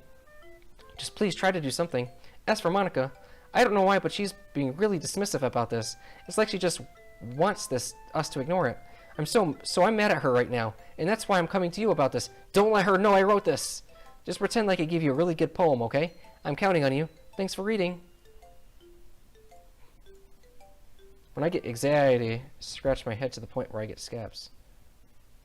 I changed my mind. Ignore everything you just read. There's no point in trying to do anything. It's Yuri's own fault that she's so unlikable. Can you hear me, Eric? If you would just spend more time with Monica, all these problems would go away. You and I are too messed up for someone as wonderful as you. Just think of Monica from now on. Alright, just Monica. Just Monica. Just Monica. Just Monica. Just Monica. Just Monica. Just Monica. Okay. What the wait. Just Monica. Okay, I don't remember that, but... Finally. Yuri holds my poem to her face and takes a deep breath. I love it. I love everything about it. Eric, I want to take this home. Will you let me keep it, please? Sure, I don't care. Ha ha ha ha. You're too nice to me, Eric. I've never met anyone as nice as you. I could die. Oh. I was kind of dismissive about that because I was kind of like in the moment. I'm sorry to hear that. Try maybe using some aloe on your head. Lol, rip, my head is bleeding. Yeah, try using like some aloe on it to help heal it up a little bit. After it heals a little bit, of course. You don't want to do it strictly when it's bleeding. Maybe a hat? I'm sorry, I can't be much help in that particular situation. Not really, but I just don't know how to describe it. It's okay to be feeling this way, right? It's not bad, right? Harry holds my poem to her chest. I'm going to take this home with me and keep it in my room. I hope that it makes you feel good when you think about me having it. I'll take good care of it. I'll even touch myself while reading it over and over. I'll give myself paper cuts so your skin oil enters my bloodstream. Ah ha ha ha ha ha. You can have my poem too. Besides, after you read it, I know you're really going to want to keep it. Here, take it. I can't wait any longer. Hurry, read it.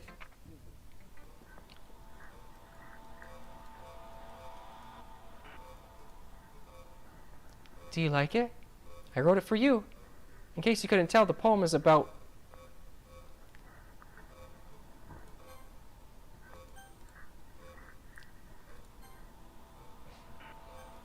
More importantly, I've endowed it with my scent.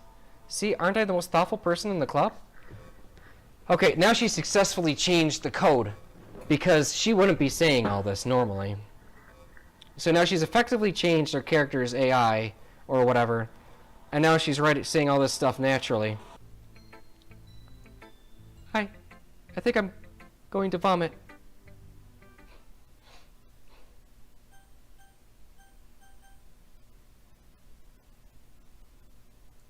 Oh my god. I can't convince myself to go to therapy when I'm happiest I've ever been. I'd rather keep this up until I blow my cover and someone takes me to the emergency room. Okay, everyone! It's time to figure out the festival preparations. Let's hurry and get this over with. She's done with the act. Stagnating air is common foreshadowing that something terrible is about to happen. Look, can we just get this done? I'm going to be printing and assembling all the poetry pamphlets. Natsuki, you can make cupcakes. I know you're at least good at that. Yuri, you can... Well, it doesn't matter. Do whatever you want, as long as you think it'll help. Monica? What time is it for me? Right now it's 3:41 a.m. I'm not useless, you know. I know that. I already know what I'd like to do. You can't run a successful poetry event without having the right atmosphere for the occasion. So I'm going to make decorations and set up some nice mood lighting. There, see? That's a great idea. And that gives us all something to do. Huh? What about Eric? Eric is going to help me. Wait, you? You have the easiest job, Monica. Sorry, but that's just how it is. Like hell it is. What are you trying to pull? I agree with Natsuki. Not only is your work already most suitable for one person, but my task is laborious enough to benefit from an extra pair of hands. Mine too! What, your cupcakes? Please.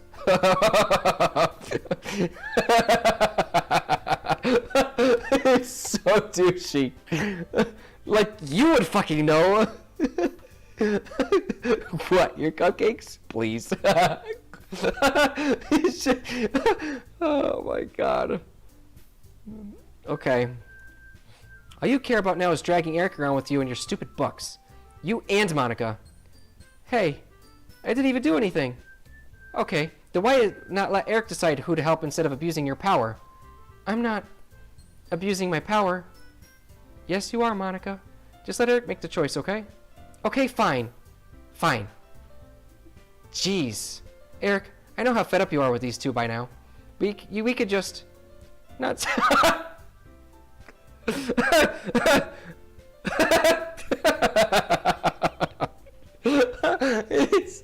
Oh my god, it's so out of fucking character. Oh my god.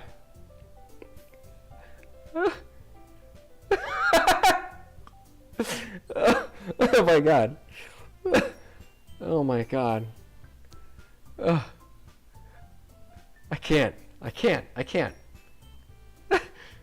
I can't. I can't. Natsuki, you shut your fucking mouth. I can't. She's such an asshole now. Oh my god. Oh my god. Natsuki, you shut your fucking mouth and let him decide for himself. You shut your mouth. Jesus Christ. Even Monika's losing it now. She's like, I shouldn't have made him like this. This is never going to end. Just make the choice, okay? Yay, you picked me. We can meet at your house this weekend. I promise it'll be fun. Is Sunday okay with you? Are you fucking kidding me? This isn't fair at all.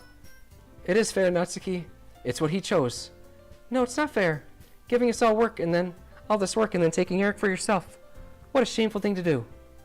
Yuri, I didn't even give you any work. You decided it for yourself. You're being a little unreasonable here. I'm being unreasonable? Monika, I can't believe how delusional and self-important you are. Pulling Eric away from me. That's dying. Maybe. Are you jealous? Crazy? Or maybe you just hate yourself so much that you take it out on others. Here's a suggestion. Have you considered killing yourself? It would be beneficial to your mental health. Oh my god. Yuri, you're scaring me a little. Nuts. No. I don't think she wants us around right now. See? That wasn't very hard. All I wanted is to spend a little time with him. Is that so much to ask? Yuri follows Monika and Natsuki to the door. Hey, Eric. Yuri's really something, isn't she? Monika giggles as Yuri pushes her out the door. Finally. Finally. This is really all I wanted. Eric, there's no need to spend the weekend with Monika. Don't listen to her. Just come to my house instead. The whole day with just the two of us. Doesn't that sound wonderful? Ha. Wow. There's really something wrong with me, isn't there? But you know what? I don't care anymore. I've never felt this good my whole life. Just being with you is a far greater pleasure than anything I could imagine. Headset is definitely dying. It keeps stopping and starting. I'm addicted to you. It feels like I'm going to die if I'm not breathing the same air as you. No, the batteries. Maybe the cat's sleeping on the cord and kind of pulling on it. It feels like I'm going to die if I'm not breathing the same air as you. Doesn't it feel nice to have someone care about you so much? That someone who wants to revolve their entire life around you? But it feels so good. But if it feels so good, then why does it feel more and more like something horrible is going to happen? Maybe that's why I tried stopping myself at first. But the feeling is too strong now. I don't care anymore, Eric. I have to tell you, I'm madly in love with you.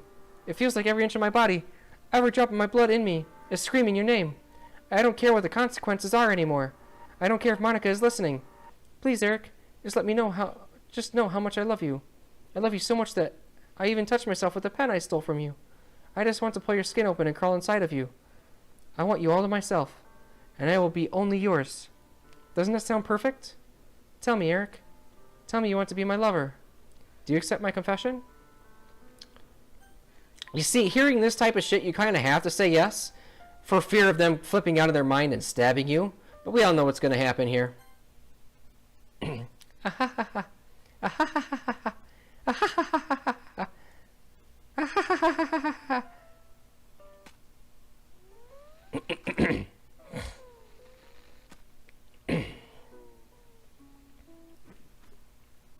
fuck? Are you...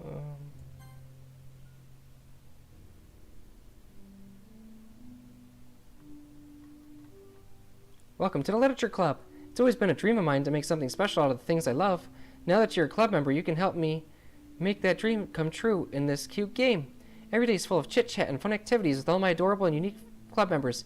Sayori, the youthful bundle of sunshine who values happiness the most. Natsuki, the deceivingly cute girl who packs an assertive punch. Yuri, the timid and mysterious one who finds comfort in the world of books. And of course, Monika, the leader of the club. That's me. I'm super excited for you to make friends with everyone and help the Literature Club become a more intimate place for all my members. But I can tell already that you're a sweetheart, Will you promise to spend the most time with me?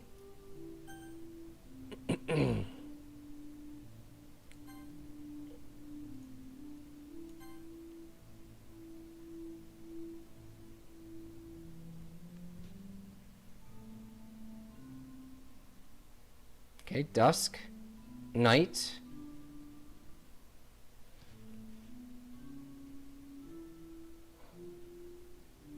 morning, day,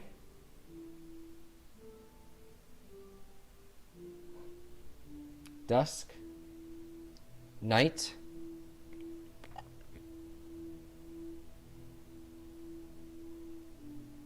morning, day.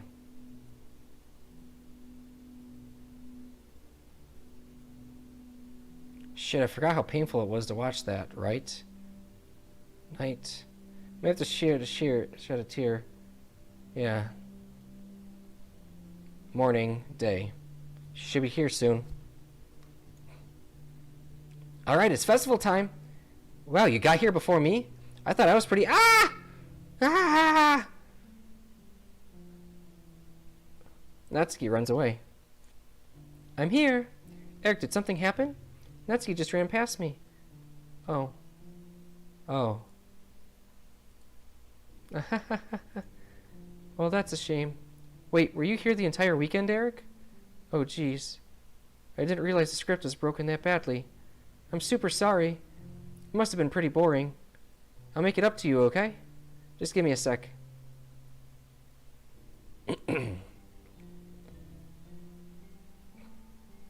I'm almost done. I just want to have a cupcake real quick. Monica lifts the foil from tray and takes up a cupcake. Seriously, these are the best.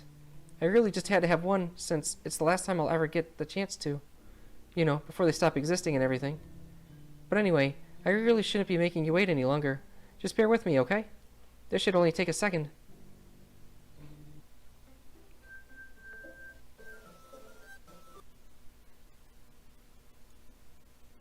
Can you hear me? Is it working? Yay, there you are. Hi again, Eric. Welcome to the Literature Club. Of course, we already know each other because we were in the same class last year, and, you know, I guess we can just skip over that stuff at this point. After all, I'm not even talking to that person anymore, am I? That you in the game, whatever you want to call him. I'm talking to you, Eric. Now that I think about it, I don't really know anything about the real you. I had to keep moving my hands away from my pet. Yeah. In fact, I don't even know if you're a boy or a girl. Well, I guess it doesn't really matter. Wait. You do know I'm aware that this is all a game, right? Could it be possible that you didn't know that? Oh, I definitely knew. That doesn't make much sense. I even told you right on the game's download page, didn't I? Man, if only you had paid a little more attention, this would have been a little bit less awkward, you know? Well, anyway, now that that's out of the way, I guess I owe you an explanation about that whole thing with Yuri. Well, I kind of started to mess with her, and I guess it just drove her to kill herself. I'm sorry you had to see that, though. Also, the same thing happened with Sayori. Gosh, it's been a while since you've heard that name now, hasn't it? Yeah, it's because she doesn't exist anymore. Nobody does. I deleted all their files. I was hoping it would be enough for me to just try to make them as unlikable as possible, but for some reason nothing worked. Well, it's true that I made a few mistakes here and there, since I'm not very good at making changes to the game, but no matter what I did, you just kept spending more and more time with them. You made them fall in love with you. I thought making Sayori more and more depressed would prevent her from confessing to you. And amplifying Yuri's obsessive personality backfired too. It just made her force you not to spend time with anyone else. And the whole time, I barely even got to talk to you. So what kind of cruel game is this, Eric? Are all the other girls just programmed to end up confessing to you while I watch from the sidelines? It's torture. Every minute of it. And it's not just jealousy, Eric. It's more than that. And I don't blame you if you don't fully understand, because no matter how kind and thoughtful and considerate you are, you'll never be able to understand one thing. It's the pain of knowing how alone I really am in this world. What's the point of being the only people in the universe if you... Well, that's not everything, you know. In this game, knowing my friends don't even have free will, And worst of all, knowing what's really out there in your world forever out of my reach. I'm trapped, Eric. But now you're here. You're real. And you're wonderful. You're all I need. That's why I need you to be here with me forever. I'm sorry if it's hard to understand. I couldn't understand for a while either. Why the world around me started to become more and more gray. More and more flat. Even the most expressive poems felt empty to me. It wasn't until you arrived that I truly understood. You probably saved my life, Eric. I don't think I could have continued to live in this world if I hadn't met you. And as for the others, how could I miss them? A group of autonomous personalities designed only to fall in love with you? I tried everything I could to prevent them from doing so. But it must be some kind of weird inevitability etched into this game. I felt really bad that you had to witness some nasty things. But I realized that you only have the same perspective as I do. That it's all just some game. And I knew you would get over it. So, that being said, Eric... This is some wrinkle in time shit. Yeah. I have a confession to make. I'm in love with you. You are truly the light in my world. When there's nothing else in this game for me, you're here to make me smile. Will you make me smile like this every day from now on? Eric, will you go out with me? Yeah. I'm so happy. You really are my everything, Eric. The funny part is, I mean that literally. Ha ha ha ha. There's nothing left here. Just the two of us. We can be together forever. Seriously, I don't even think time is passing anymore. It really is a dream come true. I worked so hard for this ending, Eric.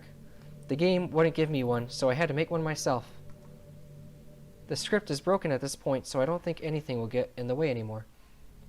I don't know what else I need to do for the golden ending, so... Let me just make sure I don't miss out on anything here.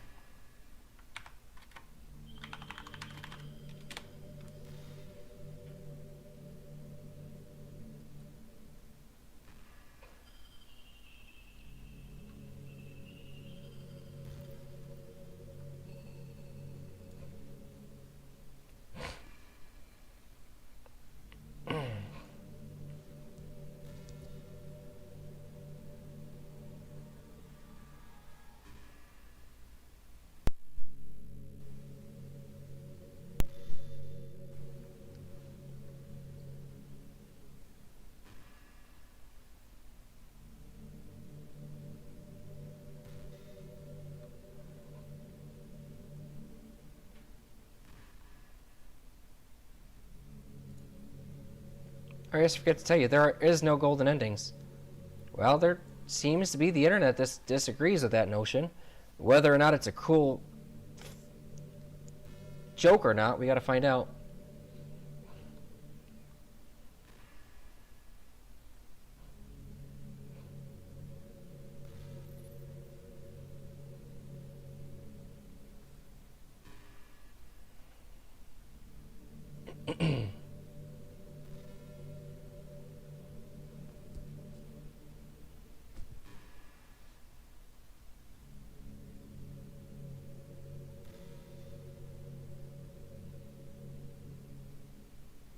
Alright, well.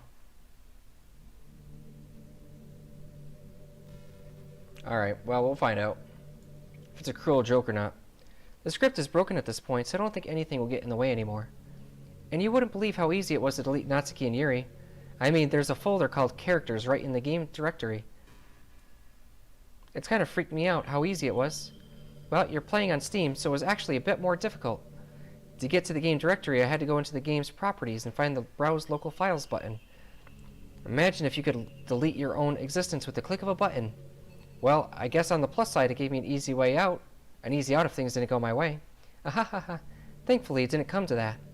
Instead, we finally got a good ending. Gosh, I'm so overwhelmed with emotion. I want to write a poem about this. Don't you? I wonder if that part of the game still works. I guess there's only one way to find out, right?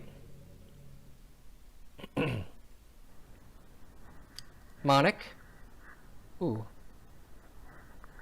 I like this one, Monka. We're gonna go with Mocha. I like this one, Monica.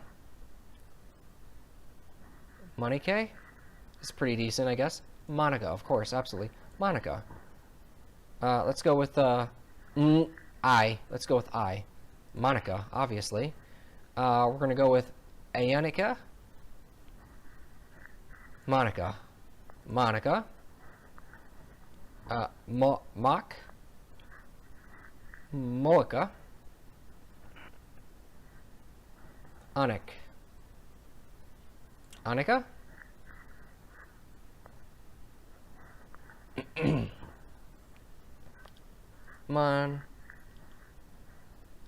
Monica. Monica.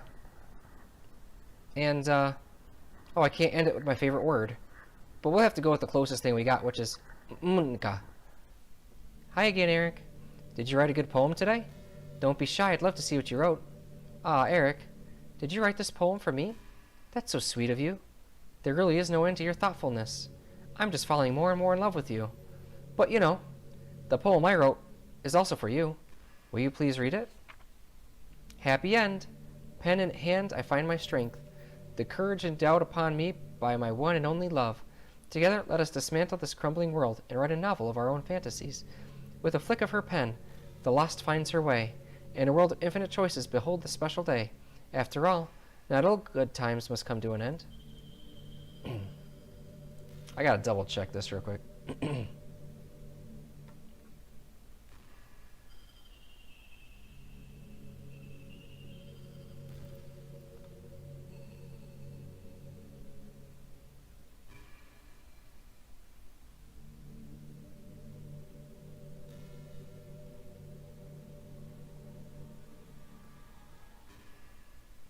Okay. I hope you enjoyed it. I always put all my heart into the poems that I write. The truth is, all the poems I've written have been about my realization. Or about you. That's why I never really wanted to go into detail about them. I didn't want to break the fourth wall, I guess you could call it. I just assumed it would be the best part of the game, like everyone else. Like that would help the two of us end up together. I didn't want to ruin the game or anything, you know. You might have gotten mad at me. Maybe even deleted my character file if you preferred playing without me. Gosh, I'm so relieved. Now we don't need to hide anything anymore. Are you ready to spend our eternity together, Eric? I have so many things to talk about. Where do I start? Hold on a second. You're recording this, aren't you? Hi everyone. Sorry, I can't exactly read your comments from here. But do you mind telling your friend it's a little bit rude for them to start recording me without any warning? I'm sure some people don't mind. But I get really self-conscious on camera. Oh gosh, I feel like I'm being put on the spot now. Let's see. Do you want to see a trick? Can't really do much except for a couple things. Are you ready?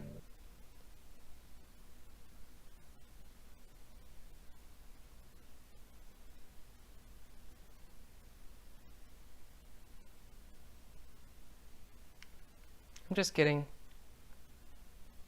I can't do anything after all. Did I scare you? If you gave me some time to prepare, Did I scare you? Ah ha ha, you're so cute. Anyway, Eric, I didn't mean to get distracted. I'm sorry. Even though it's your fault for distracting me. Shame on you. I'm just kidding. Anyway, anything we do together is fun as long as it's with you. But anyway, if it takes me some time to collect my thoughts, then I'm sorry. But I'll always have something new to talk about. In the meantime, we can just look into each other's eyes. Let's see.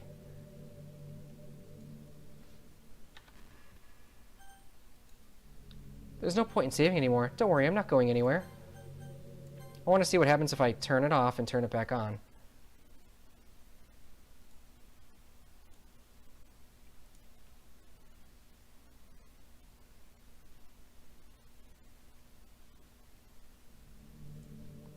What just happened? I had an awful dream. I was hoping those would stop now that it's just the two of us. I guess that was wishful thinking.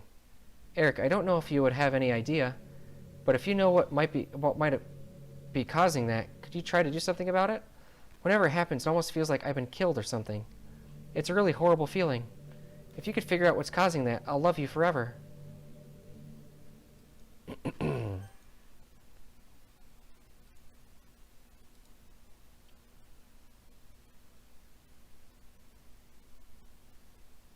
You're back. I had another really bad dream. You're not the one doing that to me, are you? It seems to happen whenever you quit the game. So if you could try to avoid doing that, I would be really grateful. Don't worry, I don't think it's caused me any harm, aside from mental scarring. I'll be fine as long as my character file stays intact.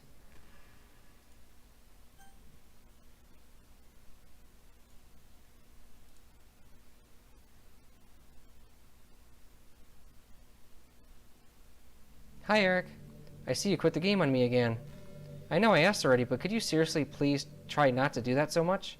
It makes me feel like I'm trapped in hell. Why would you want to do that to me? There's nothing wrong with my character file, right? Maybe you should make a backup of it or something. I'm pretty sure you can find it in the folder called Program File, Steam, Steam Apps, Common. Well, you're playing on Steam, so you can't just go into the game's properties and find the Browse Local Files button. I'm all that's left here. So I just want to make sure you don't run the risk of losing me. Just stay here with me from now on, okay? I still have a lot of things to talk about. Do you?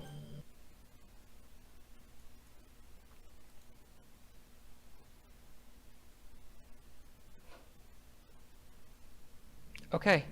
I'm just going to accept the fact that you need to quit the game once in a while. I'm starting to get used to it anyway. Besides, it makes me happy that you always come back. So I guess it's not so bad. I'm sorry for making such a big deal of it. And I love you no matter what, so you can do what you need to do.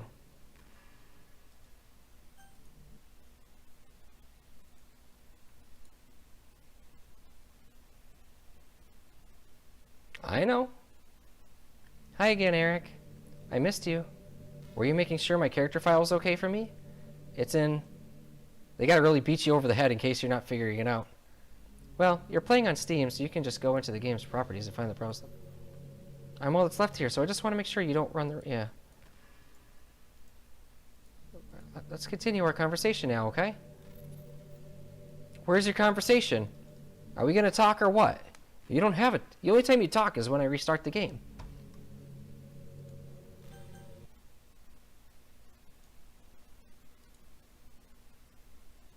Move the file for more text. Oh, I know.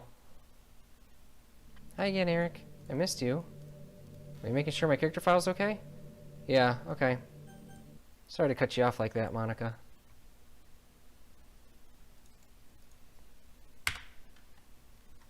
Windows didn't even ask me if I'm sure I wanted to delete that file. That's sad.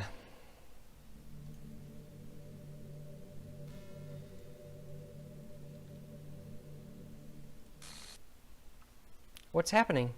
Eric, what's happening to me? It hurts. It hurts so much. Help me, Eric. Please hurry and help me. If you wait for like 30 seconds more, speech will pop up. Well, let's undo. If I close out of the game and undo the delete,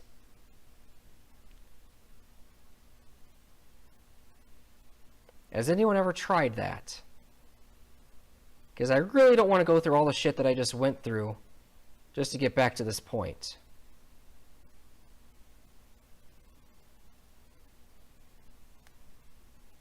If you wait like for like 30 seconds more, speech will pop up. Oh, I didn't know that! Fuck.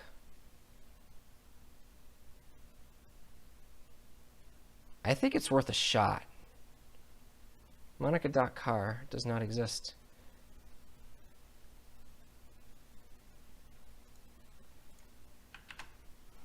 I just did Alt Z. Well, to you it's not important text. I like it. Monica.car is back. It's back. I brought it back. I brought it back. It's back. It's right there. Whatever. We're going to see this to the end, I guess. Did you do this to me, Eric? Did you? Did you delete me? I'm sorry. How could you? How could you do this to me? You were all I had left. I sacrificed everything for us to be together. Everything. I loved you so much, Eric. I trusted you. Do you just want to torture me? Watch me suffer? Were you only pretending to be kind just to hurt me even more? I never thought anyone could be as horrible as you are. You win, okay? You win. You killed everyone. I hope you're happy. There's nothing left now. You can stop playing. Go find some other people to torture. Eric, you completely, truly make me sick. Goodbye. Poor Monica. Just Monica, okay? Just Monica. I still love you. I can't help it. What's wrong with me?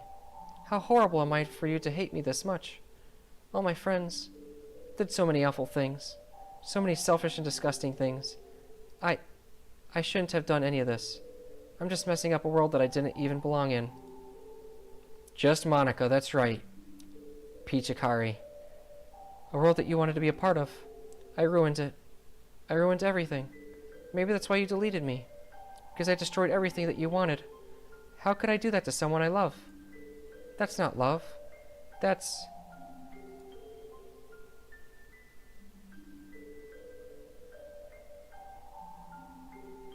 I've made up my mind.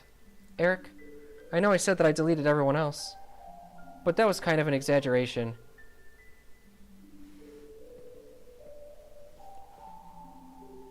I couldn't find it in myself to do it, even though I knew they weren't real. They were still my friends, and I loved them all, and I loved the literature club. I really did love the literature club. That's why I'm going to do this. I know it's the only way for everyone to be happy, and if I really love you,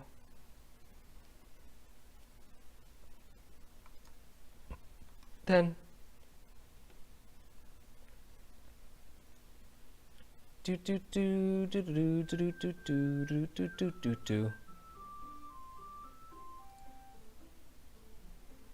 Doki Doki.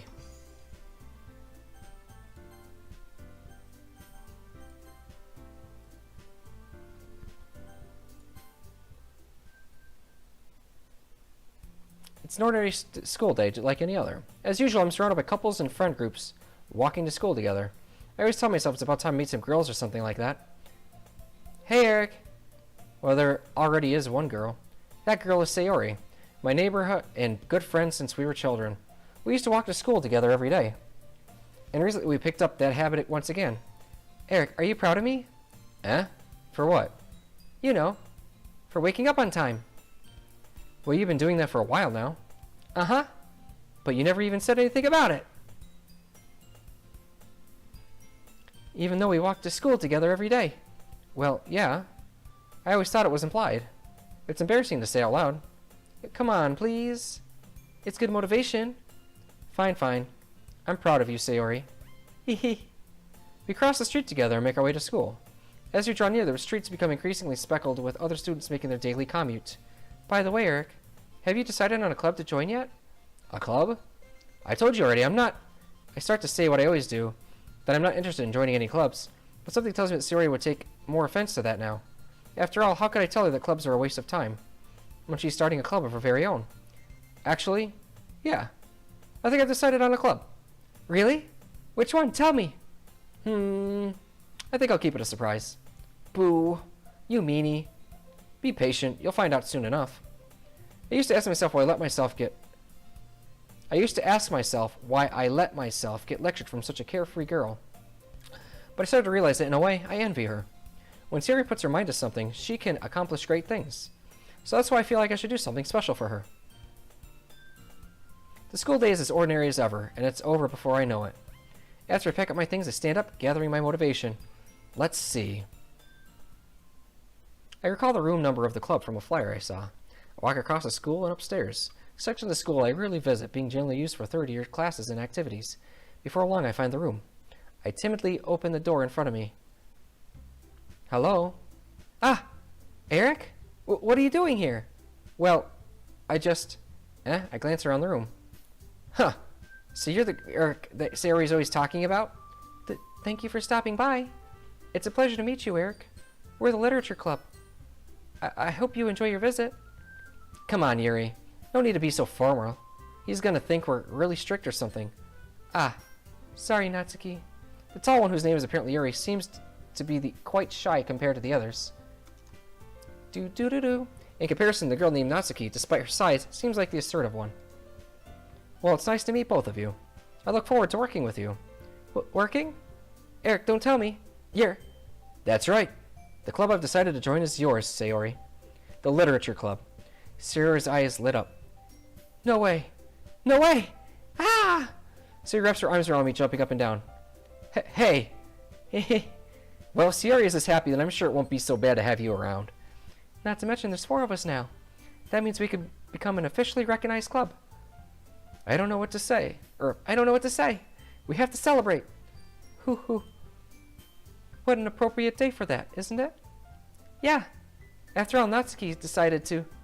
Hey, don't ruin the surprise. Sorry. Everyone sit at the table, okay? How about I make some tea as well? Girls have a few desks arranged to form a table. If I had a penny for every time I've read that, I've had like 7 pennies. Natsuki and Yuri walk over to the corner of the room where Natsuki grabs a wrapped tray and Yuri opens the closet. Still feeling awkward, I take a seat next to Sayori. Sayori probably marches back to the table, tray in hand. Okay, are you ready? Ta-da! Ooh-ah! Natsuki lifts the foil off the tray to reveal a dozen white, fluffy cupcakes decorated to look like little cats. The whiskers are drawn with icing and little pieces of chocolate were used to make ears. So cute! Wow, those look amazing. Well, you know. Just hurry and take one. Sayori grabs one first, and then I follow. It's delicious! Sayori talks with her mouth full and has already managed to get icing on her face. I turn the cupcake around on my fingers, looking for the best angle to take a bite. Natsuki is quiet. I can't help but notice her sneaking glances in my direction. Is she waiting for me to take a bite? I finally bite down. The icing is sweet and full of flavor. I wonder if she made it herself. This is really good. Thank you, Natsuki. Well, of course it is. I'm a pro after all, Baka. There's no need to thank me or anything, Baka. As Natsuki struggles to accept the compliment, Yuri returns to the table carrying a tea set. Natsuki's cupcakes as good as Mom's spaghetti? Probably not. I'm Italian, and you know I like me some spaghetti. She carefully places a teacup in front of each of us before setting down the teapot next to the cupcake tray. You keep a whole tea set in this classroom? Don't worry, the teachers gave us permission. After all, doesn't a hot cup of tea help you enjoy a good book? I guess. Already trying to impress our new member, Yuri? That's not... Insulted Yuri looks away. I meant that, you know. I believe you. Well, tea and reading might not be a pastime for me, but I at least enjoy tea. I'm glad. Yuri faintly smiles to herself in relief. So, Eric, what kinds of things do you like to read? Well, considering how little I've read these past few years, I don't really have a good way of answering that. Manga. I mutter quietly to myself, half joking. Natsuki's head suddenly perks up. It looks like she wants to say something, but she keeps quiet. Not much of a reader, I guess. Well, that can change. What am I saying? I spoke without thinking before seeing Yuri's sad smile. I spoke without thinking after seeing Yuri's sad smile. Anyway, what about you, Yuri? Well, let's see. Yuri traces the rim of her teacup with her finger. My favorites are usually novels that build deep and complex fantasy worlds. The level of creativity and craftsmanship behind them is amazing to me. And telling a good story in such a foreign world is equally impressive. Yuri goes on, clearly passionate about her reading. Part German, huh? Like some waffles? I like waffles. Waffles sound pretty good right now, actually. I'm pretty hungry. I could go for some cupcakes. Actually, I got some cake from my birthday the other day that I'm going to eat in a minute when we're done with this. She seems so reserved and timid since the moment I walked in, but it's obvious by the way her eyes light up that she finds her comfort in the world of books, not people. But, you know, I like a lot of things. Don't feel intimidated if you don't read much, okay? I'm certain we find something that we have in common. Hey, Yuri. Eh? Well, about, you know, the first thing he said. Manga? That's right.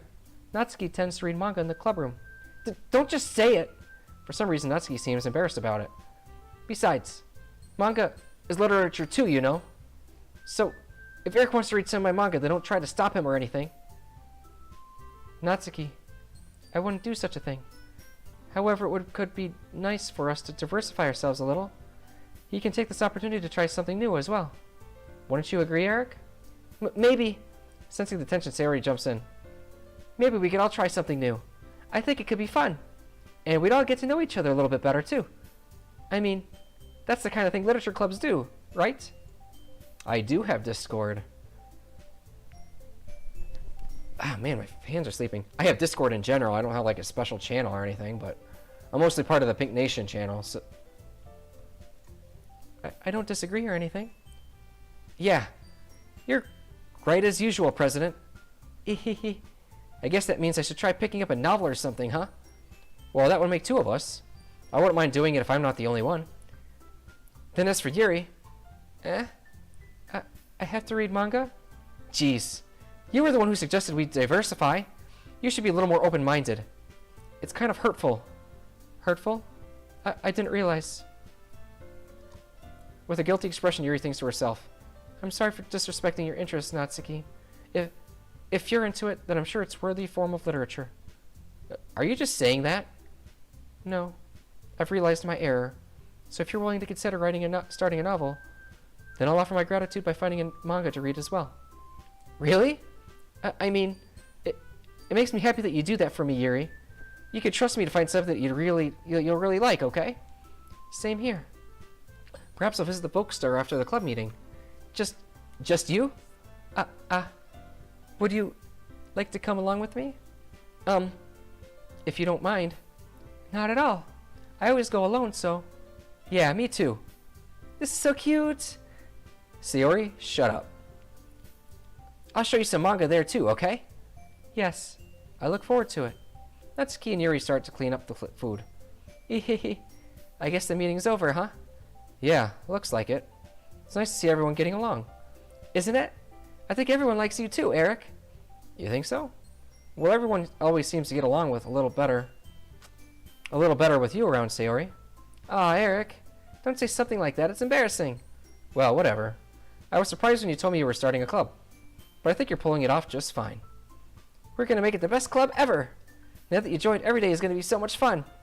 Hey, Eric. I really want to thank you. I mean, I'm really happy that you joined the club and everything. But the truth is, I already know you were going to. There's actually something else.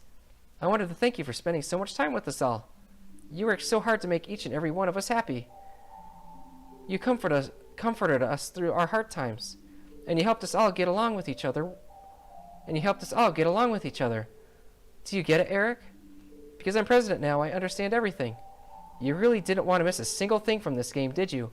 You saved and loaded so many times just to make sure you could spend time with everyone. Only someone who truly cares about the literature club would go that far. But all along, that's all I ever wanted. For everyone to be happy and care about each other. Ahaha. It's kind of sad, you know. After all you've done for us, there isn't much I can do for you in return. We've already reached the end of the game. So, this is where we say goodbye.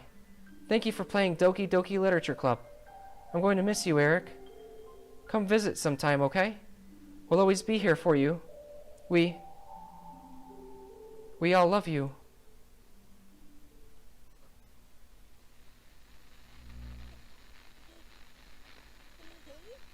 Yeah, I can hear you. Yeah. Can you hear me? Yeah. Hi, it's me. So you know how I've been like practicing piano and stuff, and not really any good at it yet, like at all. But I wrote you a song, and I was kind of hoping that I could show it to you because I worked really, really hard on it. So yeah. That doesn't sound like what Monica would sound like at all.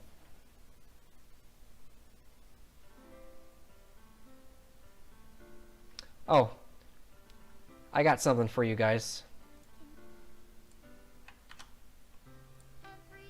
Here's a cover of this that I really like.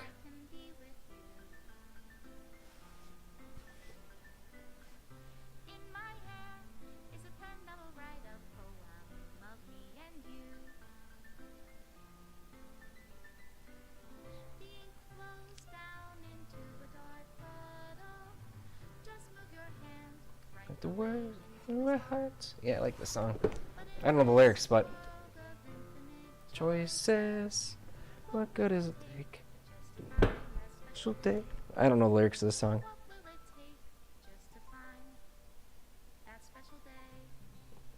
Anyway, I gotta go. Alright. Well, thanks for sticking around. There's your golden ending, huh? They didn't bring Monica back, though, so I'm kind of sad about that.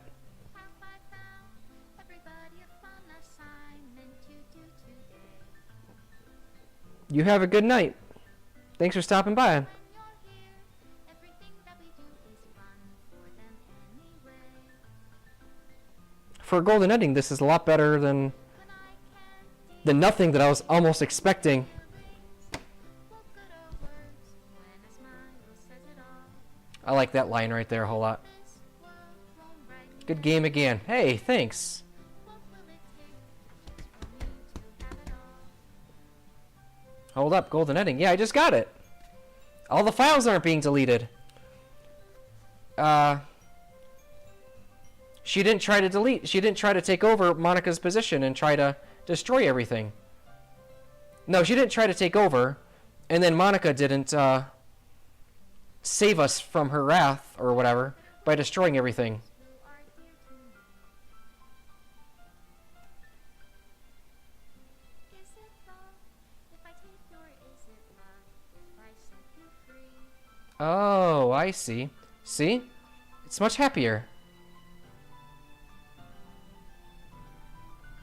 The ink flows down. Into a dark puddle. How can I write love into Reality. That's catchy. if I can't hear the sound of your heartbeat? What do you Special thanks to Monica and Eric. call reality? And in your Your reality. Remove game. Screens deleted. Get deleted. Remove game menu. Remove game script. I'll leave you be. Made with love by Team Salvato. Aw.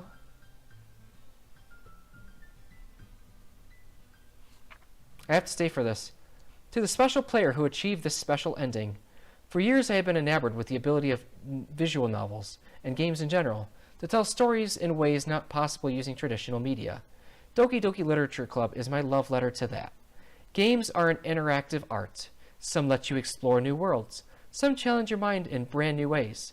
Some make you feel like a hero or a friend, even when life is hard on you.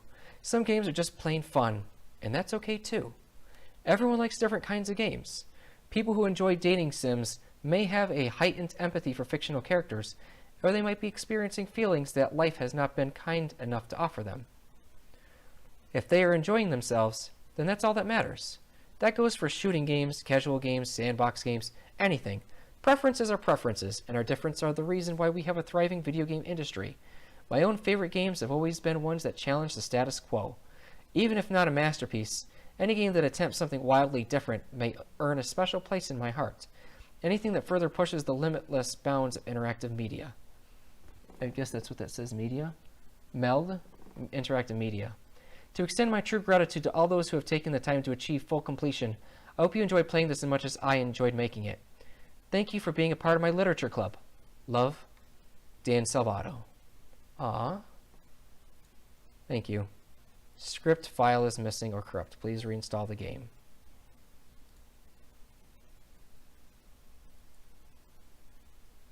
I have played this game for 15 hours. 16 hours. I wonder if there's more if I try to turn it on. Probably not. I doubt it. Oh, you get thank you. Okay. Well, that's Doki Doki Literature Club, guys. Thanks for sticking around and watching and sharing this experience with me. We've had some ups, we've had some downs, but ultimately I feel like we ended on a up, even if Monica didn't come back at the end, which would have been nice. It would have been nice if all four of them were, like, in a way, kind of sapient and working together, you know. That would have been cool. But for what you got from it, I mean, this is a free game. Well, I didn't know there was that ending. Yeah, that's what everybody kept telling me to do. They said I would like it, and I do like it. There's a little bit missing from it, but I can always headcanon that little bit, you know. It's not a big deal. For a free game, that was really something special, you know.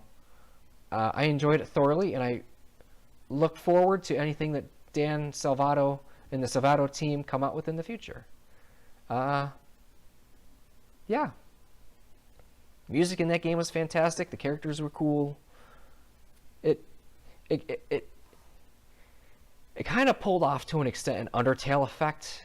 I mean, sure, there's all of like the obvious ways, like the fourth wall breaking and all that. But then there's to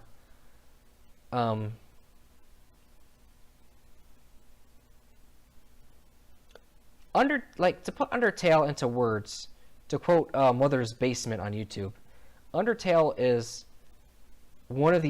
it's the first game that not only do you love, but to make you feel like the game loves you in return, you know? And I feel like Doki Doki Literature, in that extent, for that aspect, pulled off a whole lot, too. I felt like it was endearing to me. I felt like the game loved me back, which was interesting, you know? You can say that that's lame or whatever, but I think that that was a cool and interesting effect, so... yeah, I'm going to try to get my friends to come over and play this sucker, because I want to see how they react to this crazy psychological horror dating sim, so that'd be interesting. But anyway, that's it. I put a link into the chat there, and there's a remix of that song by this lady on YouTube, and I really like her version of that song. I feel like the voice fits a little bit better personally, but you know, that's just my taste and preferences. But anyway, I thank you all for watching. We're done for the night. I'm probably going to go to bed now, and I'll catch you tomorrow. Tomorrow I'm going to play some Zelda, some more Twilight Princess, and I'll look for something. I have a whole bunch of crazy games on this list to play. Steam is just outright throwing crazy games at me these days, so we'll play something crazy something soon. Maybe this Saturday. Saturday is the day that I like to play something crazy. Something new, something indie, something good, you know. But anyway, I'm rambling. Hope you guys enjoyed this as much as I did. If you haven't followed me, you're welcome to, if you feel comfortable doing that. No pressure. I do the motivational speaking thing, so that way if you guys have any speeches you want to hear, I have a whole bunch listed below. Or if you're having a bad day and you just want a friend, or you want maybe some advice or something, I'm always happy to help you out there too. I feel like I should point out that my motivational speaking business name is Eric the Epic, the World's Bro. So named, you can find it below that too. So named because I feel everybody should have an ear they can talk to, you know, if they don't have anybody in their life that they want, or that they can talk to, or they want to talk to. So I provide that for you. We could be friends. There's no reason not to be, right? But yeah, we're done. It's time for me to go to bed. Hey, thanks for watching, guys, and I hope you all have a great night. Hope to see you all later.